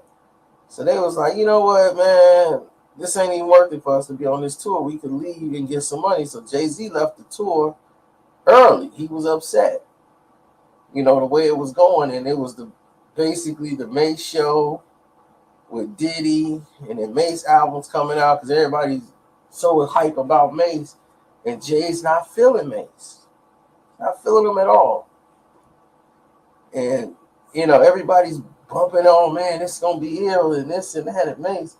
So Jay and Mace, they were in the studio, and everybody's working on Mace album. And this is back when Jay was trying to fit in with Mace. Jay was supposed to get on the song, want to get on Mace's album. And he was like, yeah, I want to get on this song with Mace. And Mace is like, okay, this is the song we got, Jay took forever to come lay his verse. And it was like, well, the song finna go out. Like, if dude don't want to get on the song, dude's, oh, no, dude finna come get on now. He was finishing up some songs on his album. So then it's like, all right. Like, that was weird. Dude's touching up his album, but, okay, whatever. So he goes and makes that, put the song on there, put his verse. So the album comes out. And this one, the girl Ariana's on there. And she wanted to be on there. And now this is like one of Jay-Z's homies' baby's moms or something. So they feel a certain way about it. Dame, he want to fight. Dame Dash want to get in there and fight Mace over it. Like, man, let me get my hands on them. And they fight on, like, this is on the streets. And Jay out there, like, he don't know what's going on, but Jay with it anyway because he don't like Mace. Mace blew and made all these, he sold 4-5 million records off his album. He was 3 times platinum and then still selling, and next thing you know, he was the man. And Jay is upset because that spot was gonna go to him. Puffy was supposed to work with him. Now he's not thinking about Jay-Z because he got Mace. So all his attention is on Mace, and Jay got to stay with Dame. I mean, he don't want to be there. So now Mace was the problem and the guy that was in the way. So Jay used that to come at Mace. Like, oh, okay. Yeah. So you put the girl on the thing, and Jay just came at him. On volume 1, you remember the song original, Imaginary Player. Damn, Playboy, what the Hummer at? Those ain't Rolex diamonds. What in the world you done to that? So after that, Mace came back with the Love Me on the 112 remix. Everybody know the platinum this, platinum that. But ain't none of y'all got no platinum tracks. And all that stuff. So then that's when Jay came back on volume 2 and hit him with the Ride or Die. I'm platinum 1,000 times, dude. Check my credits. S-Card, Ghost Rider. And for the right price, I can make Yo's title. And it was dead after that because Mace really didn't want to. He was going through a transition at that point into God and everything else. He had a lot of street stuff going on. So Mace didn't want to get involved in that. His guys were getting killed in the streets. So he packed up and moved to Atlanta. And Harlem World had, during the Mace reign, Mace became producer to like Harlem World. And he negotiated a deal with I think Jermaine Dupri on his label and not with Puff. Puff didn't want to pay as much as Mace said he wanted or demanded. So he's like, well, I'm going to just negotiate a deal with Harlem World on another label. And he went to So Def and started working with Jermaine Dupri. And he got like $3 million or 2-point-some million for the deal to bring Harlem World to the record label. And then he gave them in the group, because Cam was going to join Harlem World to come on out with them for his second album. He's going to be part of Harlem World, link with them. And they was like, man, you going to be down with us. But nah, that wasn't going to happen because Cam saw that. He's like, wait a minute, this is crazy. The record label just paid us, they paid the group $2.7 million. And you giving everybody in the group $10,000. That don't make no sense. So that's what he was like, oh, I see what's happening. Y'all getting raped by Mace. He's like, y'all know y'all paying Mace to be on y'all album? And Harlem World didn't even know that. It's Mace's sister, Mace's cousin, they all just getting checks. And Mace is looking like, I'm not going to pay y'all. The studio's going to pay y'all. Mace was a smart businessman. He was shrewd but smart. He was going to make Jermaine Dupri in the record label in order for him to get the Harlem World on there. They had to agree that he would be a feature on there. So that's how the bargaining price was up by his success. Harlem World was on there. So it's Mace featuring Harlem World. So if it wasn't for that, they wouldn't have gotten the $2.7 million. So Mace used his own name and his own status quo to get paid. So that was a feature by him. And that's kind of how him and Cam fell out business-wise. Because early on, the first time they fell out was because Cam didn't understand what Mace was trying to tell him. When he was like, tell the record company that, I want this and this for an appearance. And he was like, wait a minute. You my homie. Why you charging me to be on my album? He's like, dude, I'm not charging you. The studio got this money that they got to pay people for appearances. They got the money. He's like, it's not there. Why are we going to let them keep the money that they pay out for appearances? Like Mace has an appearance fee.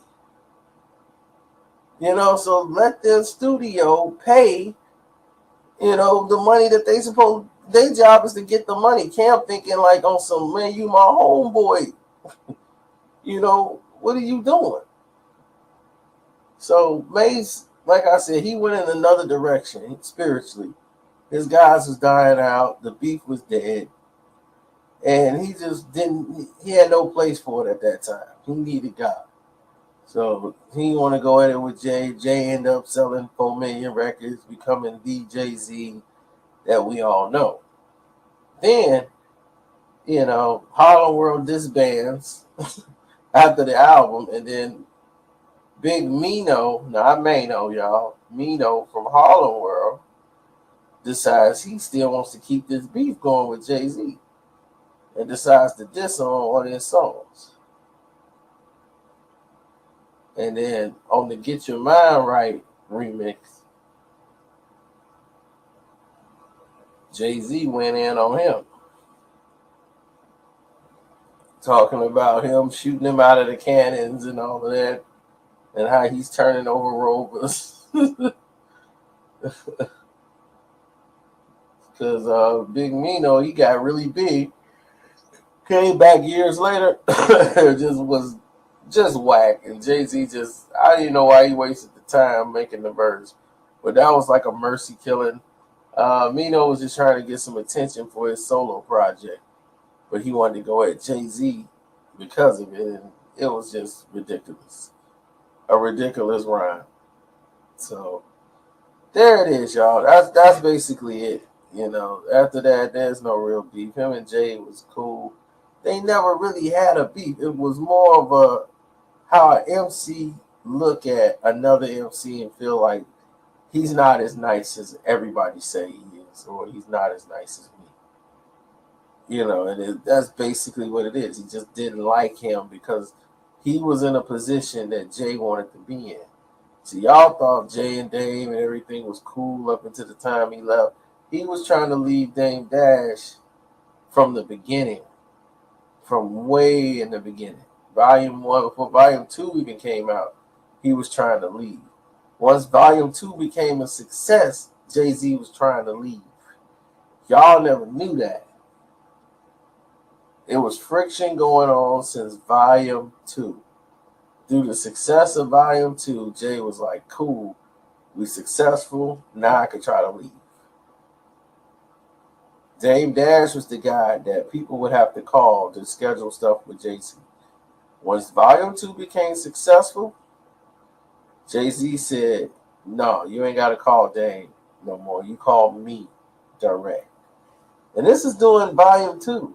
After Dame was like, yeah, give me your number. Y'all want to get to Jay and doing this and that. And Jay went and grabbed the lady and said, nah, you don't have to call him. You can call me direct. And we can talk. You could talk business with me. You don't have to. She's like, well, don't I need to talk? No, you could talk business with me. You don't have to talk to Dave. I'm going to give you the number. Just call me direct. To let you know, it was friction going on long before all the big breakup and this and that. Lee Arco and, Jay had already contemplating leaving Rockefeller Records and leaving Dame and Biggs. Period. He was positioning himself to be marketed because he knew something wasn't right, but he was not in a position to do anything. I'm out.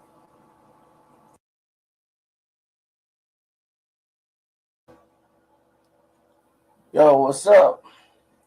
This is the true story about the beef between EPMD and Eric B. and Rakim. Now, when Eric B. came on the scene, with Rakim. It was 1987. And it was like the most fiercest, like, lyrical attack coming out. When your lead single is I Ain't No Joke, and you just lyrically spewing, and everybody, and like, people took offense to it. Some people was like, man, who is this guy? He just pop out of nowhere like, yo, I ain't no joke. You know, you could get a smack for that because I ain't no joke. You know, people was like, that was an offensive record back then. In 87, that was like, man, this dude got some nerve. He just came on the scene. But when you listen to the album, MCs wasn't going to run up on Rock for a battle. That wasn't going to happen. So anyway, the EPMD record comes out, and EPMD just came out of nowhere. And then when it came out, it sounded like they were going at Eric B. Eric B and Rakim. And first, it was the You Got to Chill, and you hearing lines, and You Got to Chill. Like, wait a minute. Like, are they talking about this guy talking about he better than this guy and that guy? I'm like, oh, man, like, who they going after? And when you heard You're a Customer, and you heard Smack Me and I'll Smack You Back, like, they made a emphasis on that line. Well, P did. So when that emphasis was made, everybody was, oh, man, he going after Rakim. Oh, man, they going after the guy, Rob. So the whole streets was like, man, dude, these dudes EPMD. And they stayed about 10 minutes from where Rakim lived. And at this time, everybody's like buzzing. Wow, it's a crazy buzz. Like, dude, man. And the hoods, the neighborhoods are battling over who's better. Brentwood, boy, we on the map. You know, now Brentwood is in there. So the hoods is building up all this atmosphere for a war. Like, man, Rod, man, you can't go out like that, man. EPMD just came out smashing. So he was in the middle of recording his next record. And Lord and behold, during this whole melee and the rise of EPMD, P and LL Cool J, and it was EPMD, LL Cool J, and somebody else, and they was out chilling. And y'all know the guy is 50 Cent, the original 50 Cent. Like, he robbed. Like, I don't know if P got robbed or P left before, but LL got robbed and a couple other guys got robbed that was cool or attached to EPMD. And 50 Cent was best friends with Eric B. Like, that was a guy he wouldn't rob. Like, nobody would rob Eric B and Rakim because of the original 50 Cent. So that went down in the middle of this process of this beef. Like, 50 of them robbed him, so everybody was tight-faced about the whole situation because they kind of knew it was based on that circulation. Now, they the album comes out. Eric B. and them next album come out, Follow the Leader. And oh my God, did he lay a lyrical assault on EPMD on the lead song of the album. The whole album, he's basically just lacing EPMD. Lyrics of fury, everything. If you didn't know who he was talking about, that album, oh my God. Like, dig 'em smacks, smack me and I'll smack you back. Man, Eric B Rakim was like, I never dig him, so I never dug him, drug him to the danger zone. Everything from You're a Customer. He was lacing them in this Follow the Leader. That's why Follow the Leader still to this day is one of his best songs. Whenever you pump Rakim up or you give him a reason to go in the studio with some fire in his belly, you're going to get the best projects you've ever seen or heard. And my goodness, that album is a classic. That's probably top 5 all-time best rap albums. That's just off the top of my head. I'll do a top 20 one day. Like, I'm still thumbing through them. Nothing of today's era would probably even crack it. But definitely one of the most lyrically inclined records of all time. He was lacing cats and showing them how to rap, how you should be rapping. Because they had the slow flow. You know, EPMD, they flow was just all slow and laid back and just giving it to you slowly. Him and P. You know, they was doing it. But they met in a nightclub, and they just happened to be in the nightclub, and both of them were there, and through a mutual friend, you know, they kind of worked everything out. But it was a street stuff about to go down, a lot of it, due to 50 Cent. You know, he caused a lot of waves that was really a misunderstanding. Like, nobody know if P felt that way. Like, P didn't really care one way or another about going to battle with Rob the Eve.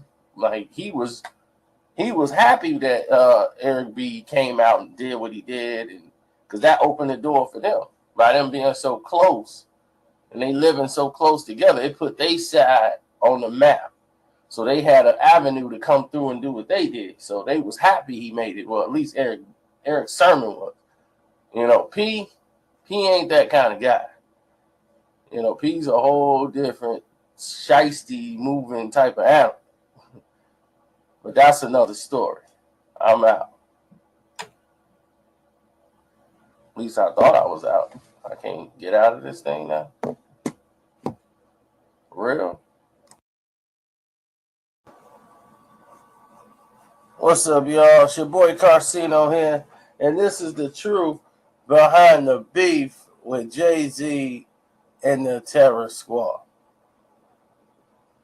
Okay, let's go to the beginning. Fat Joe was a street dude and always was. But Fat Joe has always been a jealous dude. It's just in his nature. He can't help it. He always felt the guys who was on top, he should have been the guy with him. Or it should have been his spot. Because he's nice and nobody's trying to hear him. So, all of a sudden, Pun comes out of nowhere, right? And Pun comes in like an earthquake. And he's blowing up the spot. And once that came through, everybody started paying attention to Joe. And Joe like, yeah, I'm with him. That's Terror Squad. That's how I got Pun. You know, and so people are paying a little bit of attention. And it was some concert thing on one of the tours they had on the shows. A couple of, I can't mention names, but a couple of street dudes was sponsoring the concert, and they wanted Jay on the thing, and they came and got Jay. It was Jay. Some of our guys that we know, they putting up the money, Bronx. It's going to be good security, all that. It's going to be a good $15K for you. So Jay was going to get $15K for this. And this is like, I want to say 98. This is like 98 or 90, almost 99. Around the time when Hard Knock Life was cracking. So Hard Knock Life was like the tune just coming out. Jay was just getting like finna go orbit. So it was $15K. And Jay was like, bet. So when the actual show came around, Jay-Z showed up, but he didn't perform. And they was like, man, what the heck is this? Dude, you getting 15 to perform. And Jay didn't perform because he was like, no, B, I told them 15 is my appearance fee. I would appear for 15, but if you want me to perform, I'm gonna need another 5 or 10. You know, I'm the hottest rapper in the game right now. You know, my appearance fees, you know, I'm just offered 30 G's and I turned that down just so I could do this show with y'all. Cause y'all my peoples, you know, I want to come here and do this. So I showed support and that's why I came by. They never got back in contact with me about the rest of the money. I'd have did it for 20, 25. So now they ticked off because the people who promoted the show, they don't want to pay Fat Joe and Pun they money because Jay didn't stiff them on the 15th. Because Jay had to get the money up front or he wasn't going. So now they want to have a meeting. Fat Joe, Big Pun, Jay-Z. Jay-Z showed up and they was going to meet alone. Like they went in the office and so they could talk it out. Jay got his nephews with him. So he brought his little nephews in there with him. You know, I guess that was going to calm the situation down. And now this, from this point on, is stuff I've only heard about that happened in the room. Was there a champagne bottle in there? Absolutely not, because there wasn't no champagne in the office. Pun and what's his name was chasing Jay-Z around the room, him and Fat Joe. And they was knocking stuff over in the office because Jay didn't want to give back the money. Now, what Jay did was do a partial, and he gave half the money back. He gave, I think, about 7 G's back to them, you know, because they didn't get what they were supposed to get because of that. So they got shorted. So what they did was pay that money back, like the 7, I think 7 of it, they paid back to Fat Joe. So, but what actually happened in there, like if Jay got cracked in the face and all that, I don't know. All I do know is they did chase him around the couch. Like they was chasing him around there and Pun was livid. So that part I do know is fact. Jay-Z, no champagne bottle. There was no champagne bottle involved. Now, Memphis Bleak, before that, had an incident at the Carbon Club. And he was with his Get Low crew, which is his own crew of guys that he rap with. And they do gangster stuff with. And they got into it with some Terror Squad members. And Bleak and them hit the Terror Squad members with a bottle up in the club. And they was knocking dudes out there. Terror Squad jumped in, some more of them piled on them, and then they ended up chasing them back to Brooklyn. So that didn't lead to any beef. You know, even back then, Sauce Money had a track on what's that album? I think it was either The Streets Is Watching. It was either The Streets Are Watching or Volume 1. He had a little hot line in there, and Fat Joe and them thought they was talking about the situation, you know, like the altercation they had. So Jay knew they felt that way, but he couldn't come to them. So he went to Cuban Links and told Links, like, look, man, go tell your mans it had nothing to do with them. Everything's 100. We all good. So he went back and relayed the message because Fat Joe was ready to make the track. Because, see, Joe wanted to be in that spot. Joe was always jealous of Jay-Z. You know, and nobody was buying Joe tracks. And then when Pun died, you know, that's when they really, you know, was like, oh, man.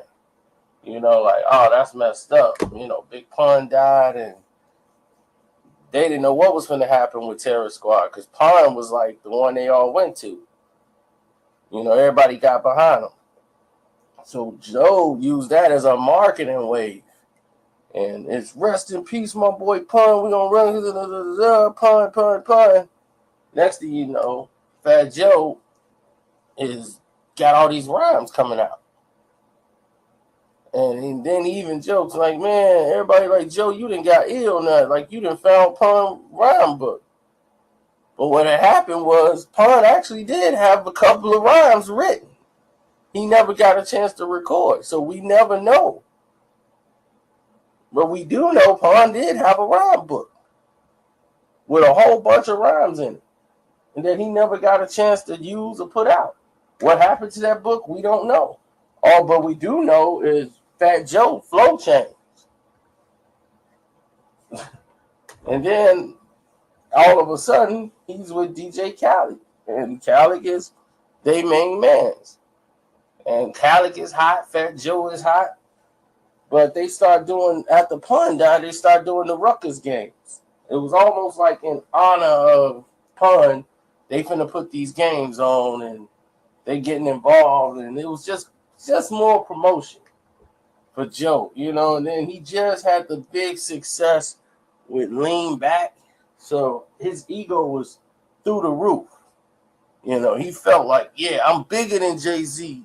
Lean Back is the biggest record of all times. You know, and it's like I sold 2 million records with Lean Back. And it was like a joke compared to what Lean Back really was in the music community. It was a great song for its time. But that's like saying Ballin'. And that's exactly what it was. Compare that song to Ballin' with Jim Jones. So basically, they had a situation where they were supposed to play the Rockefeller team in the finals. And they got LeBron on Jay-Z and them side. You know, Carmelo's playing on Fat Joe team. You know, it's finna go down. All these celebrities out there. You got 15,000 people ready to come in the park and see it. And the event got shut down because of a blackout in the city. So they rescheduled the game. And when they rescheduled the game and it was supposed to go down, everybody who could be there was there.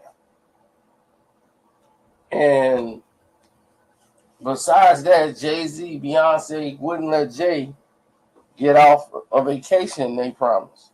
So Jay had to go on vacation with Beyonce.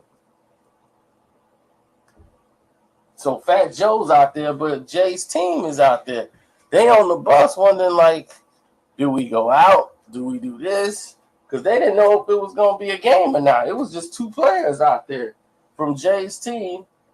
And so Fat Joe and his team is out there for 2 hours, but Joe is, like, really serious about this. Like he really want to win, you know, like this championship. Like, I got to beat Jay. You know, like, this is it. I got to beat Jay-Z. He's really, like, amped by this. So he want to win so bad that even when they come off the bus and say, you know what, let's go out there and play. We got all these people out here. Let's go and get them the game, you know, and let's go. Fat Joe was like, no, we've already been declared the winner. Now, we'll let the players come out here, but none of their supporters can be out here. It was like, what? None of our family members can come out on the court to see the game, but we could come out and play? Like, they wasn't running the tournament, but they had so many people there, they just let Fat Joe run the show. And they was like, well, if you're going to let them do that, then we going back on the bus. And they all went on the bus, and that was it. There was no game. And then they was talking about rescheduling it in the Gardens, but the only dates they had, it couldn't be done. Because if you do that and you put it in the Garden, most of the NBA players can't be in it. The college players can't be in it. Past September, they can't play. And that's it. It's a wrap. That's why it's a summer event. And it's meant to be in Rutgers. It's a Rutgers event. It needs to be in the park. So I just don't get it as to why he didn't show up. But Jay-Z, Beyonce, I guess he didn't really feel the importance of doing that. But I think about the 15,000 people that was there to see it, and it was there for hours, and didn't get to see a game. You know, that's terrible. That should never happen. And then Fat Joe used that as gas to go to the radio station, blasting Jay-Z's team, blasting Jay-Z, talking about how fake he is and this and that. And all of a sudden, he carried that for so long. He's still bitter about it. Like Jay, I see him today, they won't even speak because it's like, why? He's just a jealous dude. And you can't change a man in his ways when they stuck in him. And that's all this is. He's stuck in his ways. Now, when Jay, who could stay quiet as long as he did, he came out with Uncle Murder. Once he got with Uncle Murder and all them dudes from Brooklyn, that's when he wanted to drop a line on Fat Joe.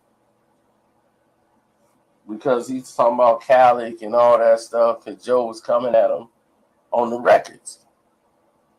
But I just wanted to tell y'all how it started. I'm not going to go into verse after verse after verse, because most of it is garbage. You know, if it's nothing that's monumental in the hip-hop realm, why mention it?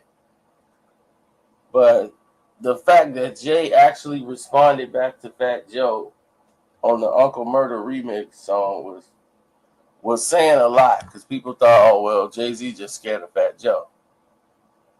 So it did good for those in Brooklyn who wanted to save face, but Fat Joe was just using it as a marketing tool to build himself, you know. So other than that, that's it. You know, that's Fat Joe and Jay-Z complete. And where they at now, they still don't speak. I'm out.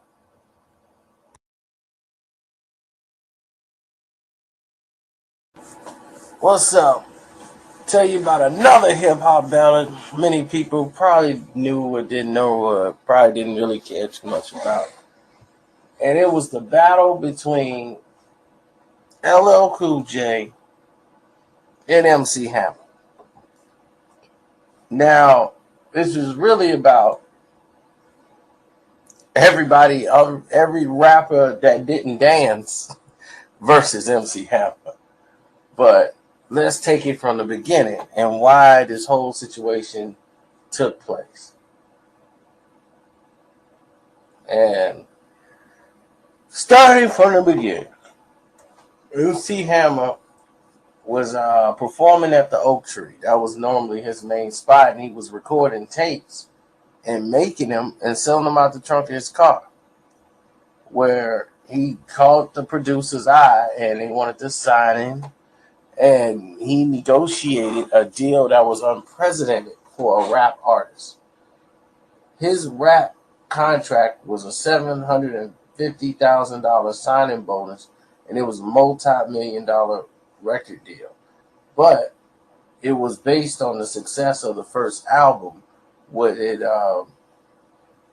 he get another deal to succeed into a multi-million-dollar contract to continue? It was really just a one-album deal where they had an option to drop Hammer if his first album wasn't successful or didn't take off. Now, while he was trying to push his music, when he was selling them out the trunk of his car, he would notice that when he was trying to go he already had the West Coast, but they wanted to try to get some play on the East Coast. And they couldn't. Let's Get It Started wouldn't get played on the East Coast. Wouldn't get played on the radio.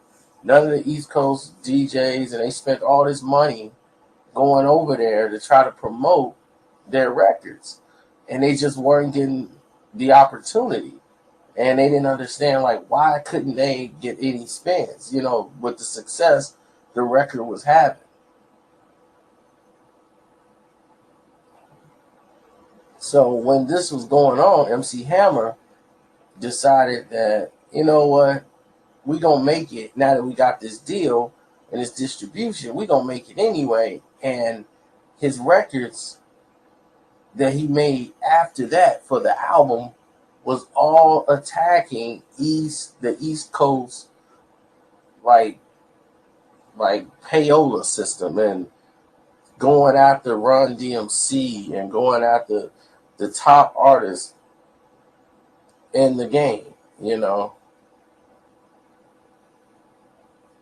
So all of a sudden, his first video, Pump It Up. So when Pump It Up video came out, there they are with these three supposed to be Run DMC artists. And Hammer is like dissing the East Coast, dissing Run DMC, and he's taking the mic out their hands. It was really disrespectful to the East Coast.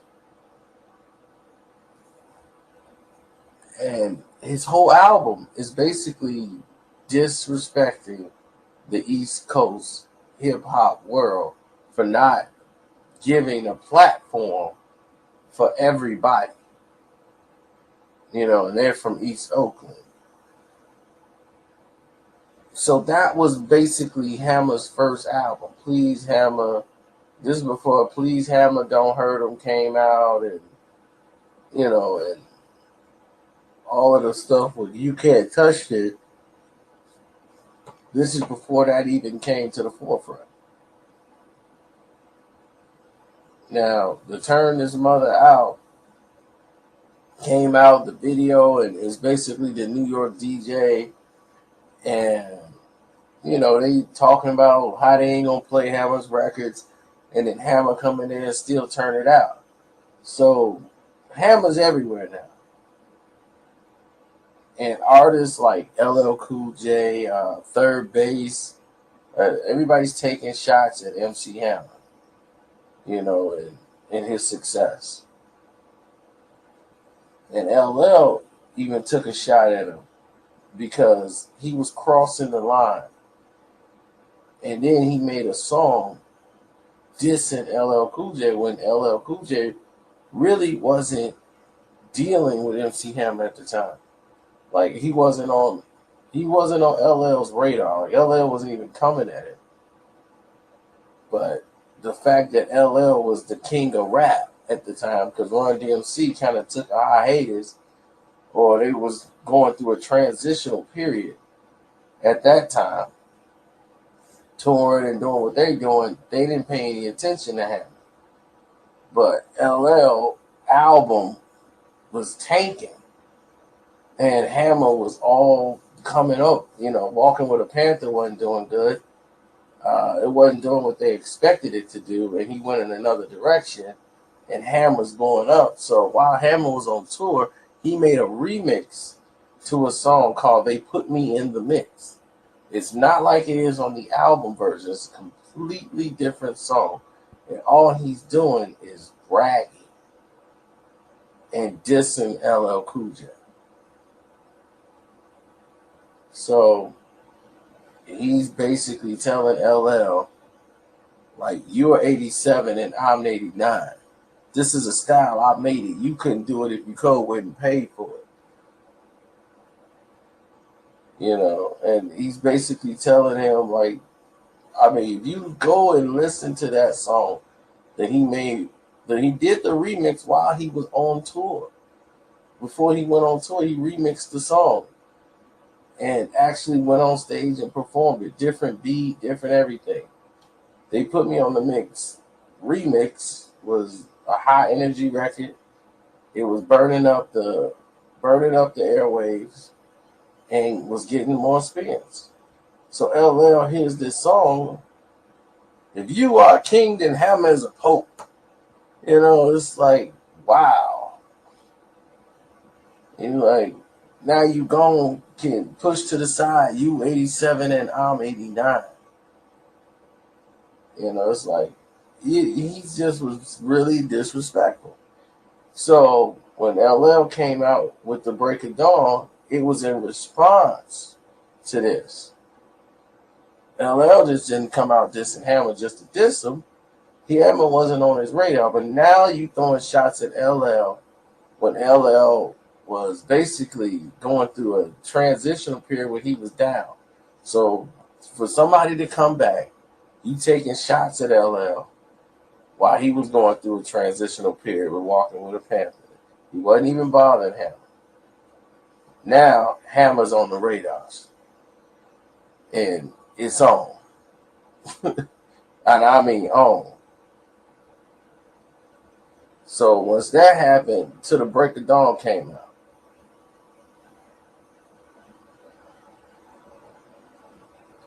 And when To the Break of Dawn came out, LL basically just put it out there. But Hammer had gotten past it. You know, he didn't want to go back in the dissing thing no more because he had basically made it. His second album come out, and he's gotten everything he needed. So he don't need to diss the East Coast, and he don't need to take shots at people because he's already made it. Now he's got the spins. He's getting all the radio play. So it's no need for him to attack the rappers that's on top because now he's on top. And here comes the Please Hammer Don't Hurt Him album, which sold about 30, 40 million records. It was crazy. For a rap album, it was like the largest rap album in history. And Hammer was just dominating. You Can't Touch This, T-shirts, the tour. Nothing was bigger than that in hip-hop history. Nothing. I don't care what they tell you, what song. Nothing was bigger than MC Hammer when he came out and started smashing. I mean, they'll try to throw Vanilla Ice in there. It never had the momentum that MC Hammer had worldwide. And after that, it wasn't just LL. You got Too Short, who's from the Bay also, dissing Hammer on Short and Funky, if you want to know the actual song. And other songs on his album, he's dissing Hammer. He was one of the main people dissing Hammer. Then other people in the industry started to link together. Besides Third Base, NWA was dissing Hammer. And then after that, after NWA, Ice Cube was dissing Hammer, and he was the sellout. And the Be True to the Game video really did him in, because that was a video and that showed him like, yeah, you were hardcore hip hop, and look at you, then you done sold out and just giving in to the mainstream, like, because he had all these sponsorships. So all these rappers are coming together dissing Hammer, and they was like, Hammer, you got to respond to this. You know, Hammer responded positively and came out with the record Too Legit to Quit, to tell them that I'm legit, you know, like, this is me, I'm not going to change, and I'm not going to quit. Y'all ain't going to break me. You know, so it was a good stance by Hammer, but for a hip-hop thing, you know, they wanted to see a battle. Or they felt Hammer should have stood up, and he didn't. He wanted to take the high road and didn't want to get caught and suckered into a battle.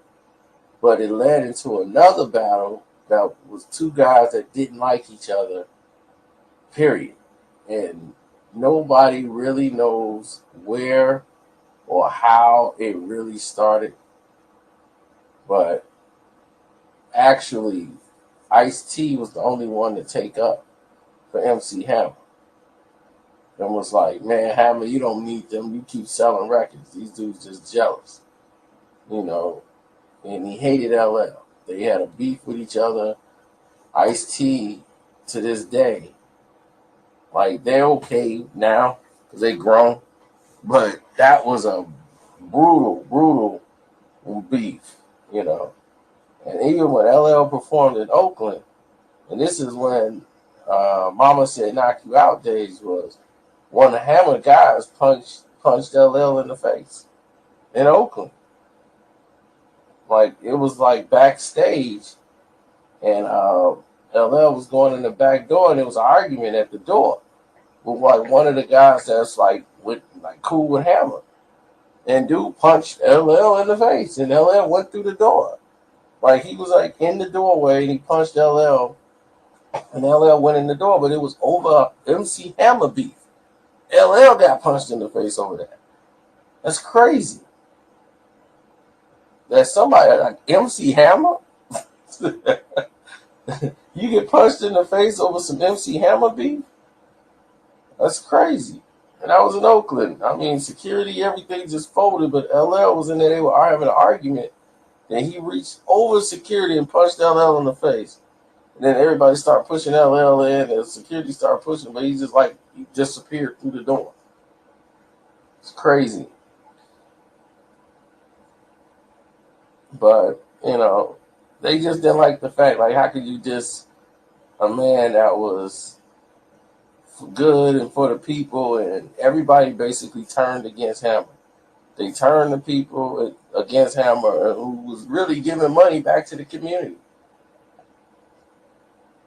But, it is what it is. It always happens that way.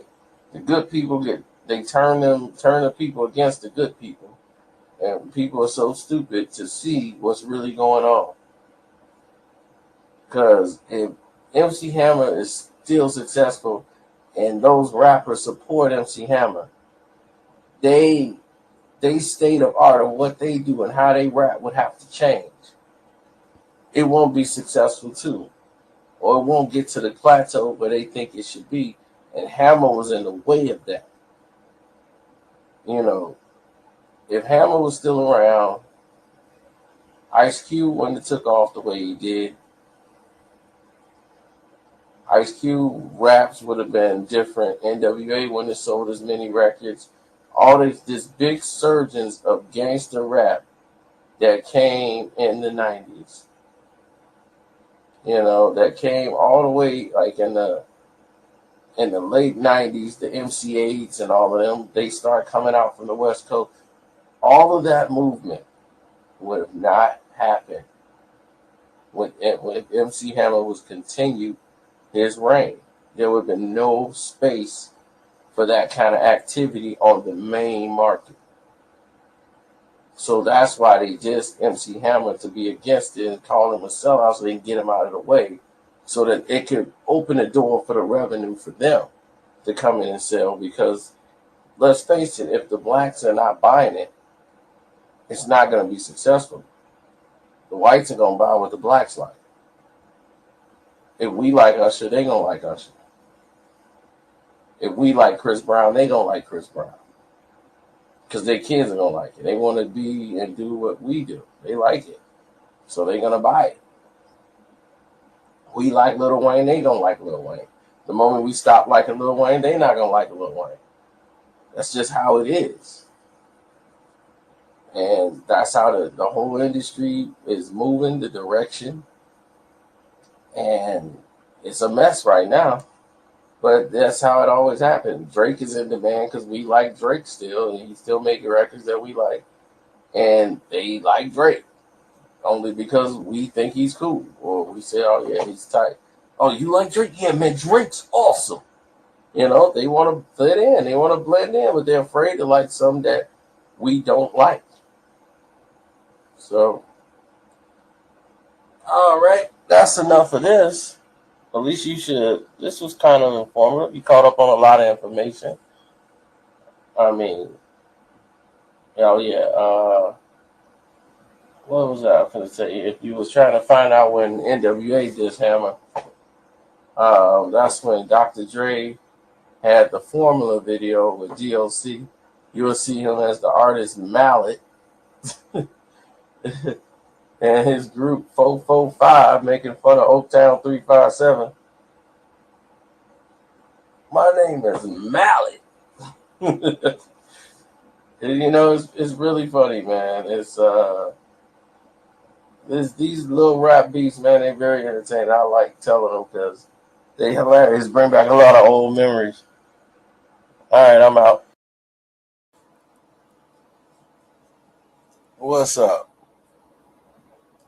It's your boy Karceno here. I told you I was gonna find out the whole story for y'all on the Ice-T and LL Cool J beef. It seems like, hey,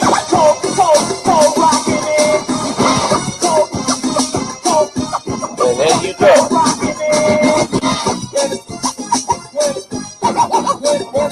That's called Dog in the Wax. That's the record that started it. Now, Ice-T did Dog in the Wax, but that's because when he went to Sire Records to try to get a record deal, and he couldn't get one because they was like, well, your records sound too much like LL Cool J's. Because LL Cool J had the radio record out. And this is back when that album was coming out, and my radio, it sounded too much like an LL Cool J record. And like, it's like, dude, your beats sound like LL Cool J. So he basically made Dog in the Wax, and he's dissing LL on an East Coast type track. Like, this beat is not a West Coast track. This is a West Coast, this is an East Coast, vibe. Ice-T was born from Jersey. He moved from Jersey when he was like 7, 8. But when he went out there, to LA, that's when he started getting his slang, listen to Iceberg Slim and all of that. So it was a whole different experience when he came on the scene the second time. Because when he came the second time, when he was like, man, I should just make a rap out. And he had the East Coast flavor because he was DJ at first. He's in the movie Breaking. He used to rap on the mic while he was DJing. Then he decided, look, I'm just going to drop a rap album. He would freestyle rap right there while the breakdance battles was happening. So when LL was coming out, and LL was their target, so he, man, you want to battle me? Because back then, it really wasn't a diss to like call somebody out like that. It's just like putting the words out there. But then when LL blew up to a point where it was, where was it? Like Bigger and Deffer. And then on that Dog in the Wax, he was like, I'm more cooler than Jay. And that was just something a little light. But when Bigger and Deffer came out, nobody was thinking about Ice-T. LL wasn't going to really respond to that.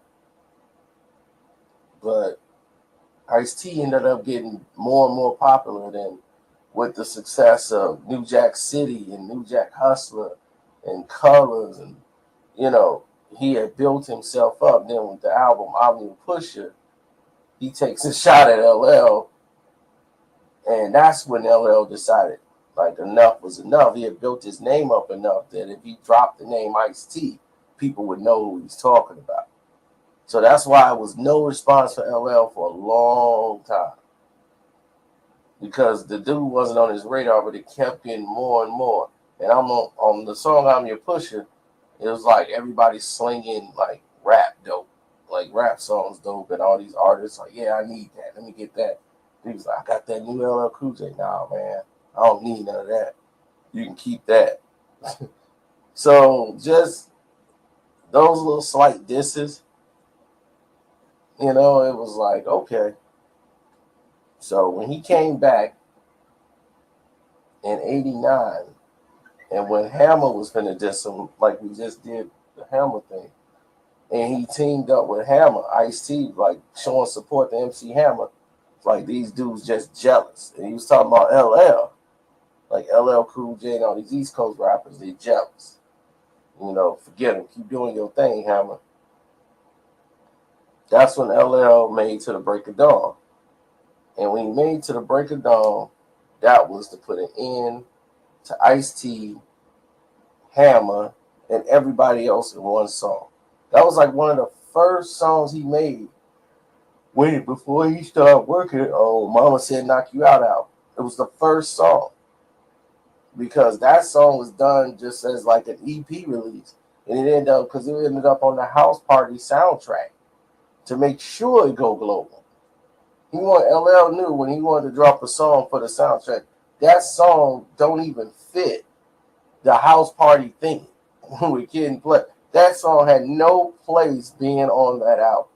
But LL did that because he knew this is going to go nationwide. Everybody going to buy the House Party soundtrack. Kid and Play is hot. Everybody's going to buy it. So they're going to hear this song. And it's going to spread. And that's going to be what I need to bridge me back into where the spotlight where I need to be, where I got the attention on LL. And it worked. Just and everybody, even Mo D, it was like I'm finishing all y'all off on this one song. And then I don't have to touch it no more. I'm done with it. And he did. But the beef was still there because Ice-T and the Rhyme Syndicate, they didn't like the song. But rather than have Ice-T come back with a lyrical attack against the song, they ran into each other and it was going to be problems. They was in LA at a mutual rapper friend's house and it was a party. And Ice-T saw LL and the Rhyme Syndicate first. They all saw him. So when they saw him, the best album and the best response they could come up with is we gotta rush in. But yeah, so one of the syndicates spot LL Cool J, and they were ready to smash. So the first thing they did was they covered the exits, like cover all the exits, and they didn't know how many people LL was there with. But Ice-T was like, I'm gonna go talk to him, and if it get out of hand, like he wouldn't have made it out of there. That's how Ice-T is taking it. Now, this is the story I knew completely because people there, everybody at that party talked. But LL and Ice-T sat there and they talked. And Ice-T was trying to talk to him on some, look, man, on some slick pimp stuff. LL was looking like he was ready to punch Ice-T. And Ice-T had to he felt the vibe and was like, let me tell you something before you let your hands go. If you do that, my guys are all in here. And he's like, this party will change real quick. The scene will change real quick. Now I'm trying to talk to you as a brother. And when that started happening, then, everything cooled out. But they were able to squash it. Then they had a lot of people in there, like Flavor Flav, Public Enemy, and then the brother stuff started happening. Like, you my brother, black people shouldn't. So it became a brother unity that still stood to this day. Like, they never even mentioned any problems or anything else. But that's how beef's supposed to end. Just like let it go, it's done. It was just like rap stuff. But today, and I don't even know what's going on today. What's up, y'all? It's your boy Karceno here. And this is the truth behind the beef between Ice Cube and then NWA. Now, before we get into this, let me say, don't forget to click and watch all the beefs that we got in its playlist. This is just one of many for those who just might have clicked and just found this video. Now, let's go to the beginning. When Ice Cube came to NWA, and when they met him, he was with DJ Sir Jinx. Now, DJ Sir Jinx, and the way Ice Cube rap pattern was comedy. He would make fun out of like nursery rhymes and make them dirty. Telling dirty jokes into his rhymes. And it was funny. They were story raps, but it was funny. So it was entertaining to the rest of the crew because they could all relate. He would talk about name brand stuff and then relate it in a nursery rhyme type of format. So that became the Ice Cube style. So once that was hidden for Ice Cube,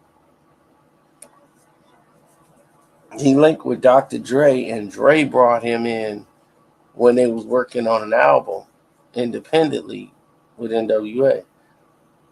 So he already had the song Boys in the Hood written, and Eazy-E didn't even want to perform it because he's like, man, I don't rap, man. And so Dre had to talk Eazy-E into doing the song. Okay, so he didn't even want to do it at first.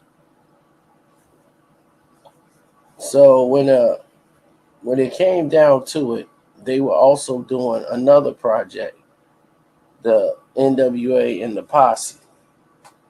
So when they was recording that record, NWA and the Posse, their first record, it was a collaboration with the Fila Boys and a couple other guys while they was working on Straight Outta Compton, that album, and Eazy-E's album at the same time. The NWA and the Posse album was the strength that was going to build up to grab the revenue to build those two albums. Now, doing that, the Fila crew had their own thing, and they had Doc T, who eventually ended up becoming the DOC. And why is this so important? Because Ice Cube and the DOC never really got along. This was the core of what really was going on behind the scenes. Nobody really talks about this at all because they don't really know.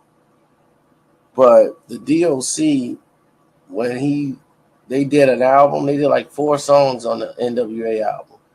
Then once the group broke up, because Eazy told him, like, dude, you want to make more money than you ever made in your life? Drop those other guys and come sign with me. Come work with me. And Dre, we want you to be part of the Ruthless family. Because it was clear that the Doc was lyrically inclined than anybody else in the Fila crew. So he came back under the name the DOC. And when the DOC got there, he started going to work, writing songs for Straight Outta Compton album and Eazy-E album, right along with Ice Cube. So on the album, it's a great mixture because you got Doc's writing, you got Cube writing, you got Ren writing his parts, and you got 3 of the best minds ever to write an album, and that's 3 different styles of rap. And then that's why if you listen to Straight Outta Compton and then you listen to Easy Does It, that album, Easy Does It, Eazy-E is rapping in 3 different like styles. And you could like, man, if you know rap, you listening to it and you going, man, Eazy-E can rap like that? Like the flow is different. And that's because you got 3 different writers writing for the album. Now, everything is going smooth, and Q guys from South Central, the guys that's in his crew, they thinking, okay, NWA is blowing up. It's the biggest thing going now. Eazy-E's all over the world. And the tours is hot. Q got to be getting all this money because Q wrote these songs. So, they asking Q, like, man, your album got to be coming next. Y'all did this and that. You got a solo album. Or the group coming with another album. And, you writing all these songs, like, what's your contract like? And he was like, oh, man, There was no contracts at that time because it wasn't a business. When Jerry Heller came in and was brought into the group, he had to legitimize the business as far as the artists. They weren't signing contracts. NWA was just a name, the name of a group that nobody was signed to. So they had to legalize everything to be taxed, and then people can get cut checks. So when they did that, Q was assumed he was going to get writer credits. But where he made the mistake was when the album was already pressed and released, his name is not on there for credits, for writing credits. That's where the problem should have lied right then and there. He didn't have any writing credits on the album. Then, like, Eazy-E got credit for writing songs he didn't write, and he basically got paid, him and Jerry Heller. Dr. Dre signed away his rights to the album. MC Ren signed away his rights. Doc signed away his rights. So they didn't get rights from that. They got a check off the NWA album, or like maybe $75,000 a piece. Plus, they was getting paid, I don't know, maybe $1,000 or $2,000 a show for their performance. So you talking about some broke dudes from Compton. This some big money to them. But Cube, like, I'm not signing that. You know, I signed, I want my own deal. You know, I want to get paid. I want my money.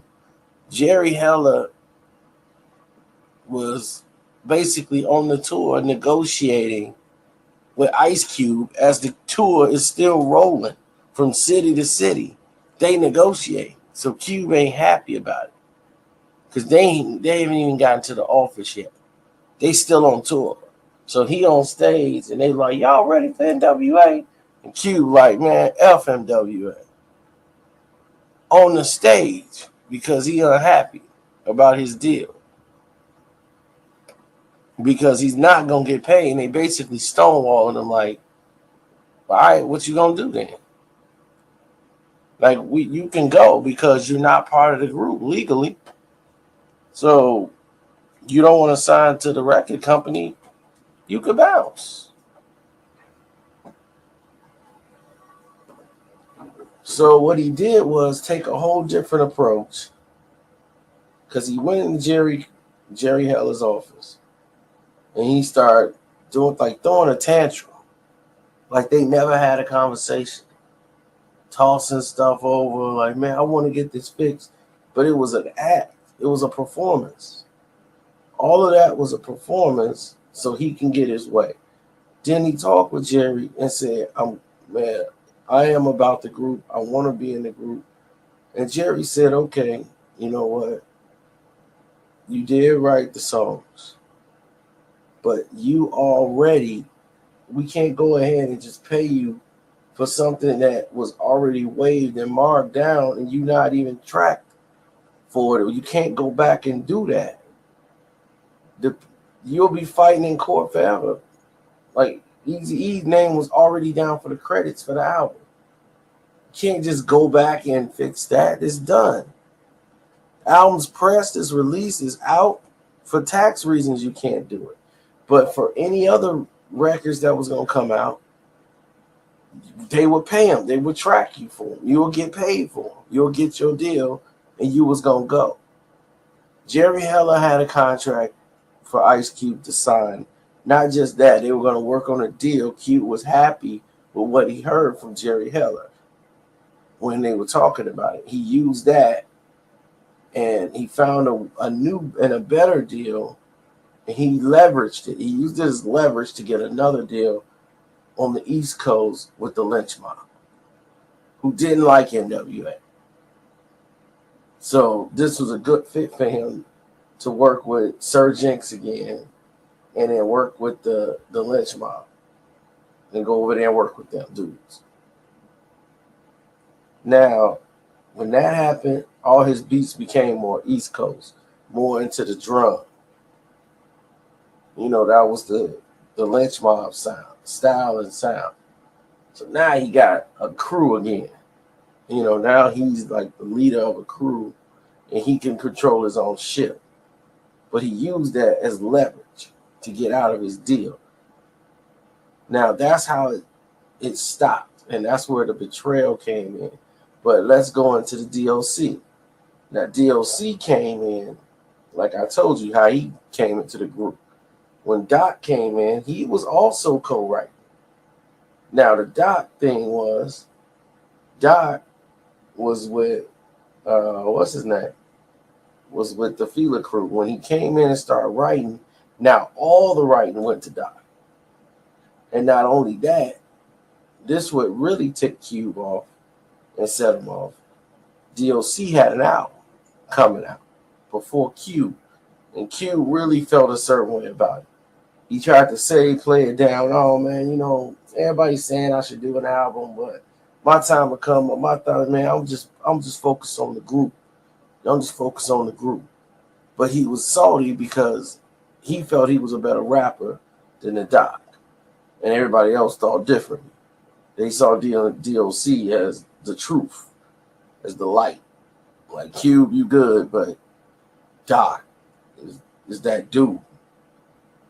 And Doc rarely wrote rhymes with profanity. That's another thing. He wasn't a cuss show with Doc. Doc was more about being lyrical and showing some skills and some diversity in his style and being sharp with his lyrics, more than just writing cusses into his raps. So when Doc came in and started writing, and he was more into the George Clinton and guitar and the funk. Once he came with that sound and was working on his album, then Cube, the last song he ever did for them is when he did the grand finale, when it had everybody on there. And it just winded up being Ice Cube's grand finale with NWA. But the thing was, everybody's song on that verse was better than Ice Cube's. Ice Cube, before he left, went ahead, came back in early that morning because everybody heard the verses. The song was ready to get, sent out. It's done. He came in early that morning before anybody got to the studio. Re-recorded his verse after going home, writing another one, and coming back and replacing his verse.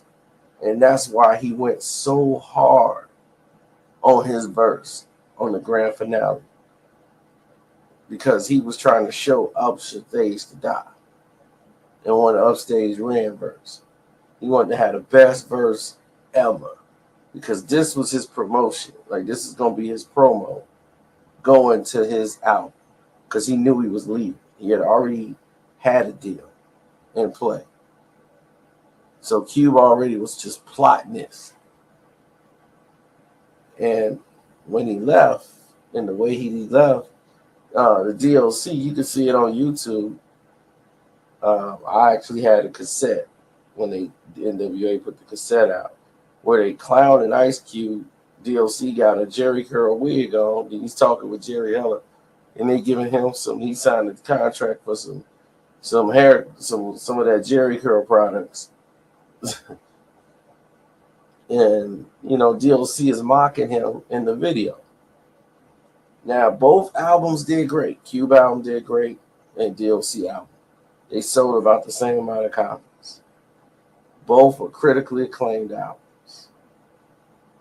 NWA is making tons of money. Doc is making money. He's writing for Miss Chalet. He wrote the whole Niggas for Life album for NWA, which sold in just crazy amounts. He wrote the entire disc towards Ice Cube because he didn't like Cube from the jump. Cube was in a position where he wanted to be when he came in the NWA. So when he came there, Cube was writing, he's writing.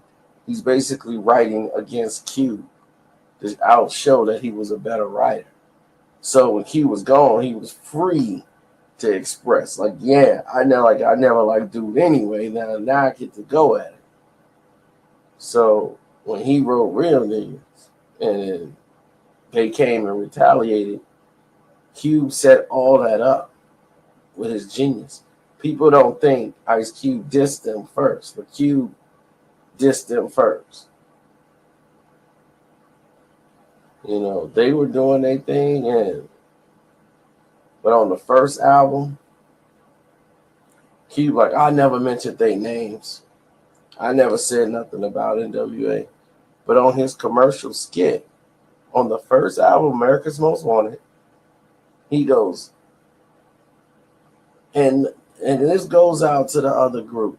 No matter how hard you try to be, here's what they think about you. And then he starts playing these commercials and think about it. Punk.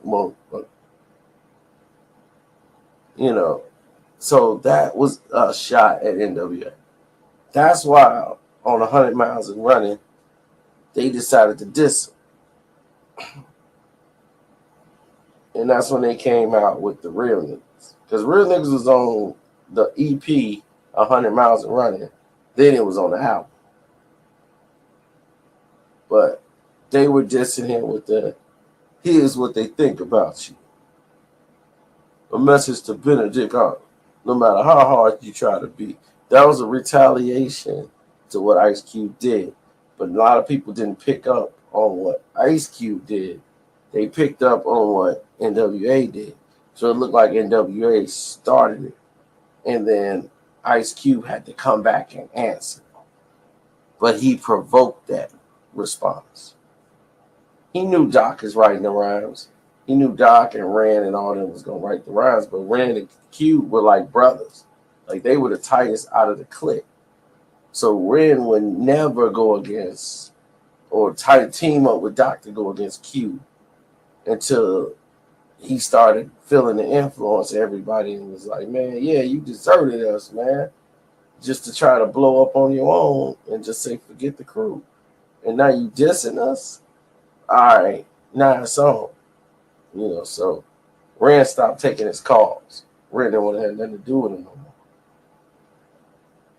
So at this point, it was like, oh, okay, you was my best friend. Now you ain't even talking to me no more. Like, what's what? Because Q was trying to get Ren to leave. Like, dude, leave. Come join the Lynch Mob with me. You know, man, we gonna bust out an album. Me and you doing this, man. We do. I'll be on your solo project. That way you got your albums coming out. So Ren was telling him Easy about it. Easy was like, man, you don't need that. We finna put you out next anyway. You was always gonna come before Q. So Ren had life sentence coming. That was the next step. But DOC got in a car accident shortly after his album release. And it crushed his larynx.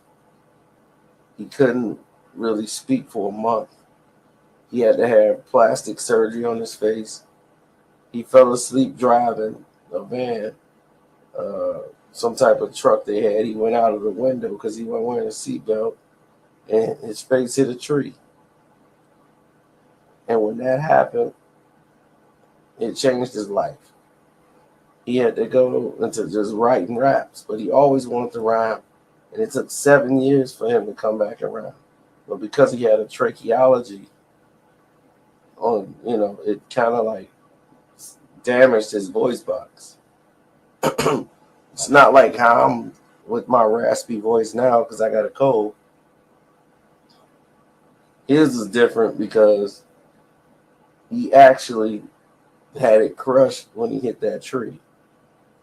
Now that he was full-time writing and doing all this activity, it freed up everything. Q would never diss DOC. He would never publicly diss him, but when he was responding back to the raps, DOC was writing against Q.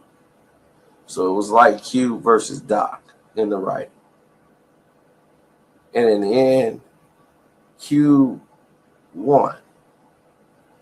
And no other songs was written about Q ever again, because NWA had its own internal problems they had to deal with Suge Knight convincing Dre it was time to go, because Q shined light on what was really happening inside of Ruthless Records.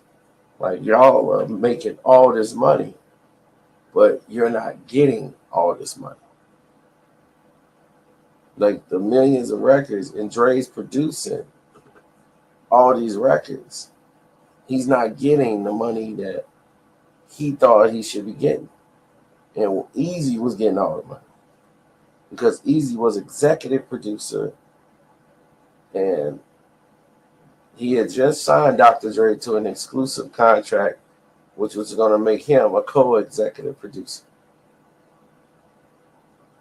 So that way he could start getting more royalties for his money. And it's funny that everybody got mad at Easy, wanted to leave Easy, Dre left him. But eventually, they did the same practices, him and Ice Cube. They did the same practices with their own companies, with their own artists, who eventually said, I can't work with Cube no more. Or people like, I can't work with Dre. So it's not the person, and all. It's funny because in that time, when you're young, you don't see it, because you think we boys. But it's a business. And in the same thing that made them say, I gotta leave Easy and Jerry, they're ripping us off, they did the same practices when they applied to business with the other artists. So if it was criminal or something wrong with it, why would you do it to somebody else? So that's how the beef started. That's how it basically ended. And they tried to get together the group, because Eazy-E went to meet with Q because Ren didn't want to do the new NWA album without either Q or Dre back in the group, in the fold. So for a while, like, Ren wasn't speaking with Eazy. And then they mended that before he died on his last album. But before that, when he was doing that 5150, Only If You Want It, like, they weren't even speaking. The only one he was speaking to was Yella. Everybody else was just not seeing the picture. And that's because they signed their own life away to a long-term deal, and nobody made them sign it. They signed it. And Eazy-E's got millions of dollars, and they don't. They got hundreds of thousands of dollars, but Eazy-E got millions. But they didn't see the bigger picture. By them being in NWA and them being in a group, it gave them a light to where if MC Ren came out by himself without NWA, he would sell 50,000 records. If Ice Cube would have came out without NWA, he may have sold 100,000 records. See, the NWA and the connection it had to it added to, it's just like G Unit. Lloyd Banks has a personality that wouldn't sell a record without 50 Cent and G Unit. Because of G Unit, Lloyd Banks could sell 1 million records on his first record. Nobody would have bought a Tony Yayo album. Nobody would have bought Young Buck. By them being in that group, it enabled them to have an identity. You cared to know who they was in the group when they was with 50. 50 was the personality. Didn't have to be the best rapper. He was the personality. Just like Eazy-E was the personality for NWA. He didn't have to be the best rapper. And they were the closest thing to another NWA with G Unit. They were like, that could be another NWA type situation.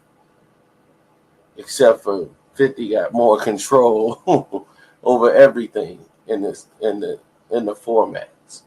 But you see it, everybody fell apart, then everybody started coming back. Because it's a business. And when you homeboys and people are like, oh, you homeboys and this, you're getting all the money and they're not. They're getting a portion.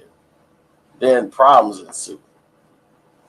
When things start going bad, you know, when it's rolling, all things are good. But when things slow down a little and then they see what they have and what you have, it creates a situation that many don't understand or fathom. But I'm out. Took up more of your time. I'm out. Let's do the MC Light versus MC Antoinette. Boom. Now, everybody believed the group Audio 2, which was real close with MC Light, and she was like their little sister, but they weren't biologically linked. So, when Audio 2 came out with they jam, and she had the I Cram to Understand You, and they helped produce her first album, Light as a Rock, she, before that even like took place, when Audio 2 had top billing as their biggest jam ever, you know, at the same time you got MC Antoinette, and she's working on her album, but she on the side, she wasn't really getting started yet because she was helping Herbie with his album he was putting out with Cool D. And basically, she came out of nowhere. She's from the Bronx, but she could spit. Like, her delivery was, like, on point. Like, she was real sharp lyrically. You know, MC Light had the slow flow, more laid-back Brooklyn type style. You know, but for a female, MC Light was holding her own with the dudes, like lyrically. Because she went to a school, you know, that taught Swahili. You know, she didn't go to regular public schools. You know, so her words were, you know, nobody used the word cram. Like cram to understand you. Like that kind of language just wasn't spoken back then. You know, she was on point with her lyrics and storytelling. It was from a female's perspective, so people respected it. But Antoinette, when I Got an Attitude, had the same drum line as Top Billing, which was Audio 2's song. But Audio 2, instead of them coming out dissing a girl, which they wasn't going to do, they said, all right, we going to send Light to do it. So they had MC Light do the 10% diss. And, you know, everybody remember the famous line in there. Be brighter, dope style taker. Tell you to your face, you ain't nothing but a faker. Be brighter, dope style taker. And see, back then, when you were dissing someone, you were taking somebody's beat. That was like the ultimate insult to a human being back then. It's like, dude, they took your beat. It's like, what? They took my beat. All right. You know, it was a sign of disrespect.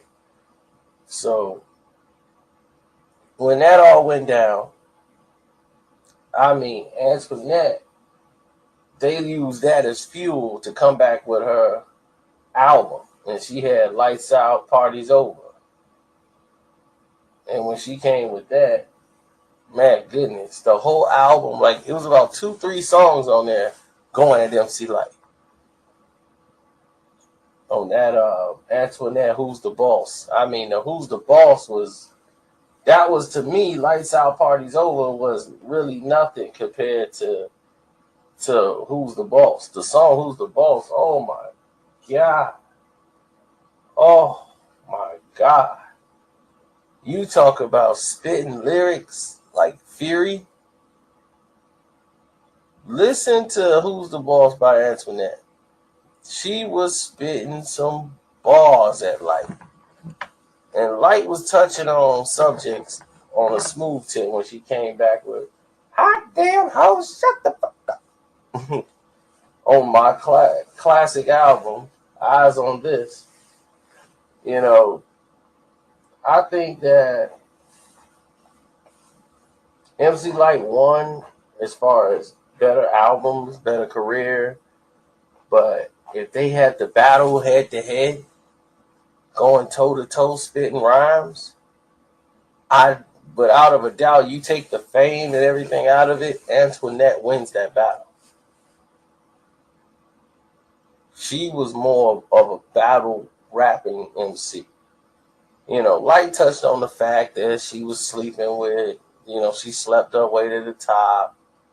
She wasn't writing on rhymes. Well, Herbie wrote the rhymes, Cool D produced the beats. Herbie was writing the rhymes. That's just how it was. Now, to say she slept with Herbie or Cool D, who knows? But it was a good battle for hip-hop at the time. And it boosted the careers of both women to a certain degree until Antoinette's last album, where she really wasn't dissing anybody. She was just really making songs and staying on subject point, and people just didn't feel her no more. They were just all in the light. And then Herbie's focus changed. His focus was more on Salt and Pepper and Kid and Play. And that's how Herbie was. His attention span is going to be on the next hot project. That's why most of his artists only was with him for maybe an album or two. Dana Dane, Kwame, Salt and Pepper, and Kid and Play. They were Herbie for like 1-2 albums, and he'd be like, "Where's Herbie?" Oh, Herbie's gone over here. He ain't got time to do it no more. Herbie's into something else, So Herbie was a slickster anyway. Everybody remember Herbie, aka the Love Bug. He started dating Salt from Salt and Pepper. Pepper, Spinderella was just coming around. She wasn't with the group when they first started. Pepper, it was just Salt and Pepper. And they had another girl that was like DJ or something, but she fell out and they ended up getting Spinderella. Spinderella was cool with Antoinette. So they ended up doing their thing with Salt and Pepper, but that's why Salt and Pepper and MC Light never really did nothing together due to the friction of the beat. Because Salt and Pepper was on that side with Antoinette and MC Light was on her side. But it helped MC Light shine because she was like the girl that was standing on her own who could be with the dudes, and they'd be like, "Oh, she ill," Like, it wasn't like, okay, well, the girls section is over there. You respect it, like. And I'm out. All right, y'all. It's your boy Karceno right here. Strap it in, because now y'all finna know the whole truth behind the Murder INC. The original Murder INC concept. Ja Rule versus Jay-Z and DMX. Live right here. What caused the problems? What caused the beef? The whole nine. Now, starting out, I have no idea why this thing keeps jumping. But let's start it from the beginning. Okay, you got Ja Rule. He was with the Cash Money. Hopefully that stops everything. All right. I was tired of it doing that. But Ja Rule was with the Cash Money. What's that? The Cash Money Brothers or whatever they called. And he had another contract deal with two other dudes, And Ja Rule had a record deal with him, but he still owed them an album when he left. That was part of his release deal. Because Irv Gotti got with him and was like, look, Chris and Irvin Lorenzo, got with him, and the Cash Money clique they had, and told him, like, look, we can move you from this, get you with the right people. And Mike Geronimo and a couple other dudes knew Ja through Irv. Irv is a producer. Irv and Chris, who's in the business, getting it done. working behind the scenes, making hits with Trackmasters and everybody else. So Mike Geronimo had a joint called Time to Build that he was working on, which had Jay-Z and DMX on there. And like back in that time, he had Ja Rule get on that track. So Ja Rule, DMX, and Jay-Z and Mike. It was Mike Geronimo's song. But that's like when they first started getting bonded and close together, and Irv was working with X and trying to help X get a deal with Def Jam. And so Irv got DMX a deal, and he got what's his name a deal? Ja Rule. Now Jay-Z didn't have a deal with Def Jam. Jay-Z, Rockefeller Records had a deal with Def Jam, with Jay-Z being an artist of Rockefeller Records. So his deal wasn't as an artist. It was basically he was being loaned as a partnership, like third party, like they're the distributors. And whatever work Rockefeller Records produce, they get paid a certain amount of money. And if they exceed that money or pay whatever they pay on their own, and they do, it's basically comped and re-up by Def Jam, reimbursed rather. So they'll get a budget. If Rockefeller paid out their own pockets to do it, Def Jam has to come with their end of the bargain. They still got to pay for it. And that's why you saw a lot of Rockefeller records come out back to back to back. You're like, man, Jay-Z don't give nobody time to breathe. They had to, so that they can reach their agreement with Def Jam quickly, so they could re-up and re-sign the contract. And it was a long-term deal, which was really not a good deal for them to sign. But when they signed it, it was good for the record label at the time they signed it. But in the long run, with Jay-Z's success, it really wasn't a good deal for them in the end. I mean, when they got to the money, and that was at the end of after Blueprint 1, they finally hit their mark, and they had to re-sign Rockefeller Records. And when they did, they had to pay through the roof, and everybody was like multi-rich at that time. They finally got the big money. But I'll fast forward up there to bring you all the way back, to let you know that's how it started, and that's the structure of the deals, because it's important to what's going to happen in the story. Now, when Ja and as soon as they got started, Irv had a plan. Like, I got to get these dudes, on the same path. And at this point, Jay-Z ain't blew up yet. Okay, he ain't blown up to what everybody's thinking. DMX is getting ready to come out to be like one of the biggest things in the world. And X hit and blew up like nobody's business. When DMX hit, he hit hard. And it blew everybody away. And X was the best thing on the planet at the time. So when DMX is ripping it, everybody's like glued into what X is. So everybody else thing was put on the burner. Now, DMX is just ripping with a couple of his singles out. Jay-Z is basically on This Is My Last Album. Ja Rule is on I'm Just Trying to Get My Career Started. Just got to deal with Def Jam.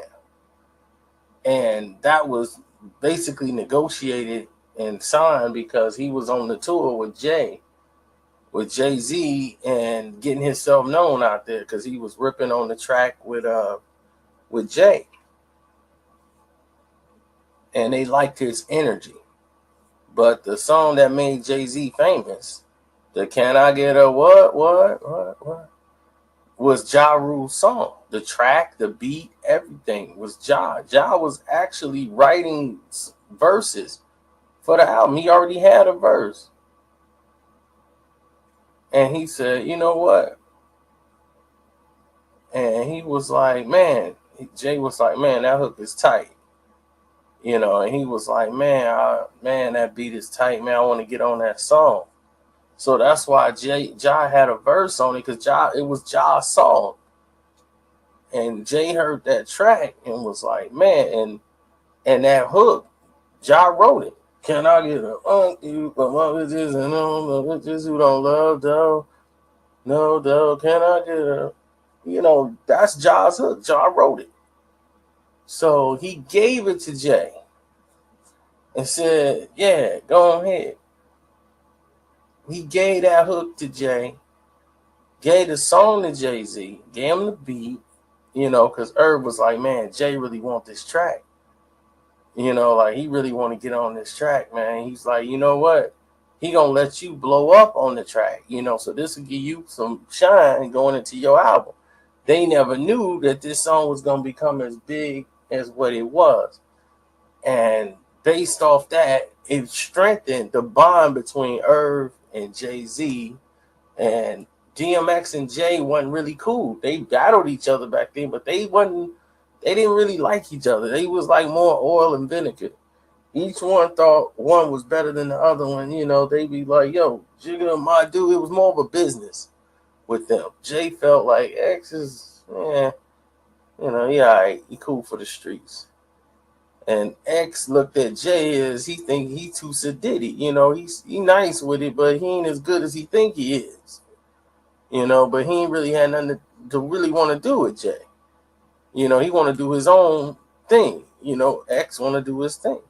So when Ja finally comes out with his album, that Veni Vedi Veci album came out, and he had Holla Holla on there, and it, he sold 1 million records. He became his own identity then. He went into immediately working on his second album. And when everybody trying to say, oh, he trying to be like Tupac and oh, he trying to pocket out, look at him, he trying to be Pac, and that was getting the Ja on his first album, because he had people hating on him like, oh, he think he Pac, he trying to be like Pac. And DMX is smashing at this point. Jay-Z is at a record high, and with that came massive ego. I'm so busy, I'm working on this project now. DMX come out, sell 4 million records on the first album. Then he sells another 3 million in like 2 weeks. The craziest release for an artist ever. And Jay just got his album smashing, and they're already working on the album Volume 3 and putting out Memphis Bleak records. So they working. But they also becoming more arrogant in the process. And Ja's like, I got my album coming out. He's trying to get, like, let me get my brothers on here, because they recorded some songs together back in the day when they were supposed to come out with the group Murder INC. And they was on the XXL cover. It was going to be Ja, Jay-Z, and X. And everybody was cool with doing that album. Like, man, we put this album out. Dude, this going to be massive. Massive album. But everybody had their own agenda as to, yeah, the album was cool. But once they was like, well, I kind of don't need them. X is like, I don't need Jay or him. Why am I splitting the money like this? Like, we splitting the money 3 ways when I'm the star. Every guy thought they were the star except for Ja. Ja's like, look, y'all bigger than me. But it ain't about that. This is going to be better for hip hop. But they looking like, okay, so we basically developing Ja. And Ja was like, I got a platinum album. I got my own buzz. Like, this is just going to be for hip hop. But ego gets into the way. So when Rule comes out with 3-6, before it even came out, he had the single out, Between Me and You, which is kind of high. Christina Milian. That wasn't the joint. It was the second single that came out that put it on me, with Vita and Little Mo. And you see that went to heavy rotation. Then you see Ja Rule with like a mini fro. And it's like, what? He got a fro? You know, he wanted to try to break away from the I'm Tupac. Or I'm trying to be Tupac. So he went in with a mini fro. You know, it's like, Ja got a fro now? You know, he was trying to do a whole different look than what they was trying to put on him. And it was more laid back. Where the first album was just really hard and party hits, but it was rough. This was more like laid back, R&B, radio friendly. And with that song, Rule 336 put Ja Rule like way on the map. And when I mean way on the map, I mean way on the map. I mean, he debuted #1 on Billboard 200. And when the album dropped, like everybody had Rule 336. And when that came out and he got to that point, there was an interview he did with The Source. And when he put on blast, basically, Jay-Z, and stated that I get more money for my, my performances. I get paid more than Jay-Z from Rockefeller Records, and was basically talking about how they turned on him, when it was time to do the album, how they basically turned against Chris Lightly. I mean, not Chris Lightly, but Irv Gotti, Irv and Chris. And was like, they basically told him, like, Irv and them, like, yeah, we gonna do this, we gonna do that, and they never did. They never could come to the table, but they kept making promises and shouting out Murder INC, but they wouldn't do a song with Ja. They wouldn't do anything to help Irv think, and Irv and them, they did it on their own. It's like, man, we did it without X, we did it without Jay. They didn't want to be a part of it, but Ja stuck with me and we did it. So that's why they had like a me against the world type attitude, like feel about it. Because they did it on their own. And they felt a certain kind of way. Like Irv felt that he felt more betrayed than anybody. But Ja was basically speaking out because Irv was his guy. So what Ja was saying was, yeah, I get more paper. I'm getting more money than Jay-Z, for my songs, for what I'm doing. And because of the deal I got with Def Jam, because Irv helped get me that deal, like he's basically boasting. And then I gave Jay-Z his hit song, Can I Get a What? So Jay felt a certain way about it. And X was feeling like he got this guy that's named Bizarre Royale and a couple other dudes that's in his crew that they just, they the sidekick guys. The guys he got high with, the guy that just gonna carry the bags. They was just haters. A lot of his guys didn't like Ja Rule, period. Once Ja Rule started, they didn't care when Ja was on the tour and wasn't really affiliated or just doing some hooks on the song. But once Ja became his own man and he's up there at the top and he's selling just as many records as X, now it's like, whoa, wait a minute. This dude trying to be like you, X. And X is on the pipe and he all hyped out. He really believing that Ja Rule trying to be him. And he just created that on his own. And every album he's been doing, he's dissing Ja Rule. And his third album was all dedicated to hating on Ja Rule. And then there was X, was nothing but I hate you, Ja Rule. Like every song in there he's talking about is about Ja Rule. You whack, you twisted, your girls, you broke, kid ain't yours, and everybody know your old man say you stupid. I love my baby mama, I never let her go. He's talking about Ja Rule. And then he actually put Jay-Z in the video. Look at these old brand niggas rapping, yapping about, talking about they be holding figures as big as Jigga. Cut that bull. And got Jay in the video too. You know, to let them know, like, yeah, we heard you. You know. So when they came out with the Murderers INC after the Pain is Love album comes out and just smash. Ja's next record, the very following year with Live It Up on there. He had Always on Time, which was like the first time it was in Billboard. It was Hot 100. The I'm Real. Man, he sold 4 million records. Easy with Pain is Love. Over 4 million records sold. And then after that, you had more issues because he dropped the Murderers album. And when the Murderers album came out, like right after that, the Murder INC, they had the Murderers. It was Ja Rule and all his other guys, Black Child, Cadillac Ty, and all them. That was supposed to be the album Jay-Z was on, and Jay was supposed to put a song on there. And I think X sent the song to Irv because Irv and X was still cool, you know, like family cool.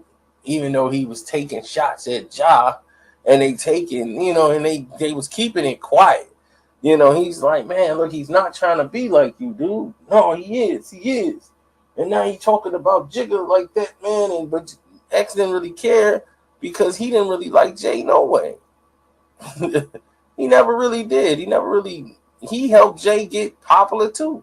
Because everybody liked X song on that album. On the song on that album that he did. Jay-Z on that album, Volume 2, besides Hard Knock Life, that was probably the only song he did by himself.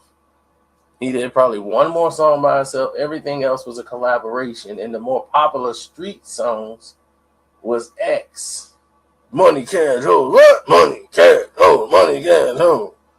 And the Can I Get a What? All the anthems that the streets love. Ja Rule was on it. DMX was on it.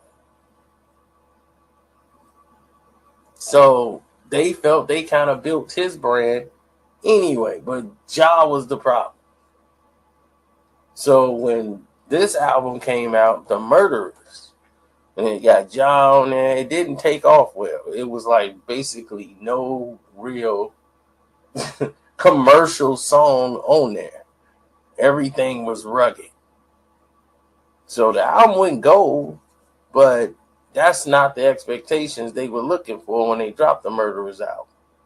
So when the Murderers album come out and the song We Murderers, Ja responds back to the video with X talking about some, look, he cocking more figures as big as Jigga. And that's why Ja backs up his statement on there. I still get more paper than Jigga for my use. He states that in his line on that song We Murderers. And Lord knows, y'all pussies ain't gonna stop my vote. I don't love you hoes. I'm out the door.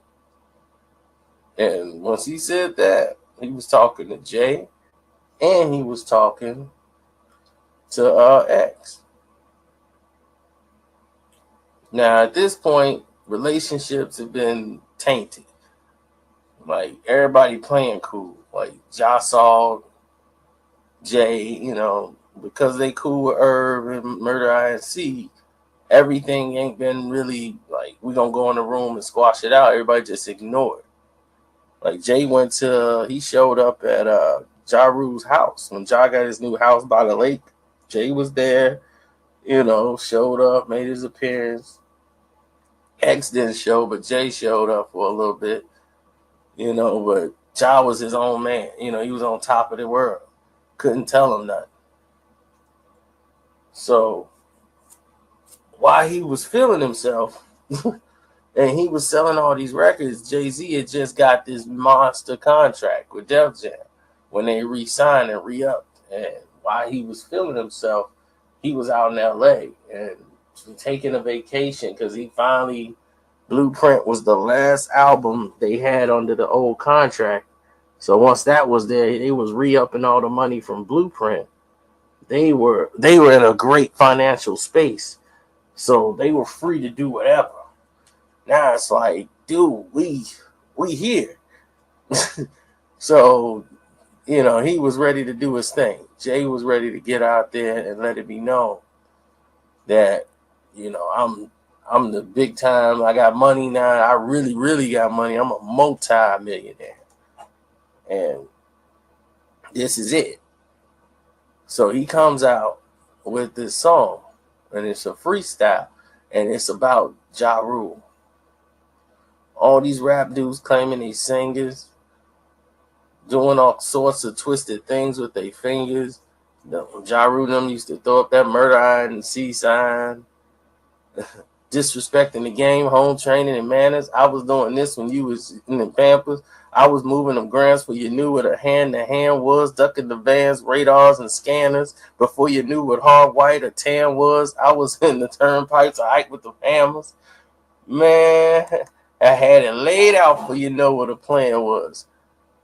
300 mil later, now you understand this. Y'all ain't see us coming through Vegas. You ever seen so many grand busts in one night, girls? Like I was on a Peter Pan bus and you was putting Peter Pan up in your room. Now y'all messing with whom? Allow me to retort. You cowards is just not learning the shit that we taught. What the fuck you know about a ride report? About a high-speed Porsche, i.e. Y'all didn't know how to floss through. I came through the door like Eric B. Repairs. Respect me in this bit. Can't disrespect us because you got a little check cut. You been sucking so long it's messing your little neck up. Now you're too big for your britches. You popped a few little bitches. You think you me, but you just ridiculous. Man. And I'm quite sure you know exactly now who he was talking about. So once that was said, feelings was back, the way it was. Because here comes DMX on his last album, the Great Depression, when he was talking about never train a mole. Thou shall not train a mole. Thou shall ride off the blue. Three niggas. He's like, what do you say? He said, 4 months, 3 niggas, 4 months to go. Come on, S.A. Keep it real, Holmes. You messing with the dog. You should already know. So he's basically bragging about never training a guy like he trained Ja Rule to do what he do. And like trying to be him. That whole album was basically shots at people thought he was coming at Jay-Z. But he really wasn't touching Jay, but it could have been Jay too. But all his shots he was throwing has always been at Ja Rule. Don't ever think like, man, maybe he was touching Jay. Jay wasn't really nothing for him. When he was talking about I only gave you the crowd so I could shoot it up and in. You niggas are up and in. You are on the money up there. He be talking about Ja Rule all the time. And Ja was never mentioning him in songs or nothing. That's why he was like, dude, I'm not even mentioning this guy in records, out of respect for Irv. Irv like, man, just don't do it. Because, X ain't going to quit. So out of respect for him, he wouldn't even respond back. And this guy is basically dissing him on record. On every song.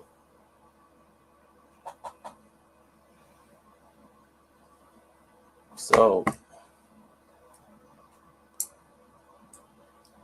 it was a bit of a problem. The only time he really had a major problem with Jay-Z is when Jay lied to him and told him, man, come to the office, we're going to help you out with your album. And Jay didn't even show up.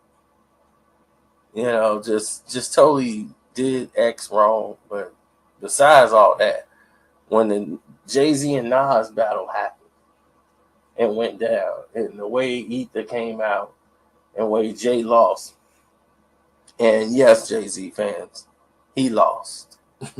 When Jay-Z knows he's lost, why would you even contest that he won? Hip-hop battles is not won by money. If that's the case, MC Hammer beat everybody. Hammer had the most money. You know, so I guess he did it. I mean, Eminem has like the most money. So, he sold way more records than Nas. Okay, MC Hammer sold way more records than Jay-Z. Is he better rapper than Jay-Z? No, you wouldn't say that, would you? No, you wouldn't. So why would you use it to try to say he's the best over Nas? I understand you're a fan. It's okay. I'm a fan of J music too. I bought it just like y'all bought it. I bought Nas just like everybody else bought Nas. But people know. It's not like, man, it's Jay or nothing. Everybody knew he lost. So it's not me just hating on Jay or one side is biased. No, the truth is one way. People's like, man, you gotta look at things both ways. The truth is one way, brother. It's one way. It's the truth. It's just what it is. It ain't trying to say, okay, we're gonna say something about him, say something about him. Truth is just one way. Either you conform to it or you don't. Now, when that happened, and everybody was finna come back on Jay, they was trying to get Vita off the ground. So Vita had a song that she did with Mobb Deep, and Jay-Z was like, man, don't let Vita be on that video, because Prodigy riding on me like he is. If y'all let her get in that video, man, I'm done with Murder INC. So they pull Vita off the video. So she can't be in the Burn video. When she trying to put her solo joint out, she needed that appearance. You know, that was gonna be a major appearance for her. So they thinking Jay gonna do something with Vita, you know, and do something with INC, and he ain't. He ain't do none of the stuff he was supposed to do. And so they was like, man, here it is again. This dude he didn't step up to the plate again. So all of a sudden, here comes Nas.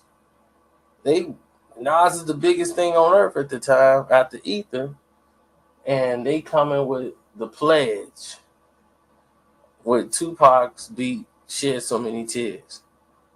So Ja Rule, and here come Nas, and they rhyming to this beat. And then they got a video, The Pledge, and it's Nas finna sign with Murder INC. And once he did that, they thought they was finna have Nas, because Nas was talking about it. But what Nas did was play them against Jay, because he knew Jay and Irv was tight. So when they reached out to him to do the joint, Nas is like, this is another blow I could strike at Jay, and it's gonna hit him in the heart. So Irv didn't realize he was being played.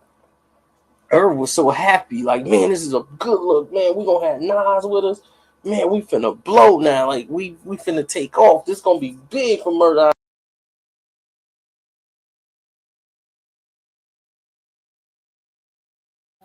Pause. Hey, buddies. Hey, Kyrie, you still sticking around? Y'all still in this live chat? 6 hours and 28 minutes. Y'all still here? Y'all been chilling this long?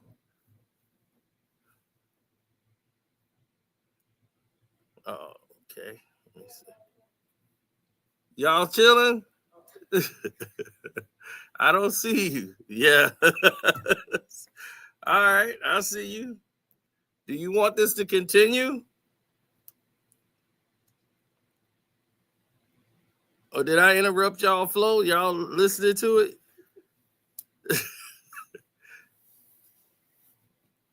You want to continue doing what y'all doing? Okay, hell yeah. All right, cool. I'm going to let y'all go ahead and finish. Sorry to interrupt y'all. Y'all have a good night. We gonna start the thing back up. There you go. Keep going. See, we signed Nas. Oh man, it's gonna be huge. So, and then off the battle with Jay, he didn't look at it from the whole spectrum of, man, yeah, we probably shouldn't have did that song because that murdered all relationships with Jay-Z. But Jay wasn't really doing nothing with him anyway. But now it was official. He really wasn't gonna do nothing. And then in the end, they got left holding the bag, and they looked like scumbags for doing that to Jay. And then Nas came and played him like he was gonna sign with him, and then end up signing with Jay in the end. And he stayed with Columbia.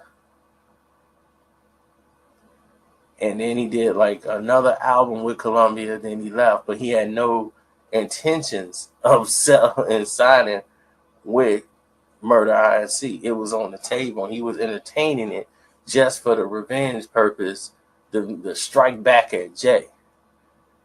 Are you reading the papers? Laws is crazy, lost his mind. Is he leaving Sony? The ink has got him signed.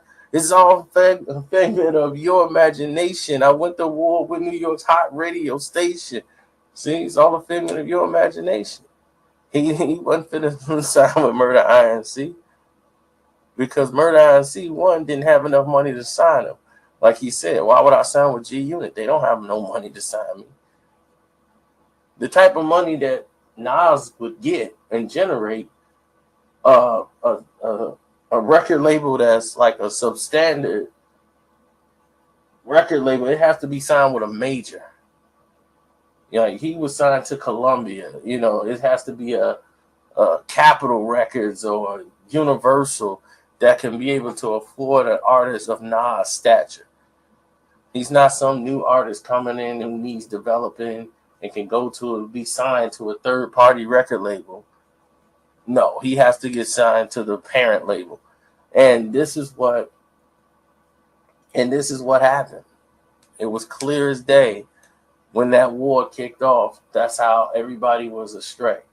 And everybody's ego came in and got involved. And as you could see, Ja Rule ended up letting DMX have it on the Blood in My Eye album because he just went all off the reservoir. When X album sales dropped, he just started going off the reservoir because all the drugs and going to jail, and he's just exploding on Ja Rule. His Bloodline Records tanked because he didn't have no clue on how to run a record label, and he just cared about getting high and doing stupid stuff and going to jail and messing his career up, and all the people that was around him is screwing up with it. So that's how everybody got played, basically set up, and that's the truth on how all this garbage got together in one big ball. And they basically resolved a lot of it. X still don't really deal with Jay. Jay and Ja Rule, they don't really talk. There's no need to even be a beef. Now, I thought about not doing it, but you can't do these videos and not do a Murder Inc. versus G Unit. And the reason why I said I wasn't going to do it is because it's too much street stuff that went on with that. There's a lot of street stuff involved. Like, y'all don't even know. There are so many people locked up in jail to this day behind that beef. Like, did dirt and behind bars because Murder Inc. and G Unit don't get along. So people behind bars doing major time. So that's why you got to be careful when making a video about such a gripping subject like that. So that's why I was like, man, can I do it? Let me see if I can do it or how I'm going to do it. And can I tell this without telling that? So that's been the hold up. When people just be like, hey, do this video, do a Tupac Suge street Streets are streets, dude. You know, when some people locked up behind some stuff, you don't talk about it. You omit it quickly. But I'm out. All right, this is the one y'all been waiting for. This is the one y'all keep asking me all about. But this is Murder Inc. versus 50 Cent and Shady Records. And the reason why I got to title it like this is because Ja and 50 Cent were just the cornerstones of what became a much bigger scenario. Now, let's go all the way back to the beginning. In the beginning, you know, Ja Rule is doing his thing, coming up with Herb. Now, we got to mention Preem, but we'll do it in a selected way where a lot of people are not affected. But Herb is DJing. He was DJ Herb or whatever up in Queens, just DJing a couple of parties and block parties and all this stuff. But Herb was pretty smart. His brother Chris, full out, all stops, gangster. You know, just street dude. Him and Preem ran side by side. So, no problems for Herb. In other words, the little brother who was flying right. So, he just had the avenue to do his thing, and there was no problems. And when he got his little label that he wanted to get through his brother Chris and Preem, when they decided that they was going to get involved in the record business, they kind of helped Irv be the front man for what was, in some view, as an extortion deal. But it wasn't. But it was like washing money with the Murder Inc. label. Now, Murder Inc. had money coming in the game, you know, without hit records, because we all just discussed where that was coming from. Now, 50 Cent at this time has got his songs coming out and his mixtapes, and then he put out a mixtape with Ghetto Quran. And the Ghetto Quran song caught a lot of people's attention because he was messing with Tone and Polk. He was going to get his deal going. So he was all excited that he was going to get launched off this record. Now, he had just offended people with How to Rob, and then here comes Ghetto Quran. And when Ghetto Quran came out, it had a lot of stuff in there that the feds end up using as, okay, yeah, see, it's even on this song. And it was the first time in crime history that a song was dictating who was right, who was wrong, what they had done, the whole nine. That was never done before. Now, it wasn't 50's intention. A lot of people gonna say, oh, he's snitching. And that's where he got the reputation of being a snitch from. And 50 was a hustler from the streets. Like, really hustling. Because he got an avenue because his mom Blackie. But, you know, she was so stand-up-ish that everybody honored him based on her. They was like, okay, well, your mom was this and that, so out of respect for her, you know, you got this. So when that happened, like, all the love was gone at that point. They was like, oh, dude, just snitching on records. And 50 could have ended all of it if he'd have just said, that's my bad, that wasn't my intentions. I was trying to honor these people and do this and that and come. But 50 got too much pride, and he's just so... Basically, 50 was really suicidal in a way. I mean, he would go to an army of dudes with guns and tell them, man, F you. It's dead serious. 50 was no joke. Now, what 50 did was be disrespectful. It was like, man, I ain't snitching. They gone because of what they did. It had nothing to do with me. They just using me as an scapegoat. And anyway, F them. Because Irv and all of these guys, they starting to blow up. And they had the big murder for life thing going on. Okay, and at the time when Murder for Life was going on, they had the big parade down the street, and all the people were in Queens coming out. And here comes 50 Cent. He had just came home, basically. Wasn't too long after that, he had came home. He got his little thing going with Tone and Poke. He thinking his album finna blow. So he come up and trying to get dap and love from everybody. And like, yo, it's me, like, hey, I'm the man, like, it's me, 50. Like, y'all know me. And Ja kind of gave him the murder INC, that little thing they do with their hand, and kind of blew him off.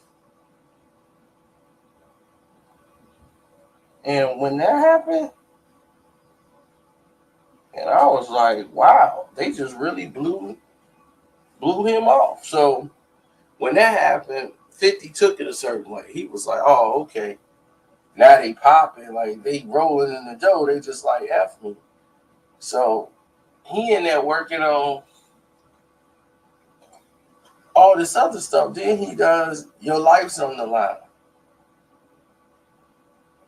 while he's still working on his album with Tone and Poke. So he dropping Murder, I Don't Believe You, Murder. So he working on that song against Ja and them, because like right around the same time, Ja friend came home from jail. He thought Ja was sleeping with his girl while he was gone, but that wasn't the case. But he came in there and he took Ja's chain. He had pulled a gun on Ja, took his chain. Now when that happened, Preem them went and got the chain back. It was Preem's like, look, the dude was tripping. He was going through something, But in the streets, it was, oh, Ja got robbed. Ja was like, man, this fool took my chain. So in the hood, they already know. But 50 used that as, my guy, a guy we both knew. But it's like they knew the guy, but it wasn't like this dude was cool with 50. And then they saw the guy at the club with 50. That just happened to be by happenstance because they both knew the guy. So he didn't go to 50 and cause no real ruckus. 50 and him had words in there because he was like, dude, this was at a video shoot. They had some little words, but it got into an altercation upstairs when dude was like, he was talking to the dude like, man, look, I'll smash you, homie. Like, he went to 50 like that. Ja did. Went up to him at the club in Atlanta and told him, and they was both on the building at the party. So Ja, they was like, there's 50 right there with the dude, because the dude wasn't supposed to be there. And he was like, look, man, I'm going to smash you and him. Y'all got to go. Y'all can't be up in here. And 50 is listening to him talk because he don't like 50's mouth and everything that's been going on. So what 50 did was just like stop listening, ice grill the dude, and snuff Ja. And when he snuffed Ja, Ja's chain had like broke off in the melee. So what happened was Ja did pull, like he was with, it was 50 and about 2 dudes, Ja and about 9 dudes. Well, as soon as he did that, Ja grabbed his shirt, basically, and was pulling on him. And 50 was trying to pull back. And what's his name came over, like all his boys, Ja dudes start rushing over there to get to 50. So everybody's pushing. And John's trying to hit him because he got like one of these little miniature bats. He had one of them little wood bats that they give you at the like baseball game. And he trying to whack 50 in the head with it. So security coming over there, but everybody else is trying to get the 50. And the two guys who was with him, they weren't really fighting. They trying to break it up. So 50 get out of there, right? And then he go to the hotel room. So John and them spend some time doing drinks. They getting all, man, this dude, blah, blah, blah, blah. Dude was like, man, you know his hotel is right over there. So they was like, oh, it is? Like, yeah, they right over there at the hotel. So they go to the hotel where 50 was staying in Atlanta. And, man, they started kicking the door in and trying to get in there to him. Like, trying to break the door down. And 50 did something where he got some up against the door so they couldn't come up in there. And somebody called the police. And John and them got arrested. Like, they took everybody in. They took 50 in. They took John. They took everybody to the station that night. That was never really reported. But if you read the papers, they ain't going to say 50 Cent and Ja Rule got arrested. They're going to say Ja Rule and some friends was arrested. So the whole situation was dead and over with. But 50's gotten a buzz off of it because they was like, oh, he had a fight with Ja Rule in Atlanta. The artist 50 Cent.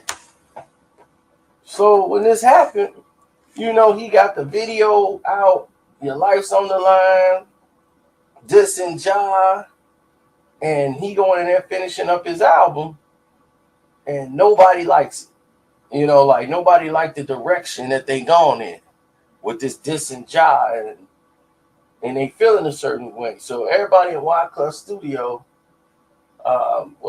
downtown New York, and there was a lot of people there that was downstairs. Tony Pope was upstairs with they just happened to have a recording session at the same time. Tony Pope and 50 and G Unit, they all upstairs. Like Lloyd Banks was there, Tony Yayo and Banks, you know, all of them was upstairs at G Unit. And 50 is recording songs. And what happened at that time was pretty weird because when that happened, Praz is the one, I believe, that started it. Because Wyclef wasn't even there. It was Praz and a lot of dudes, they was down there drinking and smoking down there in the session. And Ja was talking about, you know, like, man, when I this 50 dude, I smash him and this and that. And Praz just put him on blast. Like, them dudes upstairs right now. So what you gonna do? You know, you doing all this talking, the dudes is right upstairs. So what you gonna do? Like, Ja was on the spot. So now, if he don't do nothing, he gonna really look like a punk because Praz just put him on blast. Might not have been Praz's intention, but he instigated some shit. Because once he said that, it was over. Ja had no choice but to go upstairs now. Because he just did all this hard talking downstairs, revving everybody up. And now they like, okay, now you got to do something. So they go upstairs to see the dude. And Benny was there. He was sitting over there with a couple other premium dudes because he came in late. So he like, what's all the commotion about? Like, where everybody like, oh, Ja finna go get it to do. So Ja took one of his homeboy crutches. This dude that broke his leg. So Ja took one of his crutches. He's like, let me borrow it. And then he hit the door. And they went up there. And when they got up there, they was like, yeah, what's up now? It was on. Once they saw each other, they knew what time it was. 50 was like, oh, man. Like, it caught him off guard. Like, wow. Like, he didn't even know they all was in the building when they went up there. So when they went up there, it was like, oh, man. You know, like, he saw Ja. Ja came in and just started calling him all this MFU, and started swinging the crutch. And he was swinging at Tony Yayo. Because Tony came up like, whoa. Tony kept trying to catch it. And then it looked like Fifth was going for the pistol. And he was searching for it. So when they saw him doing that, like he was looking like, man, what am I? Because he was backing up. And when she started doing that, that's when they hit the lights. Like, oh no, he's gonna start blasting. So let me hit the lights. So they cut the lights off so he wouldn't see what he would be shooting at. And so they started scuffling, him and Black Child. And mysteriously, no shots was fired, but like 50 was holding his side on the elevator, and he was on the elevator with other dudes who just got there. Basically, like, dude, you all right? Because at this time it was like, it was no real beef, with dude. They like, he didn't even speak to certain cats.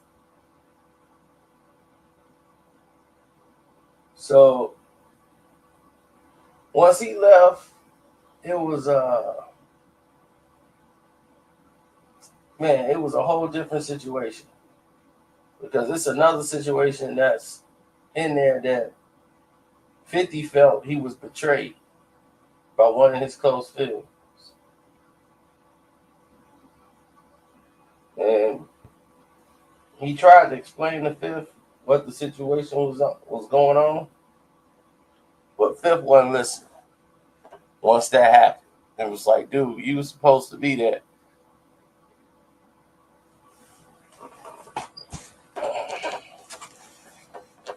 And then that's why he put up in Mini-Man, dude switch sides on me, let dudes ride on me. I thought we was cool. Why do you want me to die, homie? You see, that was up in the song, and that was because he was 50 Cent's basically his manager at the time, and he felt that dude knew. And okay, well, guy's named Slim, all right? So he felt Slim Duncan, whatever, let dudes he knew this was happening and just didn't care, basically written 50 off, just like, look, whatever happens, happen. And he didn't have no protection basically for 50 and just left him out to dry. But he wanted to explain himself to 50, but 50 never gave him the opportunity to do so. So when that was said and done, it was over at that point. It's like, look, it's done. What's done is done. There's nothing more you could do about it to try to improve the situation, because it's completely over at this point. Focus on your next mission, because this mission is done. So after this, Ja is like the biggest thing in the world, and still like 2 weeks later, 50 gets shot. Now, everybody wants to accredit it to Ja Rule. Ja had nothing to do with that. That was some street stuff that we ain't going into. And once 50 is shot, the guy that shot him, Mike Tyson's best friend, he comes up missing. And he's the guy who allegedly shot 50 Cent, by the way. And now, he's dead and gone. And this wasn't accredited to Ja, but he got a lot of props for it. But Ja really didn't have anything to do with that. That was a personal beef between a couple of dudes that everybody was affiliated with. So all of a sudden, 50's no longer a threat. He's not in the way. He's laid up. He's nothing. So at this time, Wise, Preem, everybody is rolling. Murder INC is one of the best things going. And, DMX, they putting out. That's why I'm like, they never had no problems. DMX never had a problem. And if you were signed with Murder INC, you had no problems. If you was cool with Murder INC, you wasn't going to have no problems. No street problems.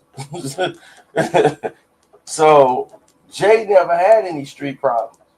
Any problem that Jay had in the streets, if he can go to Irv and be like, Irv, we got a situation. We plug with Murder INC. But there was plenty of incidents that went on in the streets where Jay needed a little bit of assistance, more Dame than anybody.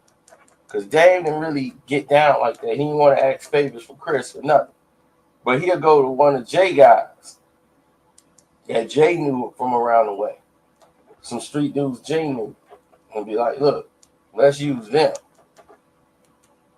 You know, we ain't going to use somebody that we don't really get down with, even they from Queens and all that.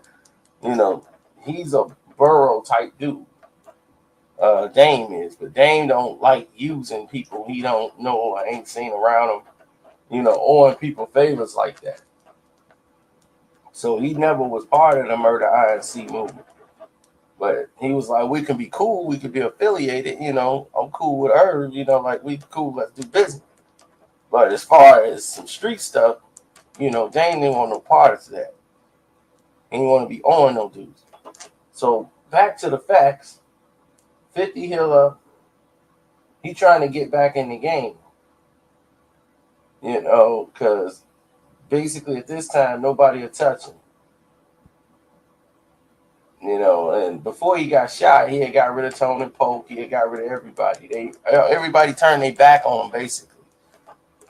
And Nas is the only dude to really embrace him and bring him in. And he was with the Bravehearts for a minute. And then he went on and did his thing, trying to come up independently, and said, well, I'm going to take this route because what Irv and them did was they shut down. They had gotten so big. They had so much influence in the business. They was basically shutting 50 Cent out. Like his records and stuff was never going to make it on a major. And then all of a sudden, 50 did this song with Jennifer Lopez. You know, like, oh, we're going to put this song out with Jennifer Lopez on it. And Irv went and called the studio and was like, you don't want this guy on your records. He's dangerous. He's unpredictable. You don't want a guy like that around Jennifer. Like, he was upset that Beanie Medina would even entertain that fact of putting 50 Cent on the record with Jennifer Lopez after she had blown up off Ja Rule. And he was unaware of the beef. So he thought Irv's just calling just because he's looking out for Jennifer's interest. So Benny is like, oh, okay, you know, I appreciate that. You know, I didn't know he was like that. It's like, yeah, he's a time bomb. You know, this guy just got shot 9 times. You know, like, this isn't the guy you want to work with. So what they did was, when they was getting ready to do the video, they told 50, like, we're going to pay you. You know, we're sorry that we got to get someone else to do the video. You know, it's an uncomfortable setting. And they said, well, we're going to pay you anyway for your time that you was going to be on the video to try to make him feel okay. So they went ahead and paid him. Next thing you know, on the video, there's another remix and there's Nas on there. It's like, what? So 50 thinking Nas cut him out of the deal. Then he come to find out that it was Irv Gotti that did it. But he was like, Nas should have known that was my song because it was on the radio. You know, 50 and Jennifer Lopez did a song together. And he was like, he should have known that. But Nas didn't know. Nas like, okay, it's a check. But 50 took it a certain kind of way. Like, he should have known. Like, you know, that's weird. You just want to get caught up when they filming the video? You know, it's just like, come on, be real. You knew and just didn't care and just wanted to get a check. Just say it. You know, 50 was just feeling a certain way. So this falling out with Nas strings from that. But leading up to the battle, Eminem grabs a copy of 50 Cent's mixtape. The G Unit has a mixtape out. Every time there's a hot song that hit the radio, they hit Grandma's Basement, the Unit, all of them. And they remix it and make full songs. See, when people did freestyle mixtapes back then, the mixtape may be a minute, maybe 50 seconds.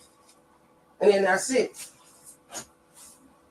You rap on somebody's beat for like 50 seconds or whatever, freestyle, and then it's over. Boom, somebody else. It's a whole new song. He was doing it on a whole nother level. It was more disrespectful the way 50 was doing. 50 is like, I'm going to take, while your song is out, it's banging on the radio. I'm going to make a remix of your beat, flip your hook, put my dudes on it, we going to rap on it hard, and then put it out on the streets as a full song and dare you to say something about it. And that became successful trend for them because no one really cared what he was doing. But he didn't really break the door down until Eminem heard it while he was on the plane. He listened to it and said, man, this dude rap like how Eminem wanted to rap. And he's like, man, this dude here, I want to sign him. Because what 50, not 50, but Eminem wanted to be taken serious. Even though he was a rap artist, he wasn't taken serious. And when his thing with Jermaine Dupri, when he went at it, that battle with Jermaine Dupri just showed him that, man, like dudes don't really respect me in the game. Like he thought, like he was just like a gimmick. And all of this stuff right here, he had no cred, like hardcore street cred. Like he would sell records to the pop kids, but he wanted to come into the hardcore hip hop community where he really is like, this is like me, I'm hip hop. I should be up there on the stage in the club with the red man, but I'm not there. I'm in the suburbs. I got to get into the urban market real tough. Because nobody in the hood was bumping Eminem at the time. It just wasn't happening. So he didn't have that presence in the urban community as he thought. He was in the same audience as Justin Timberlake and all the rest of them pop acts. So when he signed 50, he signed 50 Cent. Dre's like, man, this is going to be a bad hit for you. Let me come in on it. Because he's like, you know what? I'm not even with it, but if you fail, at least we fail together. We have a chance to make some money off of it. So I'll put my name on it too. So they could say, okay, Dre's part of it, just cuz. So he wasn't really with the deal. Because even when they met, like M was the one that was like, yeah, man, like Dre was like, okay, well, it's going to be good to work with you. It was all business with Dre. That's all it ever was. So that's why to this day, 50 is like, M is my guy. Dre, it is what it is. It's just business. But him and M was like brothers. And when it all was going down, you're looking at two levels of like success with Dre and Eminem, because they making a lot of money. They got a lot of like leeway, a lot of avenues, a lot of doors is gonna open up. With 50, all he has to do is perform. But they don't know what 50 look is gonna be. So they say, you know what? Ja Rule is so big right now. Let's not go after Ja Rule. Let's just focus on building your own brand. And I don't want you to diss Ja on none of the songs. So 50 said, all right, cool, we want him to diss Ja, even though he had done it a little bit on the radio. But once they signed 50 Cent, now Ja has to do an interview. It was right around the time Ja had to do his Source interview, Source magazine interview. So now he's saying,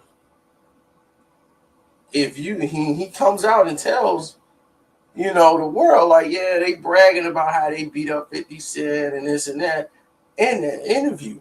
And then he's saying, if you going to authorize 50 Cent to come at me, then I'm going to have to come after your company and shut you down. Once he said that in an interview, that's when M got hot. And it was like, now he's going to come after us, Ja Rule? So he was like, you know what? Let him have it. Because the first songs 50 was putting out, they were trying not to come after Ja Rule. You know, and he was doing a couple of songs on the 8 Mile soundtrack, because that's when 50 came in. M had to do 8 Mile. So the 8 Mile soundtrack, 50 Cent recording songs during that time, because Eminem was working in between projects. So he was like, come on, you know, let's work on this together. So they kind of come up with, they had places to go, people to see.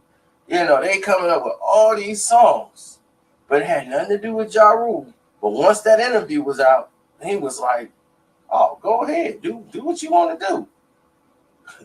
You know, knock it out. That's why a lot of songs didn't have a lot to do with Ja Rule at the time. But once that happened, the mixtapes leading up to the release of the album, to the 50 Cent album, oh my God, 50 Cent had a mixtape every week leading up to the release of his CD. And then they come out with the 50 Cent's an informant, and man, 50 was letting them have it. So all this 50's a snitch, all this stuff, it was just a mess. And it became a war, because now it got to the point where 50 is selling 5 million records coming out the gate. He's the biggest buzz in hip hop. Now we got a problem. Now we got a serious, serious problem, because now he's gaining ground on Ja Rule and pounding on the foundation of Ja Rule.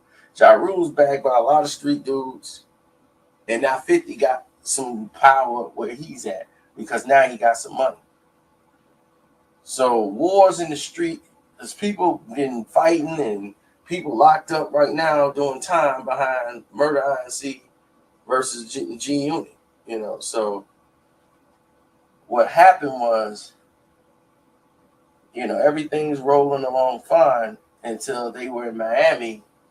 But Eminem wasn't there, but it was a couple of dudes from like D12, from Proof was there, from D12, and he had some artists he was working with, and Ja and them got him. Ja wasn't even there. Herb wasn't even there. I know Herb, I think, was there. Herb Gotti was there, and another dude, like it was some other DJs and some other guys that was there. But they was down with Murder INC, and an order was given, and Proof got pistol whipped, beat down. And that's Eminem's main guy. They know that. You know, they know that this is M's guy, and he got caught way off square when it was hot. So they were sending a message to Eminem to let him know, like, dude, it ain't safe for you to be out here doing this. So they got shook up. You know, M got shook real. Like, 50's like, dude, it's good. He good. And Proof is a street dude anyway. So he was like, man, that ain't nothing. I ain't got beat down way worse than that. He's like, that ain't nothing but a couple of scratches. But Eminem put out Toy Soldiers, you know, I'm ready to end the beef. And that's what the direction he wanted to go in. He wanted to end the beef, you know, with the whole thing. He wanted to just say, you know, squash this, man. It's going too far. Let's end it, you know. And 50 Cent had to come tell him, like, dude, what did you make that song for in that video? He's like, you made us look soft. Everything you built up for, you just made us look soft. They think that this is the direction you took. Like, you did a song with Jadakiss. You did a song with all the people that I'm dissing on records. He's like, now you see with that, how now they all together making songs going against me. He's like, now you see that? Now that's you solidifying them doing songs on their records and getting on their songs, and they coming after your company, your product. So what does that look like? You just helping sabotage me yourself. Don't take that direction. Just let them do. They go their way and they go their way. So Eminem had to come out with another freestyle trying to clear everything up. And then once he mentioned Haley, the daughter, and what she gonna be like, and Eminem was receiving email threats talking about some, yeah, you know, like, we got him. What makes you think your family is safe? And Eminem got armed guards. I mean, he beef security. He got guns, like troops like you wouldn't believe, around his house. They escort his daughter. But his baby mom, Kim, was like, look, you endangered my daughter. You put on the record, this guy Ja Rule, they roll with killers and he's a killer and my baby's in danger. So you know how the women get because they not around it. All they see is what they see visually. She don't listen to the songs. She don't know nothing about Ja. All she knows is now you done put my baby in danger, putting her on a song while you at war with this guy. Everybody know he beat down Proof. They didn't already hurt him. Now your life in danger. You got all these security guards. So that you create a stressful environment to where no one is safe or they feel safe and they're not used to that type of living. Now you got all this money, but you can't go certain places. When that started happening, you created an atmosphere to where something's gonna happen, to where someone's gonna say, you know what, I gotta stop this. I can't live like this. So what happened was, all of a sudden, Eminem was coming under a lot of pressure because there was mixtapes about to come out about him. So what they did was call Paul Rosenberg. So Paul Rosenberg, he's the guy to protect Eminem. That's his job. Jimmy Iovine basically is the guy that says, Paul, handle all these little things that Eminem can't handle or things is going to hurt their brand. And if it gets to a point where Paul can't handle it, then he has to go to Jimmy Iovine. And Jimmy Iovine is one of the most powerful men in music, him and Clive Davis. So when this brought to Jimmy's attention about this war and Eminem is, eminently been threatened, and this threatens the whole fashion of what like shady aftermath and G Unit was gonna be. And this is like one of the fears Jimmy Iovine had when they went to bringing in 50 Cent, that all of this extra beef can fall onto their Spotless project, which is Eminem. Even though now he's a certified tough guy, lifting weights and wearing, bandanas and threatening people.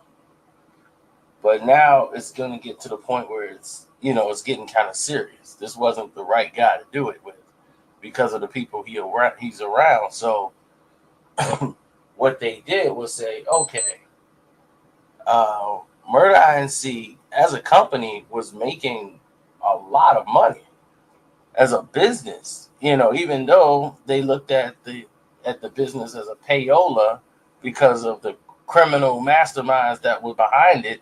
But you dealing with the ultimate crooks with Iovine, them, they've been at this game a long time. So of course they had the company audited by the IRS. So now they got to come up with all this paperwork and show how they made money about 20 years ago. And when you got that kind of power that Iovine got, it's just a phone call to make to have that happen. So while they're applying the screws to Ja Rule and Murder Inc., Ja couldn't come out and make a record or really do anything at the time. After the freestyle, he couldn't really come out and jump on anything or make songs because they was dealing with this thing with the IRS. And while they're dealing with that, nothing's being released. They had almost like a cease and desist order on their music. Nothing be released. They couldn't go out do a mixtape and put nothing out under Murder Inc.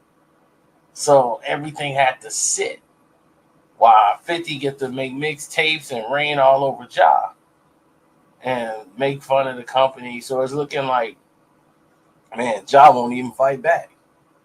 He won't even do this. He won't even do that. He was handcuffed.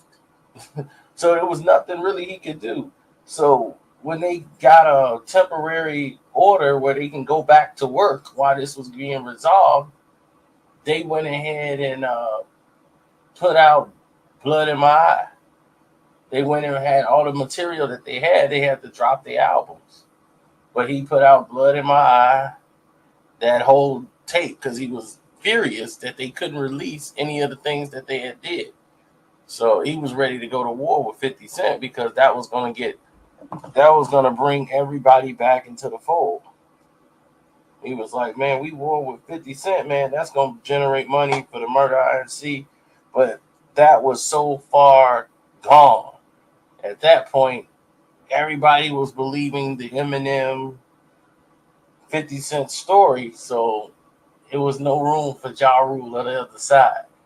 Ja come back singing or something. It's like their whole company was going under because they couldn't keep up with the pressure that Aftermath was going to put on them. And they're building their name and their brand up, all beefing with Ja Rule. And then when John them went silent because of what happened, that was it. It was like, okay, well, what's next? Oh, the only things that's left that's next is what's his name? And they was like, oh, okay, well, what's next on the menu? They brought the attention to another rapper. Let's get Fat Joe and all these guys. But that's how it really kicked off. That's basically it, because you know what happened from that point on. But there was a lot of stuff in between with people going to jail, fights, people pointing the finger. Because 50 is not one of the, when he did the song Ghetto Corral, it just got so much attention in the streets that it became a song. But there was other rap artists that had albums out who was just basically telling and snitching. And then when people come around with subpoenas and be like, here's a subpoena, you got to go to court, then what you going to do? So, that is what it is. We ain't going to make this no more long. It's probably way too long right now. I just wanted to clarify that for the record and make sure everybody know what was what. As of right now, 50 and Josh still don't talk, but there's like no reason to beef. So it's more to come on a whole lot of other stuff, but that's it for this. Yeah, strap it in, because this is it.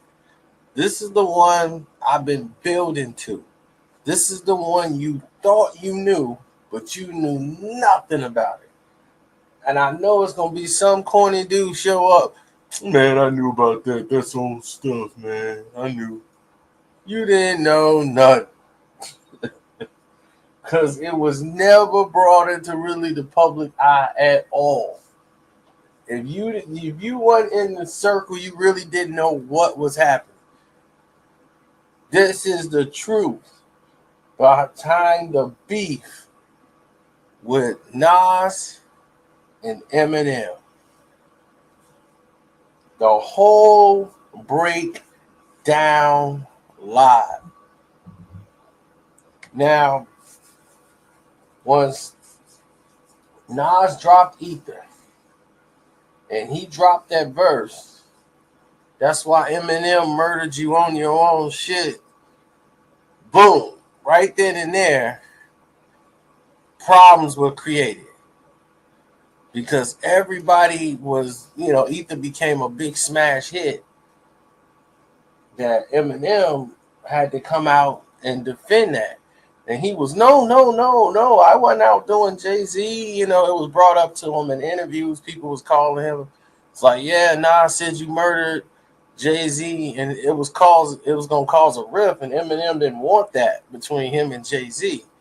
So he wanted to go out and do an interview and smash it immediately in the press. And it was like, man, Jay is one of the illest MCs in the world. This is not our intentions.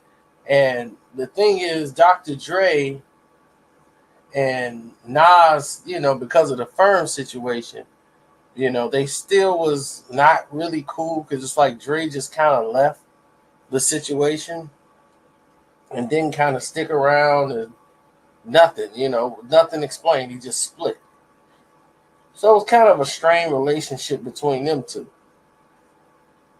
But Eminem felt like I can't have people go against me. Like I don't want Jay-Z fans to get upset with me over something because I felt I was trying to outshine him. So he explained that it was a song that he had already written with Royce the 5'9". They just took Royce's voices out his vocals out and replaced it with Jay-Z's vocals. So that's why it sounds more like an Eminem record. But that's beside the point. The real issue became what Eminem was going to do to respond to what had just happened and what has just transpired. Like, besides giving the statement, what was going to happen next? Because he had what happened with that? He had a feud with Jermaine Dupri. Hold on. So Eminem was in a battle with Jermaine Dupri at the time. So once that was getting started or finished or whatever they were doing with that, he was working on finishing his album. But on his raps and in his interviews, he's ranking Nas as like Jay-Z is one of his favorite artists. And, like Jay's ahead of Nas no matter what. So they felt the kind of little way about it, Nas did. Because, he's rapping on Ether freestyles and I'm getting to you in Ether. I show you I spit ether. I shit across your belly. Show you I'm not R. Kelly. When he did that on the ether beat, people was like, I don't know. Was he kind of coming at you, Nas? So when Nas and Eminem met, well, they talked first because they were getting ready to do the 8 Mile soundtrack, and they was doing it at the same time. He had just got through finishing his album. He's working on both songs. That I'm sorry, Mama, clean out my closet. That was the 8 Mile song, and I think it ended up on Marshall Mathers CD. But cleaning out my closet was supposed to be on the 8 Mile soundtrack. I'm sorry, Mama. It went with the theme of the movie, but it ended up being Eminem's single off of the Eminem show. And during that time, like Nas had the Braveheart album coming out. And the Bravehearts was riding on, they was riding hard on Jay-Z at the time with Horace and Wiz and all his guys. So Eminem was like, okay, I'm finna put out this, this soundtrack for 8 Mile, and he wanted Nas on the soundtrack. He's like, I want you on the soundtrack. You one of my favorite MCs. I want to have a soundtrack with like all my favorite MCs on it. And he was like, I gotta have something from Nas. Like you killing it out there right now. You the king of this and that. Because he got in contact with him through Steve Stout. Because he's like, man, I got to get Nas on here. How I'm going to get in contact with him. So he got Steve Stout. And Steve Stout hooked it up where they both could meet and talk. So Stout got him on the phone. That's when he spit it all and ran the game down to Nas what he wanted to do. So Nas was with it. Nas was like, okay, yeah, okay, it's a good thing. So at this time, he doesn't know Jay-Z's on the soundtrack. Like, Jay-Z has a song on the soundtrack. So Nas go ahead and submitted songs for the soundtrack. And Eminem said he didn't like the song. He was like, yeah, I don't really like that song. And when he told Steve Stout, because Steve Stout brought the news back to Nas and was like, Eminem don't like this track for the soundtrack. But he was like, it's no disrespect to you. He ain't saying the track ain't dope. He's just saying it don't fit like what the story is, what they going for. for the theme for the movie. So he sent over a synopsis of the movie. So if that, if you want to write something new around that, then that'll be cool. So Nas is like, okay, cool. He made another track just from scratch. Now this track, I don't know which one it was, but he submitted that one to Eminem, and Eminem didn't like that track.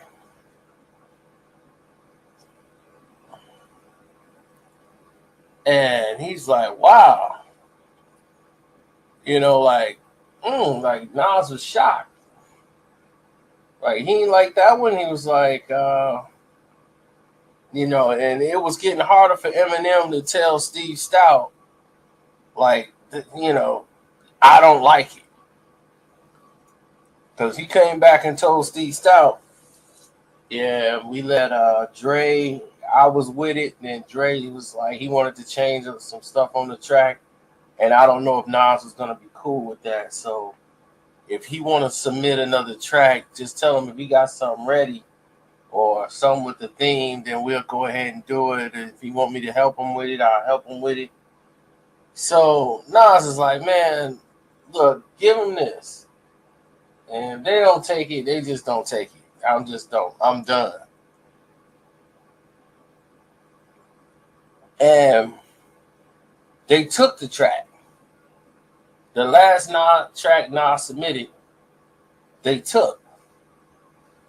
They said, oh yeah, this is dope. I like this. So they kept that track, but it was the only track Nas submitted that didn't have the Bravehearts on it. Nas, it was on the Bravehearts on the last two tracks. That track was just completely Nas.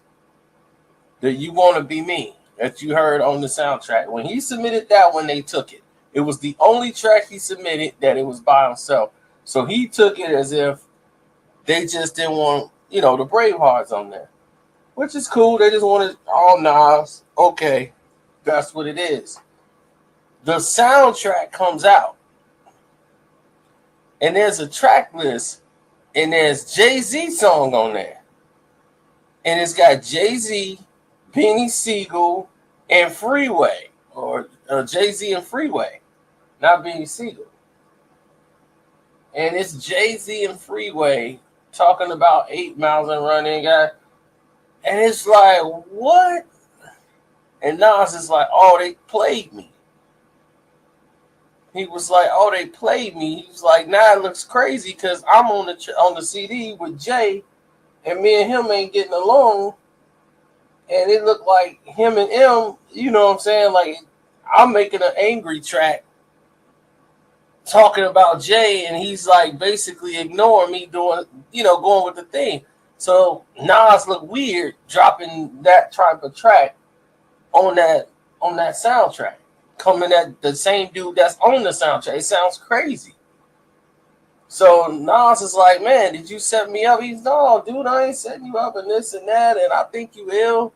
And then he learns to love me and talking about how he's still Matic and how he's like, no, dude, I'm not even, I'm talking about Jermaine Dupri and all them, and I'm never coming at you, Nas, and blah blah blah.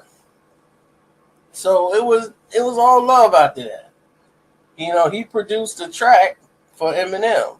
I mean, Eminem produced a track for Nas, because he was like, I'll work on your album. I'll do something with your album. I'll give you a verse, or I'll do a song on your album. And, let's do it. And he was like, okay, well, you could produce one of the tracks. Because that's when he was working on Godson album then. So that's when they did The Cross. At the same time, he was out there recording. So he recorded this Cross for Nas. And that was like a peace offering. When just to end that little friction that was there, that y'all knew nothing about. Now watch everybody, I knew about that, man. Yeah, I knew, ain't know nothing. So when that happened, everything was on back to even kill. Everybody cool, no problems.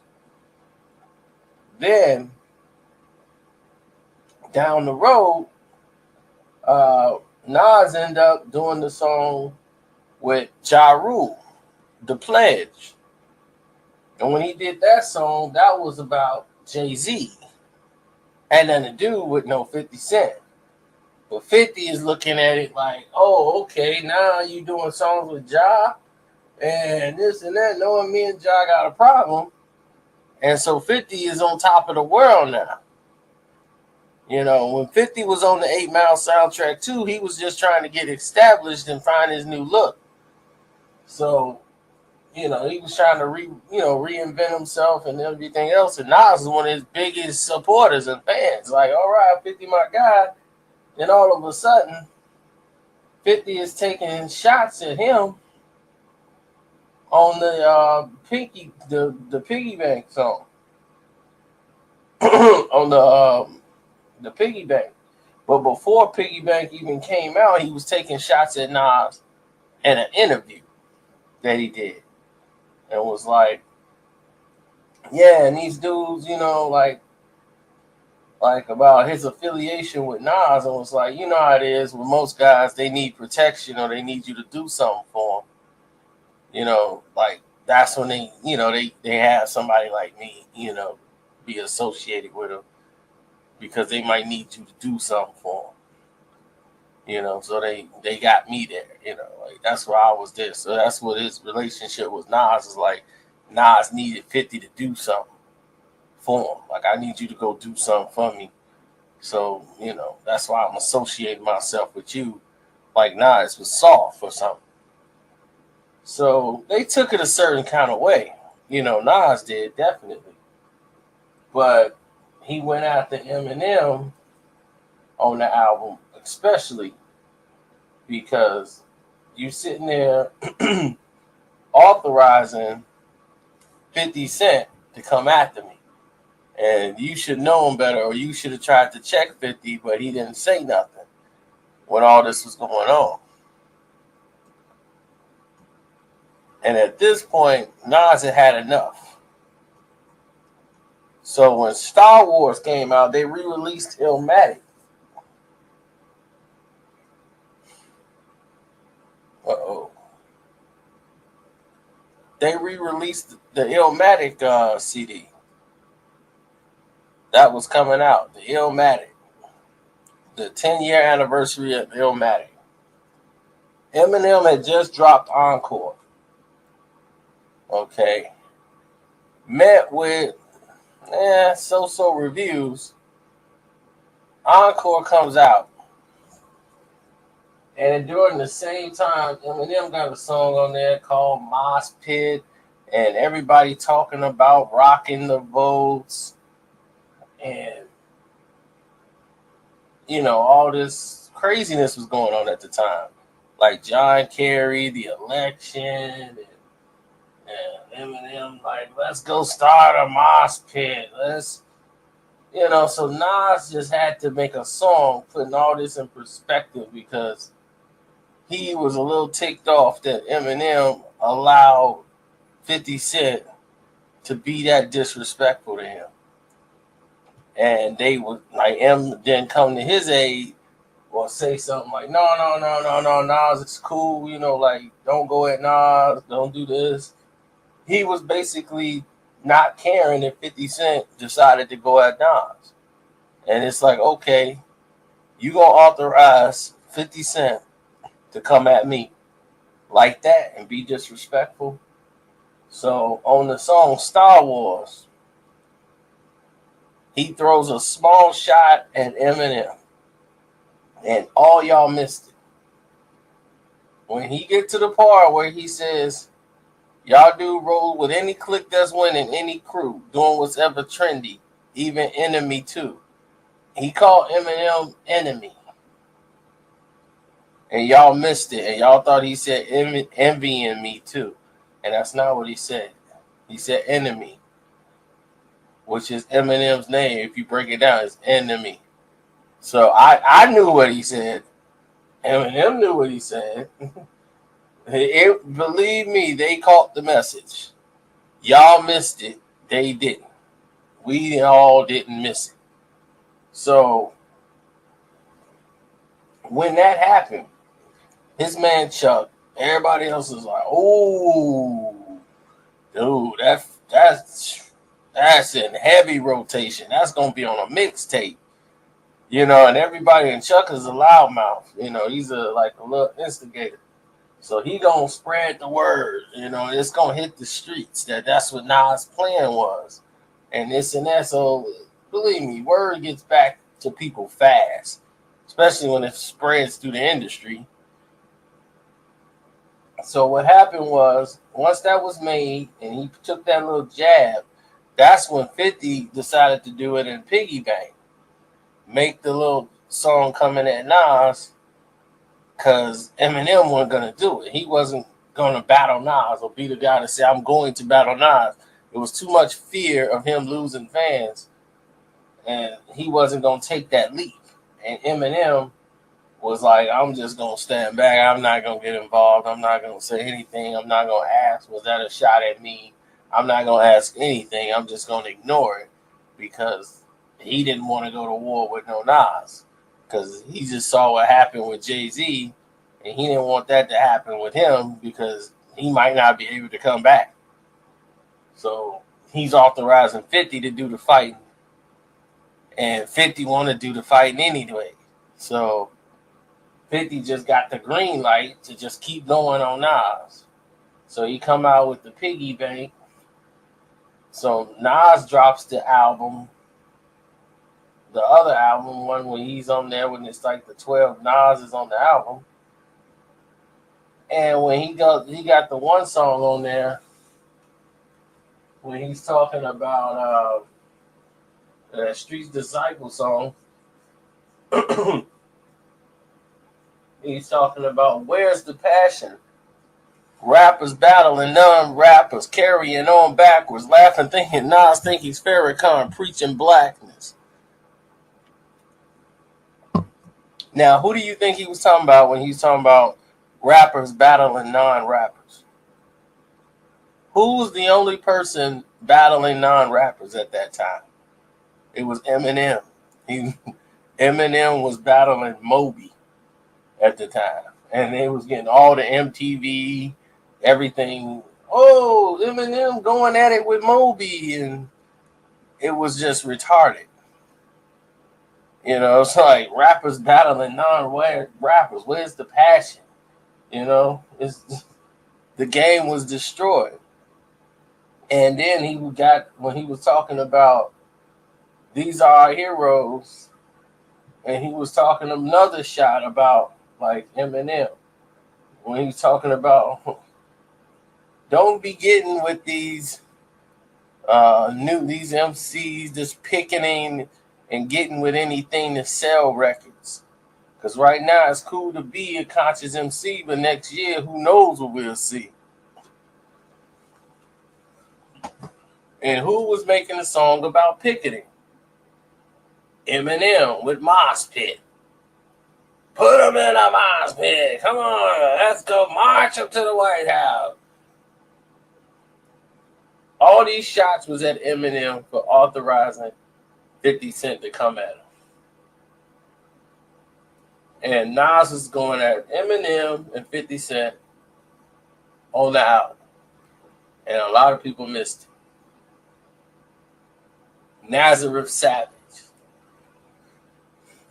You whack, dude, face it. In the history of the game, you have no placement. Liquor and weed just massacred their mind, or these celebrity, or they couldn't change the times. So now they run their mouth, but when the sun goes south, them guns come out. My cavalry would have been slung 10 in your skin. A casualty you don't want to be, don't want it with me, straight savage. And see, people miss everything. All these little points that was made in the song. And I'm like, wow, how could you miss it? It was so lyrically sharp, and it was point right there. It was point blank range. So what 50 Cent decided to do is, I'm not going to come at Nas. I'm gonna let G Unit come at Nas and see how far that go. But at that point, Nas and the whole buzz with Lloyd Banks doing freestyles, Nas doing the bury your body yourself freestyle and all that stuff, it ended up dying down, down, and down, getting lower, lower, and lower. And what happened was, at the end of it, Nas ended up pairing up with going to Def Jam. And once he started going over there, he said, man, what did he do when he went over there? Because he started pairing up with Jay again because what's the name wanted to bring him over there. He wanted to squash the beef. What was the other guy? A&R, the guy who don't wear shoes. The weird guy from LaFace. L.A. Reid. L.A. Reid wanted to go ahead and put it all together with Jay-Z. He's like, I'm going to have Jay-Z and Nas. It was all worked out with L.A. Reid. L.A. Reid's the one that signed Nas, and I know damn Jay-Z. So he talked to Jay already. You know, they both had a mutual guy with Steve Stout. Steve been working with Jay, made him Jay a lot of money, he made Nas a lot of money, and said, look, y'all guys gonna make 20 million, 30 million. This is gonna be the biggest reunion ever. We put this together. It's gonna be monumental. Everybody's gonna be talking about this. It's gonna be the biggest thing in New York. We're bringing it together. We bringing back the streets. Man, this is gonna be the best times of it, whatever. And that's when Eminem told 50 to just stay off of Nas, like leave it alone. Like that's dead. When Steve Stout and them got involved and they paired everything together, because when Nas was not with Steve Stout, all of this happened. All of this went down. After the Godson album, Steve Stout was gone again. He was back working with Jay and not really working with Nas, and they kind of had a certain way. So once Steve got a good relationship, partnership-wise, with branding companies, so that affects a lot of money with like Pepsi and all these other names. So that affects a lot of money with like Dr. Dre, Jimmy Iovine, all these people. So they work with Steve Stout because he blends in with brands and marketing and help generate and bring in money. So if one of his artists or somebody they respect is in there, they got enough respect to tell Eminem to take a step back. But Eminem didn't want to battle Nas, not of a fear of losing a battle, but a fear of losing the public image. The Paul Rosenberg, or whatever his name is, Paul Rosenberg was definitely afraid of letting Eminem battle Nas or anybody else with that type of stature in the streets, who the people love, like lyrically. Like, no. They wouldn't let Eminem put out any material against Nas, even if he wanted to battle Nas. He just got to take it. So even if Eminem had the gall to do so, which he don't, Eminem has a lot of respect for these artists because he kind of is like in awe of them. Like Eminem, Nas is kind of one of the artists that he's in awe of, but he will never want to battle him, like come at him or throw some lines at him. So Eminem's, I'm not doing this, and I do believe him when he was saying, like, dude, I really wasn't coming at you. I really wasn't doing this. I really wasn't, coming at you. I believe Eminem because he would not take that path towards Nas. But what he did created an avenue where Nas was like, well, I'm going to throw these lines at you just in case you was. Now, you can ignore it and just move on, but my line's going to be there, So he threw them out anyway. So y'all make your own mind up on what happened. I know the truth and what went down. Because there was a lot of animosity when Nas saw that Jay was on the soundtrack with his guys and Nas couldn't get on the soundtrack with the Bravehearts. It just had to be Nas by himself. And if you listen to the soundtrack again, you'll see how the Nas track is like really crazy compared to all the other songs that's on there. You know, it just didn't really fit the theme what everybody else is doing. And it's like, okay, now I sound crazy on the track, being on the soundtrack. The other tracks would have fit perfect. But for some reason, they didn't want the track on there with the Bravehearts. So it just didn't make any type of sense. But Nas got a lot of money out of it. And now you know. I'm out. Catch the next ones. Don't forget, there's a playlist. So go on my page, find a playlist, listen to all these true stories about what's going on behind the scenes. I'm out.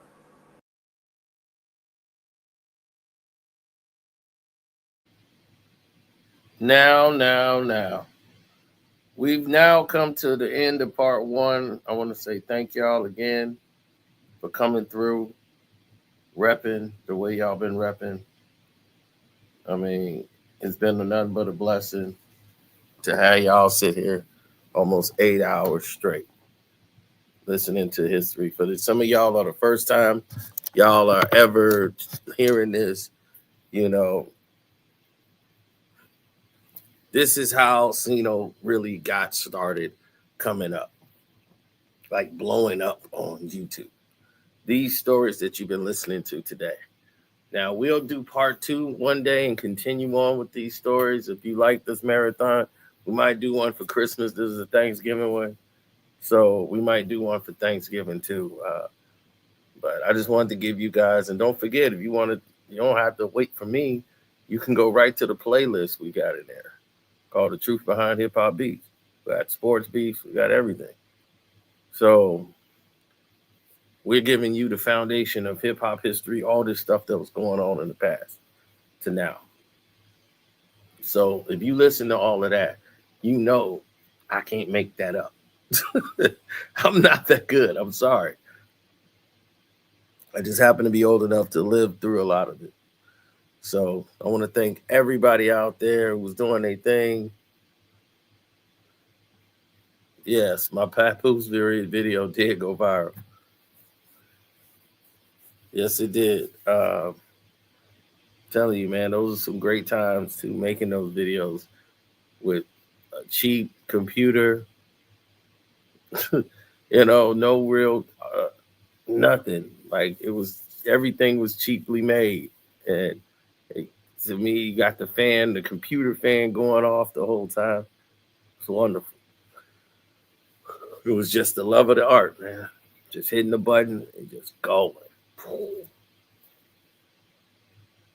Just going, dumping all this stuff out my brain that I thought everybody already knew. So the more I did these, the more I found out how little people know about anything. So anyway, I'm out, bro. See y'all tomorrow. Well, yeah, I will see y'all tomorrow. I'm done for the night.